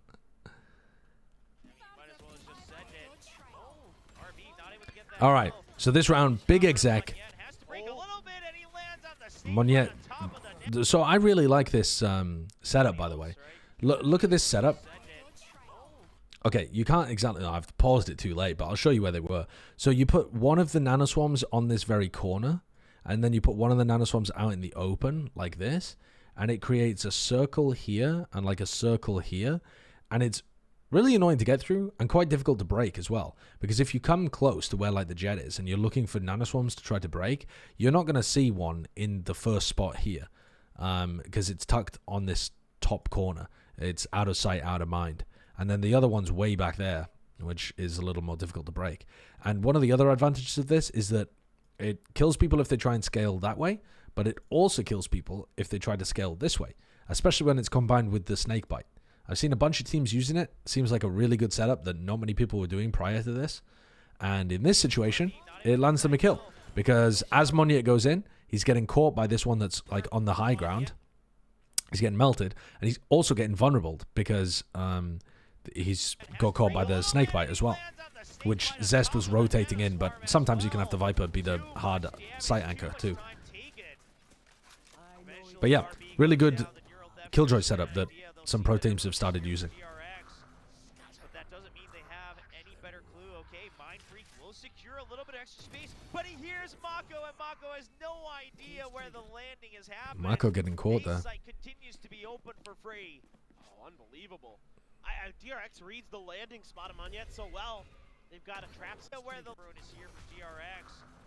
But that doesn't mean they have any better clue. Okay, Mind Freak will secure a little I've definitely got caught trying to do this play before as well.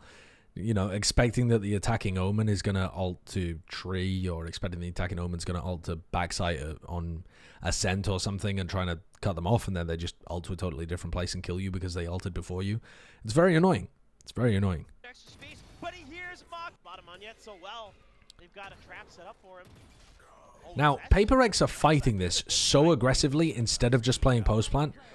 They're going to toss this round. They have no idea where Buzz might be coming from. You can see something he's fishing for. They were trying to buy time for Divide to get there with the plant, but they're just basically trying to win by rifling.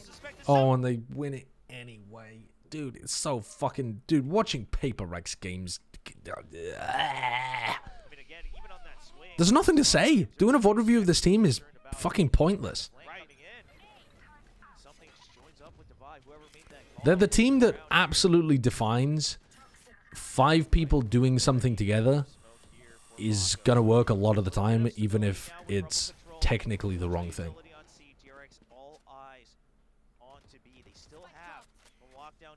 As long as you're coordinated with what you do, and as long as you're skilled, and you have really good micro understanding of how your agents work, you got a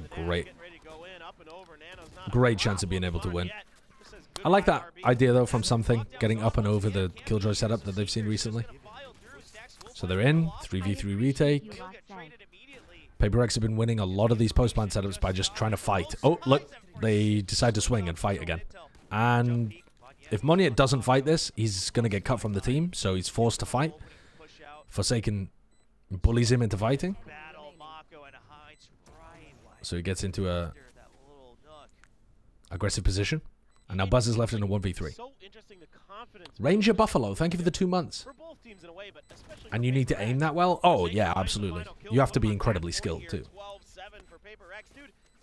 Like, it looks so snappy right now for everybody on Paper X. It is like they are focused. And I saw a lot of people after day one talking about, oh...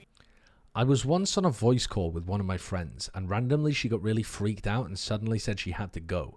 30 minutes later, she told me it was because her brother took a shit on the floor, and instead of telling anyone, he decided to hide it under the couch. Now, that doesn't really get to the core of the issue. When she got freaked out and suddenly said she had to go, what had happened? Had one of her family members discovered it under the couch? How long had it been under the couch? Did she detect it due to the smell? And you're right, how old is the brother? Her mum found the shit. I have no clue as to the rest. He was like 8, I think. See, that sounds too old to be hiding poops under the couch. But, at the same time, 8 years old seems about the right age to have an accident, be horrendously embarrassed about it, and then not know the best way of trying to confess and just hiding it instead. Like, yeah, if an 8-year-old accidentally shits on the floor, they're not going to own up to it. They're not young enough to just be like, I did poo-poo on the floor. They've learned already about lying and deceit. You know, who knows? Monier might be good, but maybe he's just not up to the speed. Why would the 8-year-old not hide it in the toilet? Because they're just going to look for the most concealed place. Whoever looks at... 8-year-olds don't look underneath the couch. As far as they're aware, that's just disappeared forever. There are no consequences. You don't have to confess, just clean it. Clean it? How many 8-year-olds know how to clean up feces? You're asking a lot of an 8-year-old there. just like Hasn't been that, nerfed. gets the kill upgrade, starts Hasn't been to move nerfed. on, gives him information, not able to defend himself. Instantly pivoting into C as well. Who made that call? Bonkers call. They could have just traded out the players on B. Not quick enough. Now just two members. Now Mindfreak 2v3 and one of them's lurking all the way from A to B. Good cancel from Devi, but that's a spike down, and that should be the round ended. Paper X is mad. When I was 8, I was not shitting myself. Fuck off. What, you've never shit yourself since the age of 7? Yes, you have. Yes, you have. Everyone gets ill. Everyone poops. Let's not pretend like we're some kind of, you know, saint. I poop in the toilet every time. Wait, there's no way Mindfreak wins this. Please don't freak my mind. Oh, there's no way Mindfreak wins this round anyway. My mind has been freaked. This game was not worth reviewing. That was not worth a VOD review. It really wasn't. For context, the brother apparently shat himself because he was too busy playing Roblox. That...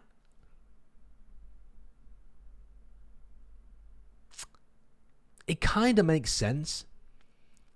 But also, I frequently sit here needing to piss or poop, sometimes for like 10, 15 hours. And I just hold it. So, is 8 years old the perfect Venn diagram of doesn't have great bowel control? Your kidneys hate you?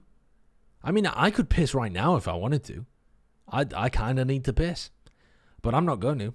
For at least another hour. You're like 40, it will ruin you as you get older?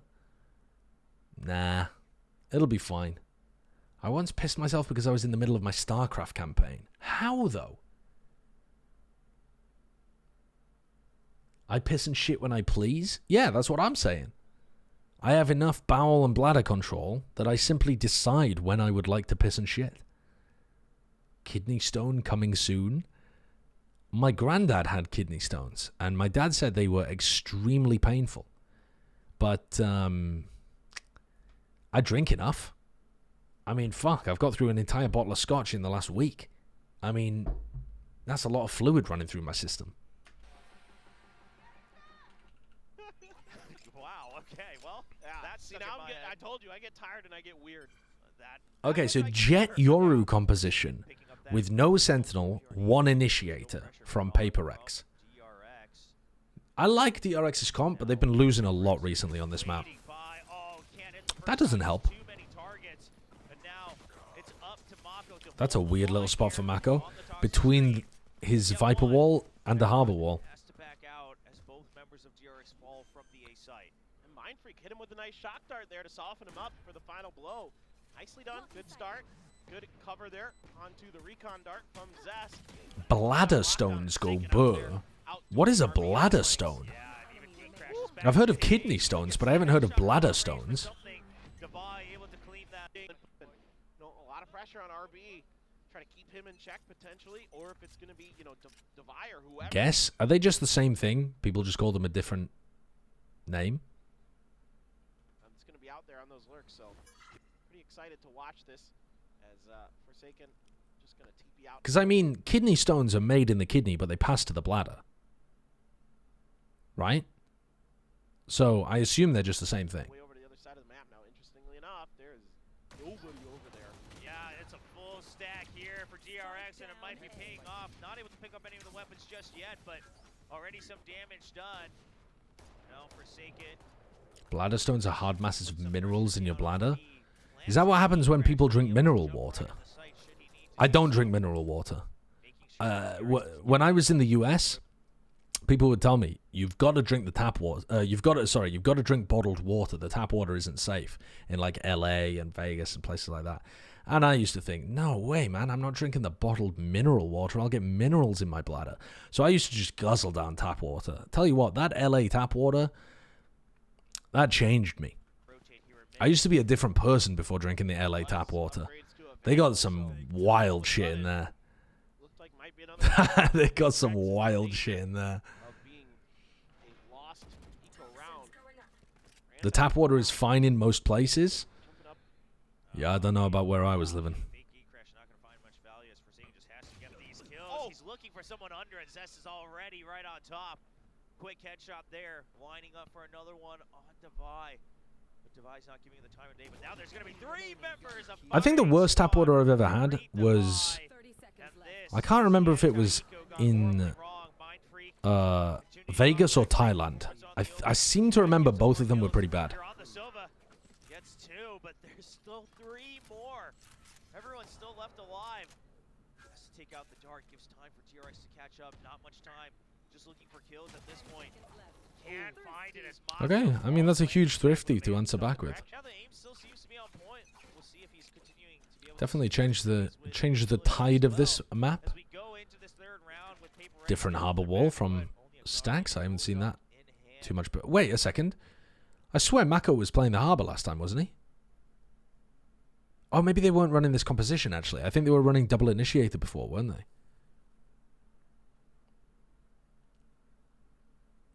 Maybe not. Am I going nuts? Oh, of course. Mako plays harbor when Flashback was in. I haven't seen them play with this lineup. Yeah, you're right. You're right. An early high tide here from Harbor to cut up mid allows Buzz to put some extra pressure. Something has crept up though, and Zest on the drop there. Can't stabilize the aim. The Sheriff battles bouncing back and forth between these 2 teams. So steep. Oh my God. Oh, they finally We had tap water in Texas that we weren't allowed to drink. There was a boil notice due to the pipes bursting and shit during that winter freeze. And I've been to some other countries as well where you weren't advised to drink the tap water due to health concerns.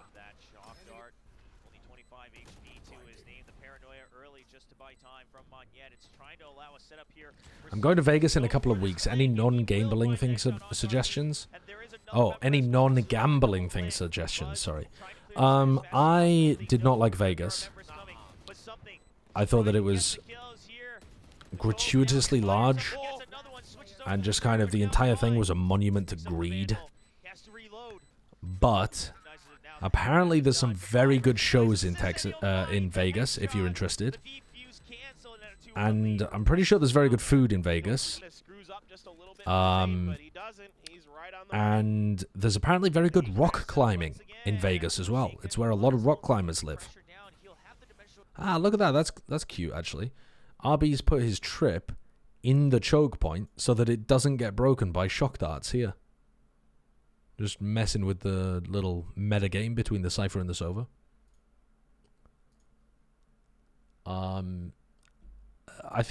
I mean, if you're willing to travel a little bit as well, there's some fantastic natural geography in the areas around Vegas. You could go up to, I don't know, all sorts of places. But they'd all be quite a drive away.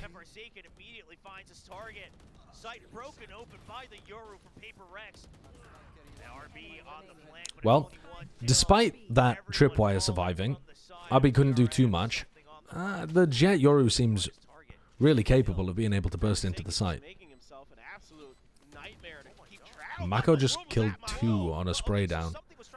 And somehow it's winnable again.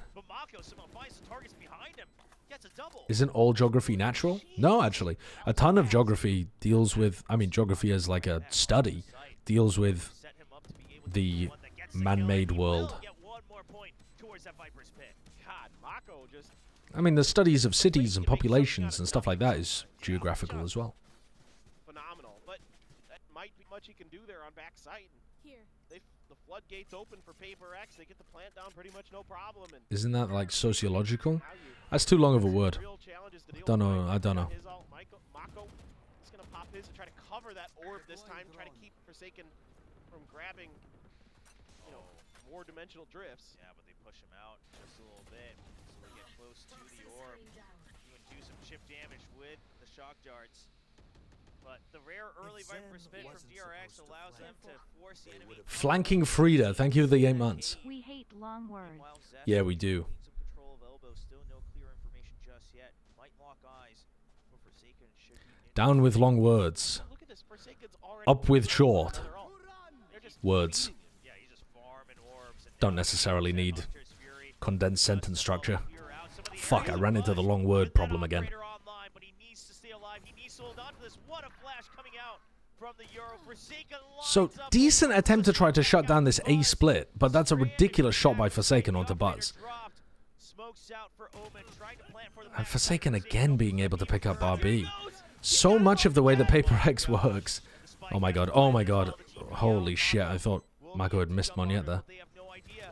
They have no idea where the Euro is. Mako also was tapping while inside a smoke. He knew that they were going to be forced to put pressure on him, and he still just swung out. I feel like one of the ways in which Paper X plays is they force you to make so many individual skill checks, if you want to put it like that. And a lot of other teams just, they end up making, they just end up being so uncomfortable in those kind of positions.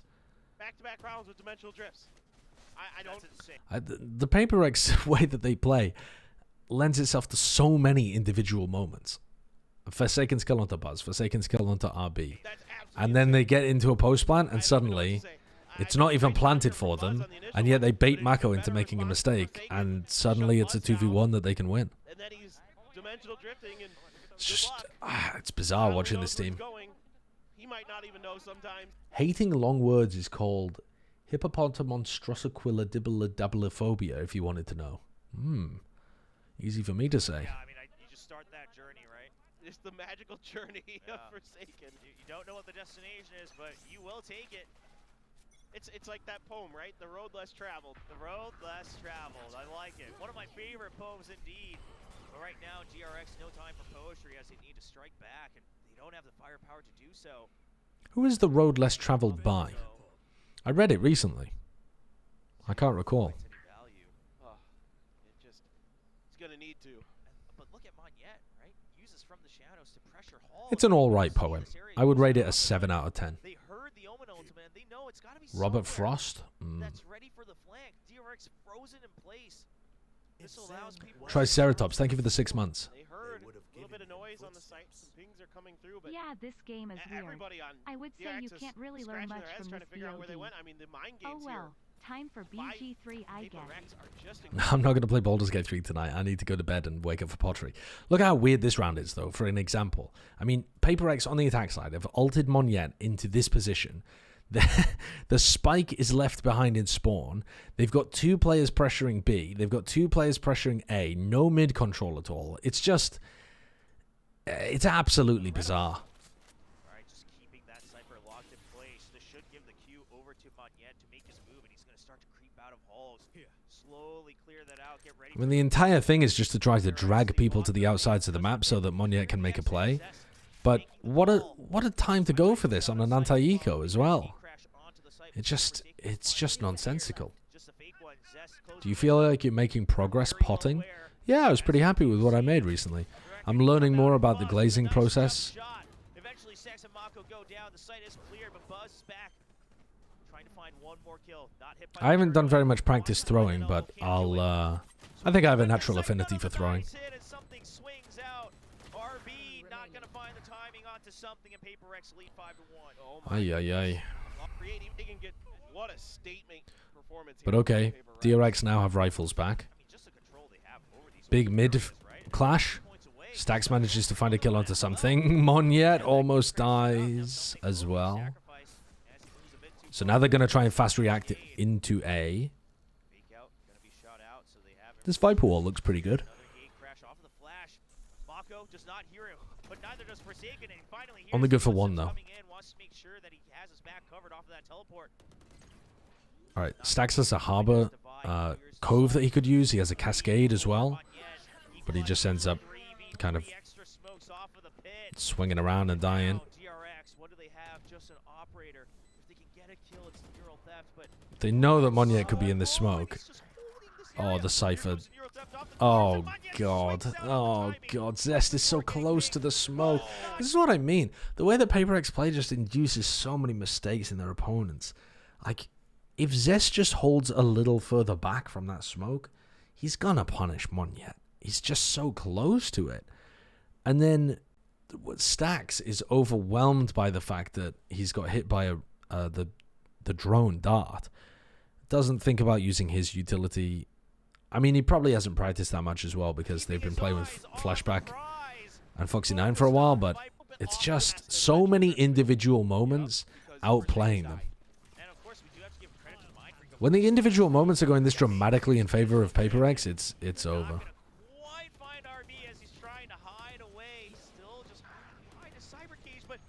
Forsaken got a kill with the Judge. And then RB gets caught up at the choke point. The Jet Yoru engage does seem really effective on B. You need to hold further back from the choke though. DRX keep trying to hold the choke point, but the Jet can dash past you, the Yoru can TP past you.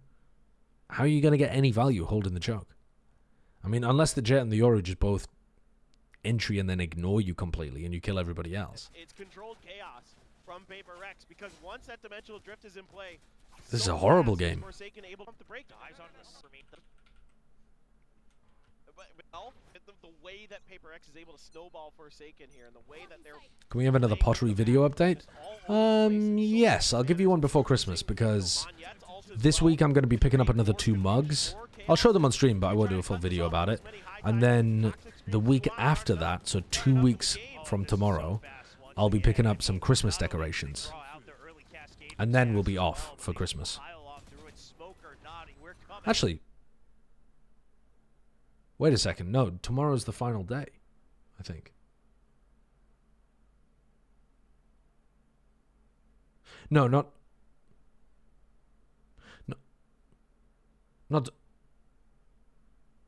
a week tomorrow is the final day. Knocking down the door. Now Buzz has already gone way deep into the enemy spawn, but so yeah, tomorrow I'll pick up 2 mugs. 1 week tomorrow I'll pick up my Christmas decorations. There we go.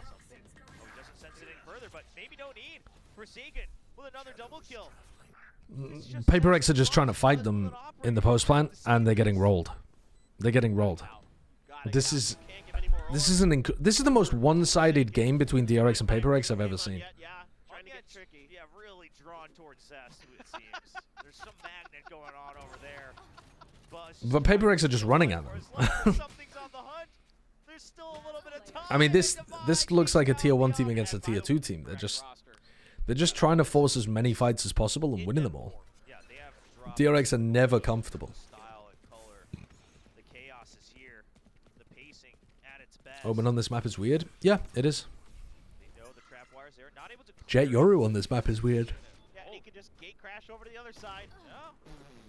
Buzz gets punished instantly for trying to PK main.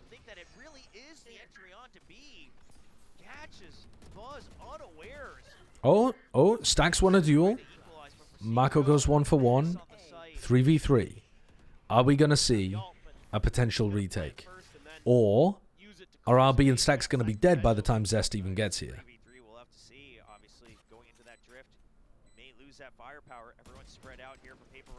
They're just trying to find these timings to swing into their opponents. Oh, God. And they're just not aware that somebody might have repositioned over towards double doors. And yep, as predicted, RB and Stax are dead by the time Zest gets here. They just haven't been able to get any retakes going because PaperX fights them before they're in retake positions. God, it's over. It's so incredibly over. Too easy for them. Too easy. He's here 1 second, over there the next. Single-handedly causing so much confusion. DRX is just stacking A. They have a 5-player stack on A in round 11 on a rifle round. A rifle round. And they're 5 stacking A. They've given up. They've given up.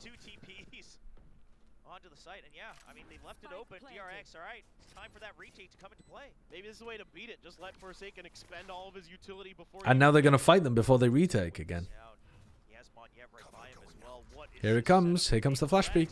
Forsaken, can he react off of it? He gets two, he gets They get 3 off the flash peek. Monyet, simply the bait the scout set forward. The true They're so decoy. aggressive in the post plant. As Forsaken But they're shuts aggressive in down kind the of... retake with a spray down. I mean, this round was fairly coordinated. Because they had the... They have 2 players forwards off of flash play off noise. And then they also have the Sovereign to back it up. And they have the Vi flanking. So it is coordinated in this round. But a lot of the time it just feels like people taking their timings. It's 10-1. Just incredible. At a loss for words, really. And now the attackers... Buzz has no armor. Get one more. He absolutely could. Look at this. They're covering him on B main. They have 3 operators on the attack side. It's like, I know what you want to do as a duelist. This is still less of a flattening than Liquid EDG? No way. Really? I didn't look at the VLR Oh my gosh, map here we scores. go. Who's next? Well, it ain't DRX, 'cause Did are they getting obliterate another them? round. This happens, seems. Forsaken finds the spot. Oh, whoa, what? Oh my You can't get away with that. That's not legal. Oh my gosh, here we go. Who's next? Well, it ain't DRX, because they aren't getting another round. This happens, seems. Forsaken. This is opportunistic because Mako has utility out in his hands. He also has a Guardian, so he would only be able to shoot 1 time anyway. And Forsaken just rinses him. If you're playing against a Yoru and you get utility into your hands, you're dead. I mean, if they're in the ult. The disrespect against Mako, and something shutting down Stacks as well. Oh, and they're ulting, and Monyet just has the freest 2K. Oh, God. This is disgusting. Disgusting.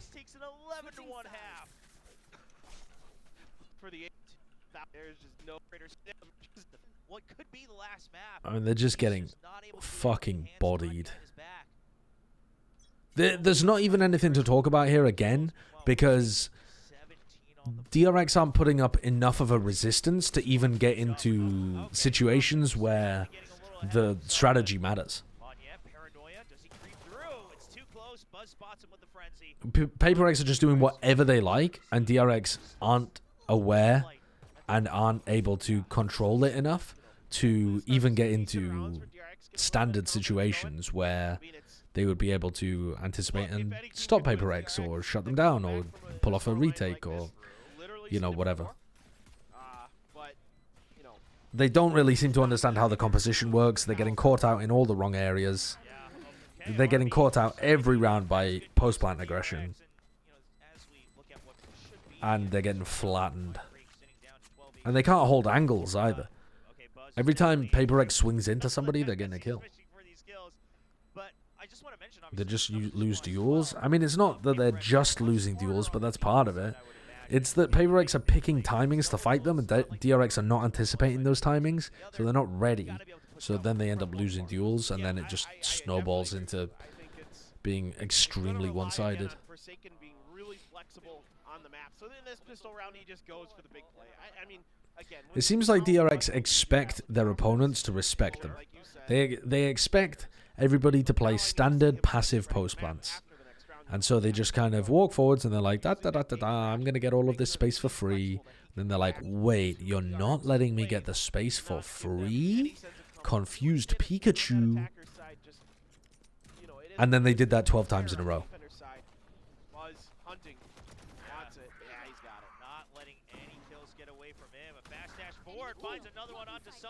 Nasty by Buzz. Back with a vengeance on the attacking half. Devi will shut him down. With the rest of the crew from DRX entering from B main. RB holding this angle, waiting for his teammates to come through. Mako will pick up that kill. Yep. Get the Vandals. Make sure you have some extra rifles. You got to buy up, as you mentioned. They don't have too much margin of error here. That's going to be all the rifles, but one already taken down. Monyet. Just an aggressive hold on to Cave. Another situation, by the way, where, you know, DRX were trying to get that peak working constantly on the defense side. Never worked. Always got destroyed. As soon as Paper X try it, yeah, of course we get a kill. That's a good angle. works off of it. Zest tries to just walk into bricks for I don't exactly know what reason. Dies to a defender trying to take a timing and peek. Buzz has an insane round to cut the lead down to 8. That's pretty awesome. That's awesome.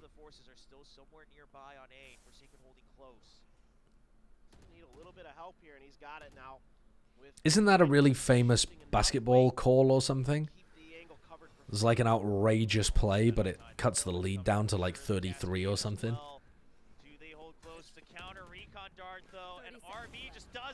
I mean, Forsaken's just playing with him.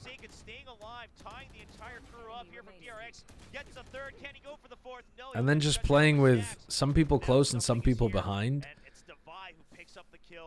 A little two-piece between Mindfreak and Forsaken, and then another little two-piece between Devi and something. Both double facing into A main. Disgusting. Chris Paul hit a 3 to cut the lead down to 42. That seems good. The decoy gets shot out as well, and now confusion as there's no follow-up. Forsaken just trying to bait them in to this death ball trap. The one-man Yoru death trap. All right, well, he gets pinged out. Just gonna have to gate crash out as there's the fall. Yeah, I mean, again, similar kind of thing where they're so convinced that they're just gonna get B for free as soon as they deal with Forsaken that nobody's looking towards elbow at all, and the only player that's supposed to be looking elbow, RB, is so far back that Stacks and Mako are already dead. RB tries to swing to trade and just goes straight into the spray. These rounds are just over so early on through such basic stuff. Follow up from something. A brilliant trap play using the Yoru himself as bait this time around. Something on for the ace. Buzz fighting for his life. And the tournament light. He'll get the triple dancer back. Ooh. Ace for Buzz. He finds his target. Just needs to get it at the Buzz. Ace keeps DRX here at the AVL. All right, well. Nice. Fantastic round, Buzz. Fantastic round. Keeping the lead down to 8. Paper X, I mean, you're at match point, but that move, I think, slows you down a bit, right? Yeah, that slows you down a lot. Yeah, you see that he is mad right now. Oh, RB actually does catch something this time. Gives us the information. E-site, fairly weak. On yet, fishing with the Marshall, gets a kill. He's going for the no-scopes, seeing if he can catch somebody, but RB's gonna make him pay the price. Doubles up on it. It's 3 in the round.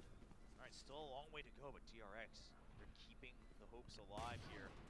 Oh, the bait out from the bait gate crash there. Don't lose this round. Dimensional drift again. Everyone is so split up for DRX. No, we're playing TDM here. Like, what's going on? I just keep seeing that come back online. Oh. Wins that. RB a little shaken by the drop. Oh no.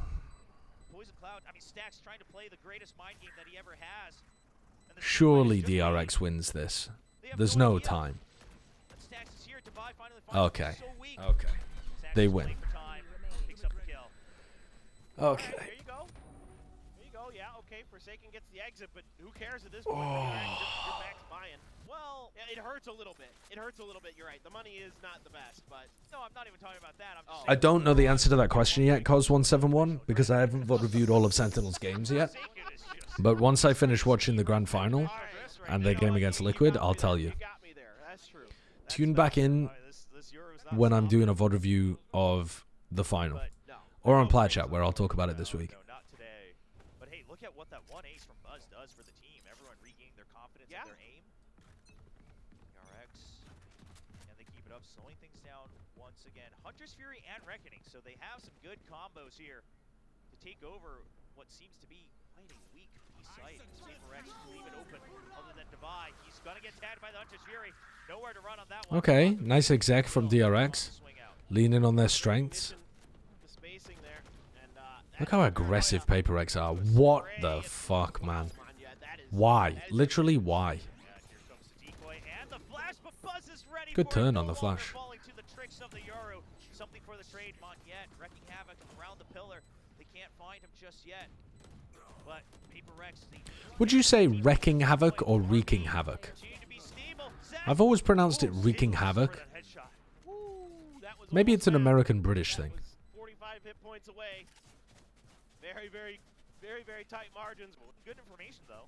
Yes, exactly. And Wreaking? that's the thing, like, there's method to the madness for Paper I don't know what the word Rex. wreaking really means. I don't think I've ever used the word wreaking without wreaking To a havoc. certain extent, they kind of do. Wreaking. There's so much coordination in what they do, and I mean, you've seen it time and time again with this Yoru, with the trap plays that he set up. I guess it just means Something can find causing in a wide area. right to the side. Yeah, DRX should be aware of this. They've heard the classic a little bit further, and now here comes Hunter's Fury. It allows for Sega to pick up a kill. It's and an that's a adverb? double for Mindfreak on the weakened members of No, it's not an DRX. adverb. Something already on the site. I don't know if DRX is aware of it. They have no idea. Buzz all on his lonesome once again. Can he make another miracle happen? No! It is going to be Mindfreak. Similar to that shuts down inflict. DRX once But more. could you say Closing something like things wreaking out. wounds? 13 Suppose you to could. 6 as Paper Rex, the reigning champions of VCT Pacific. Yeah, that was not a good game. That was the game that knocked DRX out of the tournament as well, wasn't it? That was a very, very sad performance from DRX in this tournament, in front of their home Korean crowd. I think they probably would have played better with Flashback and Foxy9 in. Not because they're better players, but because they'd been playing with them recently. I mean, that just looked limp.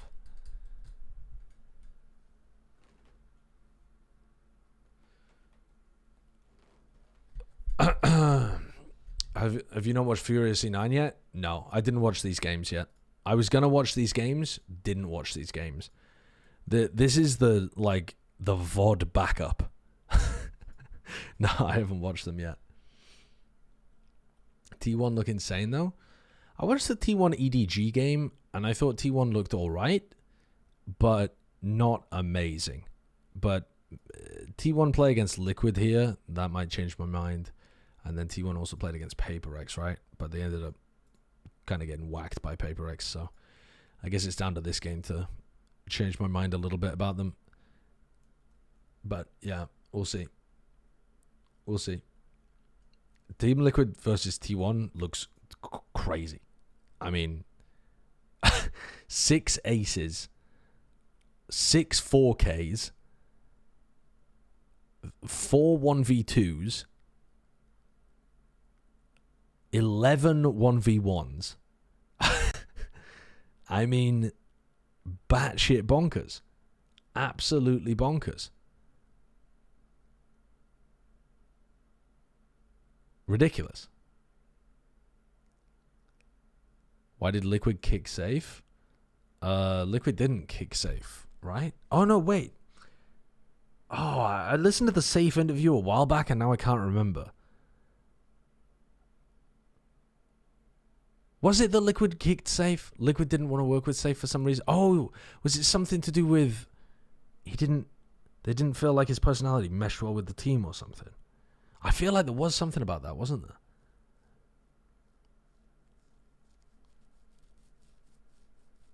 There was something there. I remember hearing something in the offseason about it, but now I can't remember the details. But yeah. Yeah, I would definitely try to go to a Discord community, average Valorant enthusiast. My Discord plays occasionally, but you know, if you just put what rank you are, you might find some people who are interested in playing. Yampy's in peak form right now. Yampy's a maniac. He makes some incredibly questionable decisions, but sometimes he just has a period of like a few months where he outrageously farms. Okay, it's time for me to go to bed, though. It's very much time for me to bed. So, I'm off. Galactic Guac, thank you for the 25 months. Hey Sideshow, I've been going crazy on your VOD's YouTube, popping in to say what's up. What's up? How's it going? I'm good, thank you. I'm glad you're enjoying the VOD's YouTube. More VODs tomorrow? Yes. I'm going to try to get through all of these Afrika TV games before Plat Chat on Wednesday. I'll probably watch the Team Liquid EDG one off stream. and then do Team Liquid T1, Sentinels Liquid, T1 Paper X, and then Sentinels Paper X on stream. So, yeah, that's the idea, I think. Am I streaming from my cellar? Yeah, this is where I keep all the bodies. Tomorrow's Wednesday, technically. But when I wake up, it's going to be Tuesday. So that's tomorrow to me. Bren started Baldur's Gate 3 a month after Josh. Bren will finish it first. That's very true because Bren hyper-focuses. That's very true. Don't consider that to be a bad thing. That's fine. Is Bren still streaming? Is Bren streaming Baldur's Gate right now? Scoop Bishop, thank you for the 2 months. Wow. No, he's not online. Jaws is online, though. So we could send people over to Jaws. Yeah, let's do it.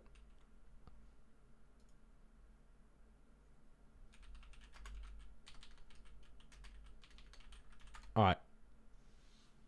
Someone should show Bren Bloons TD6. He might never do anything else with his life. Yeah, the review is over. The VOD will be on YouTube, and I'll probably cut down the Sentinels DRX VOD to pop up on my Valorant YouTube channel. For now, though, bye-bye.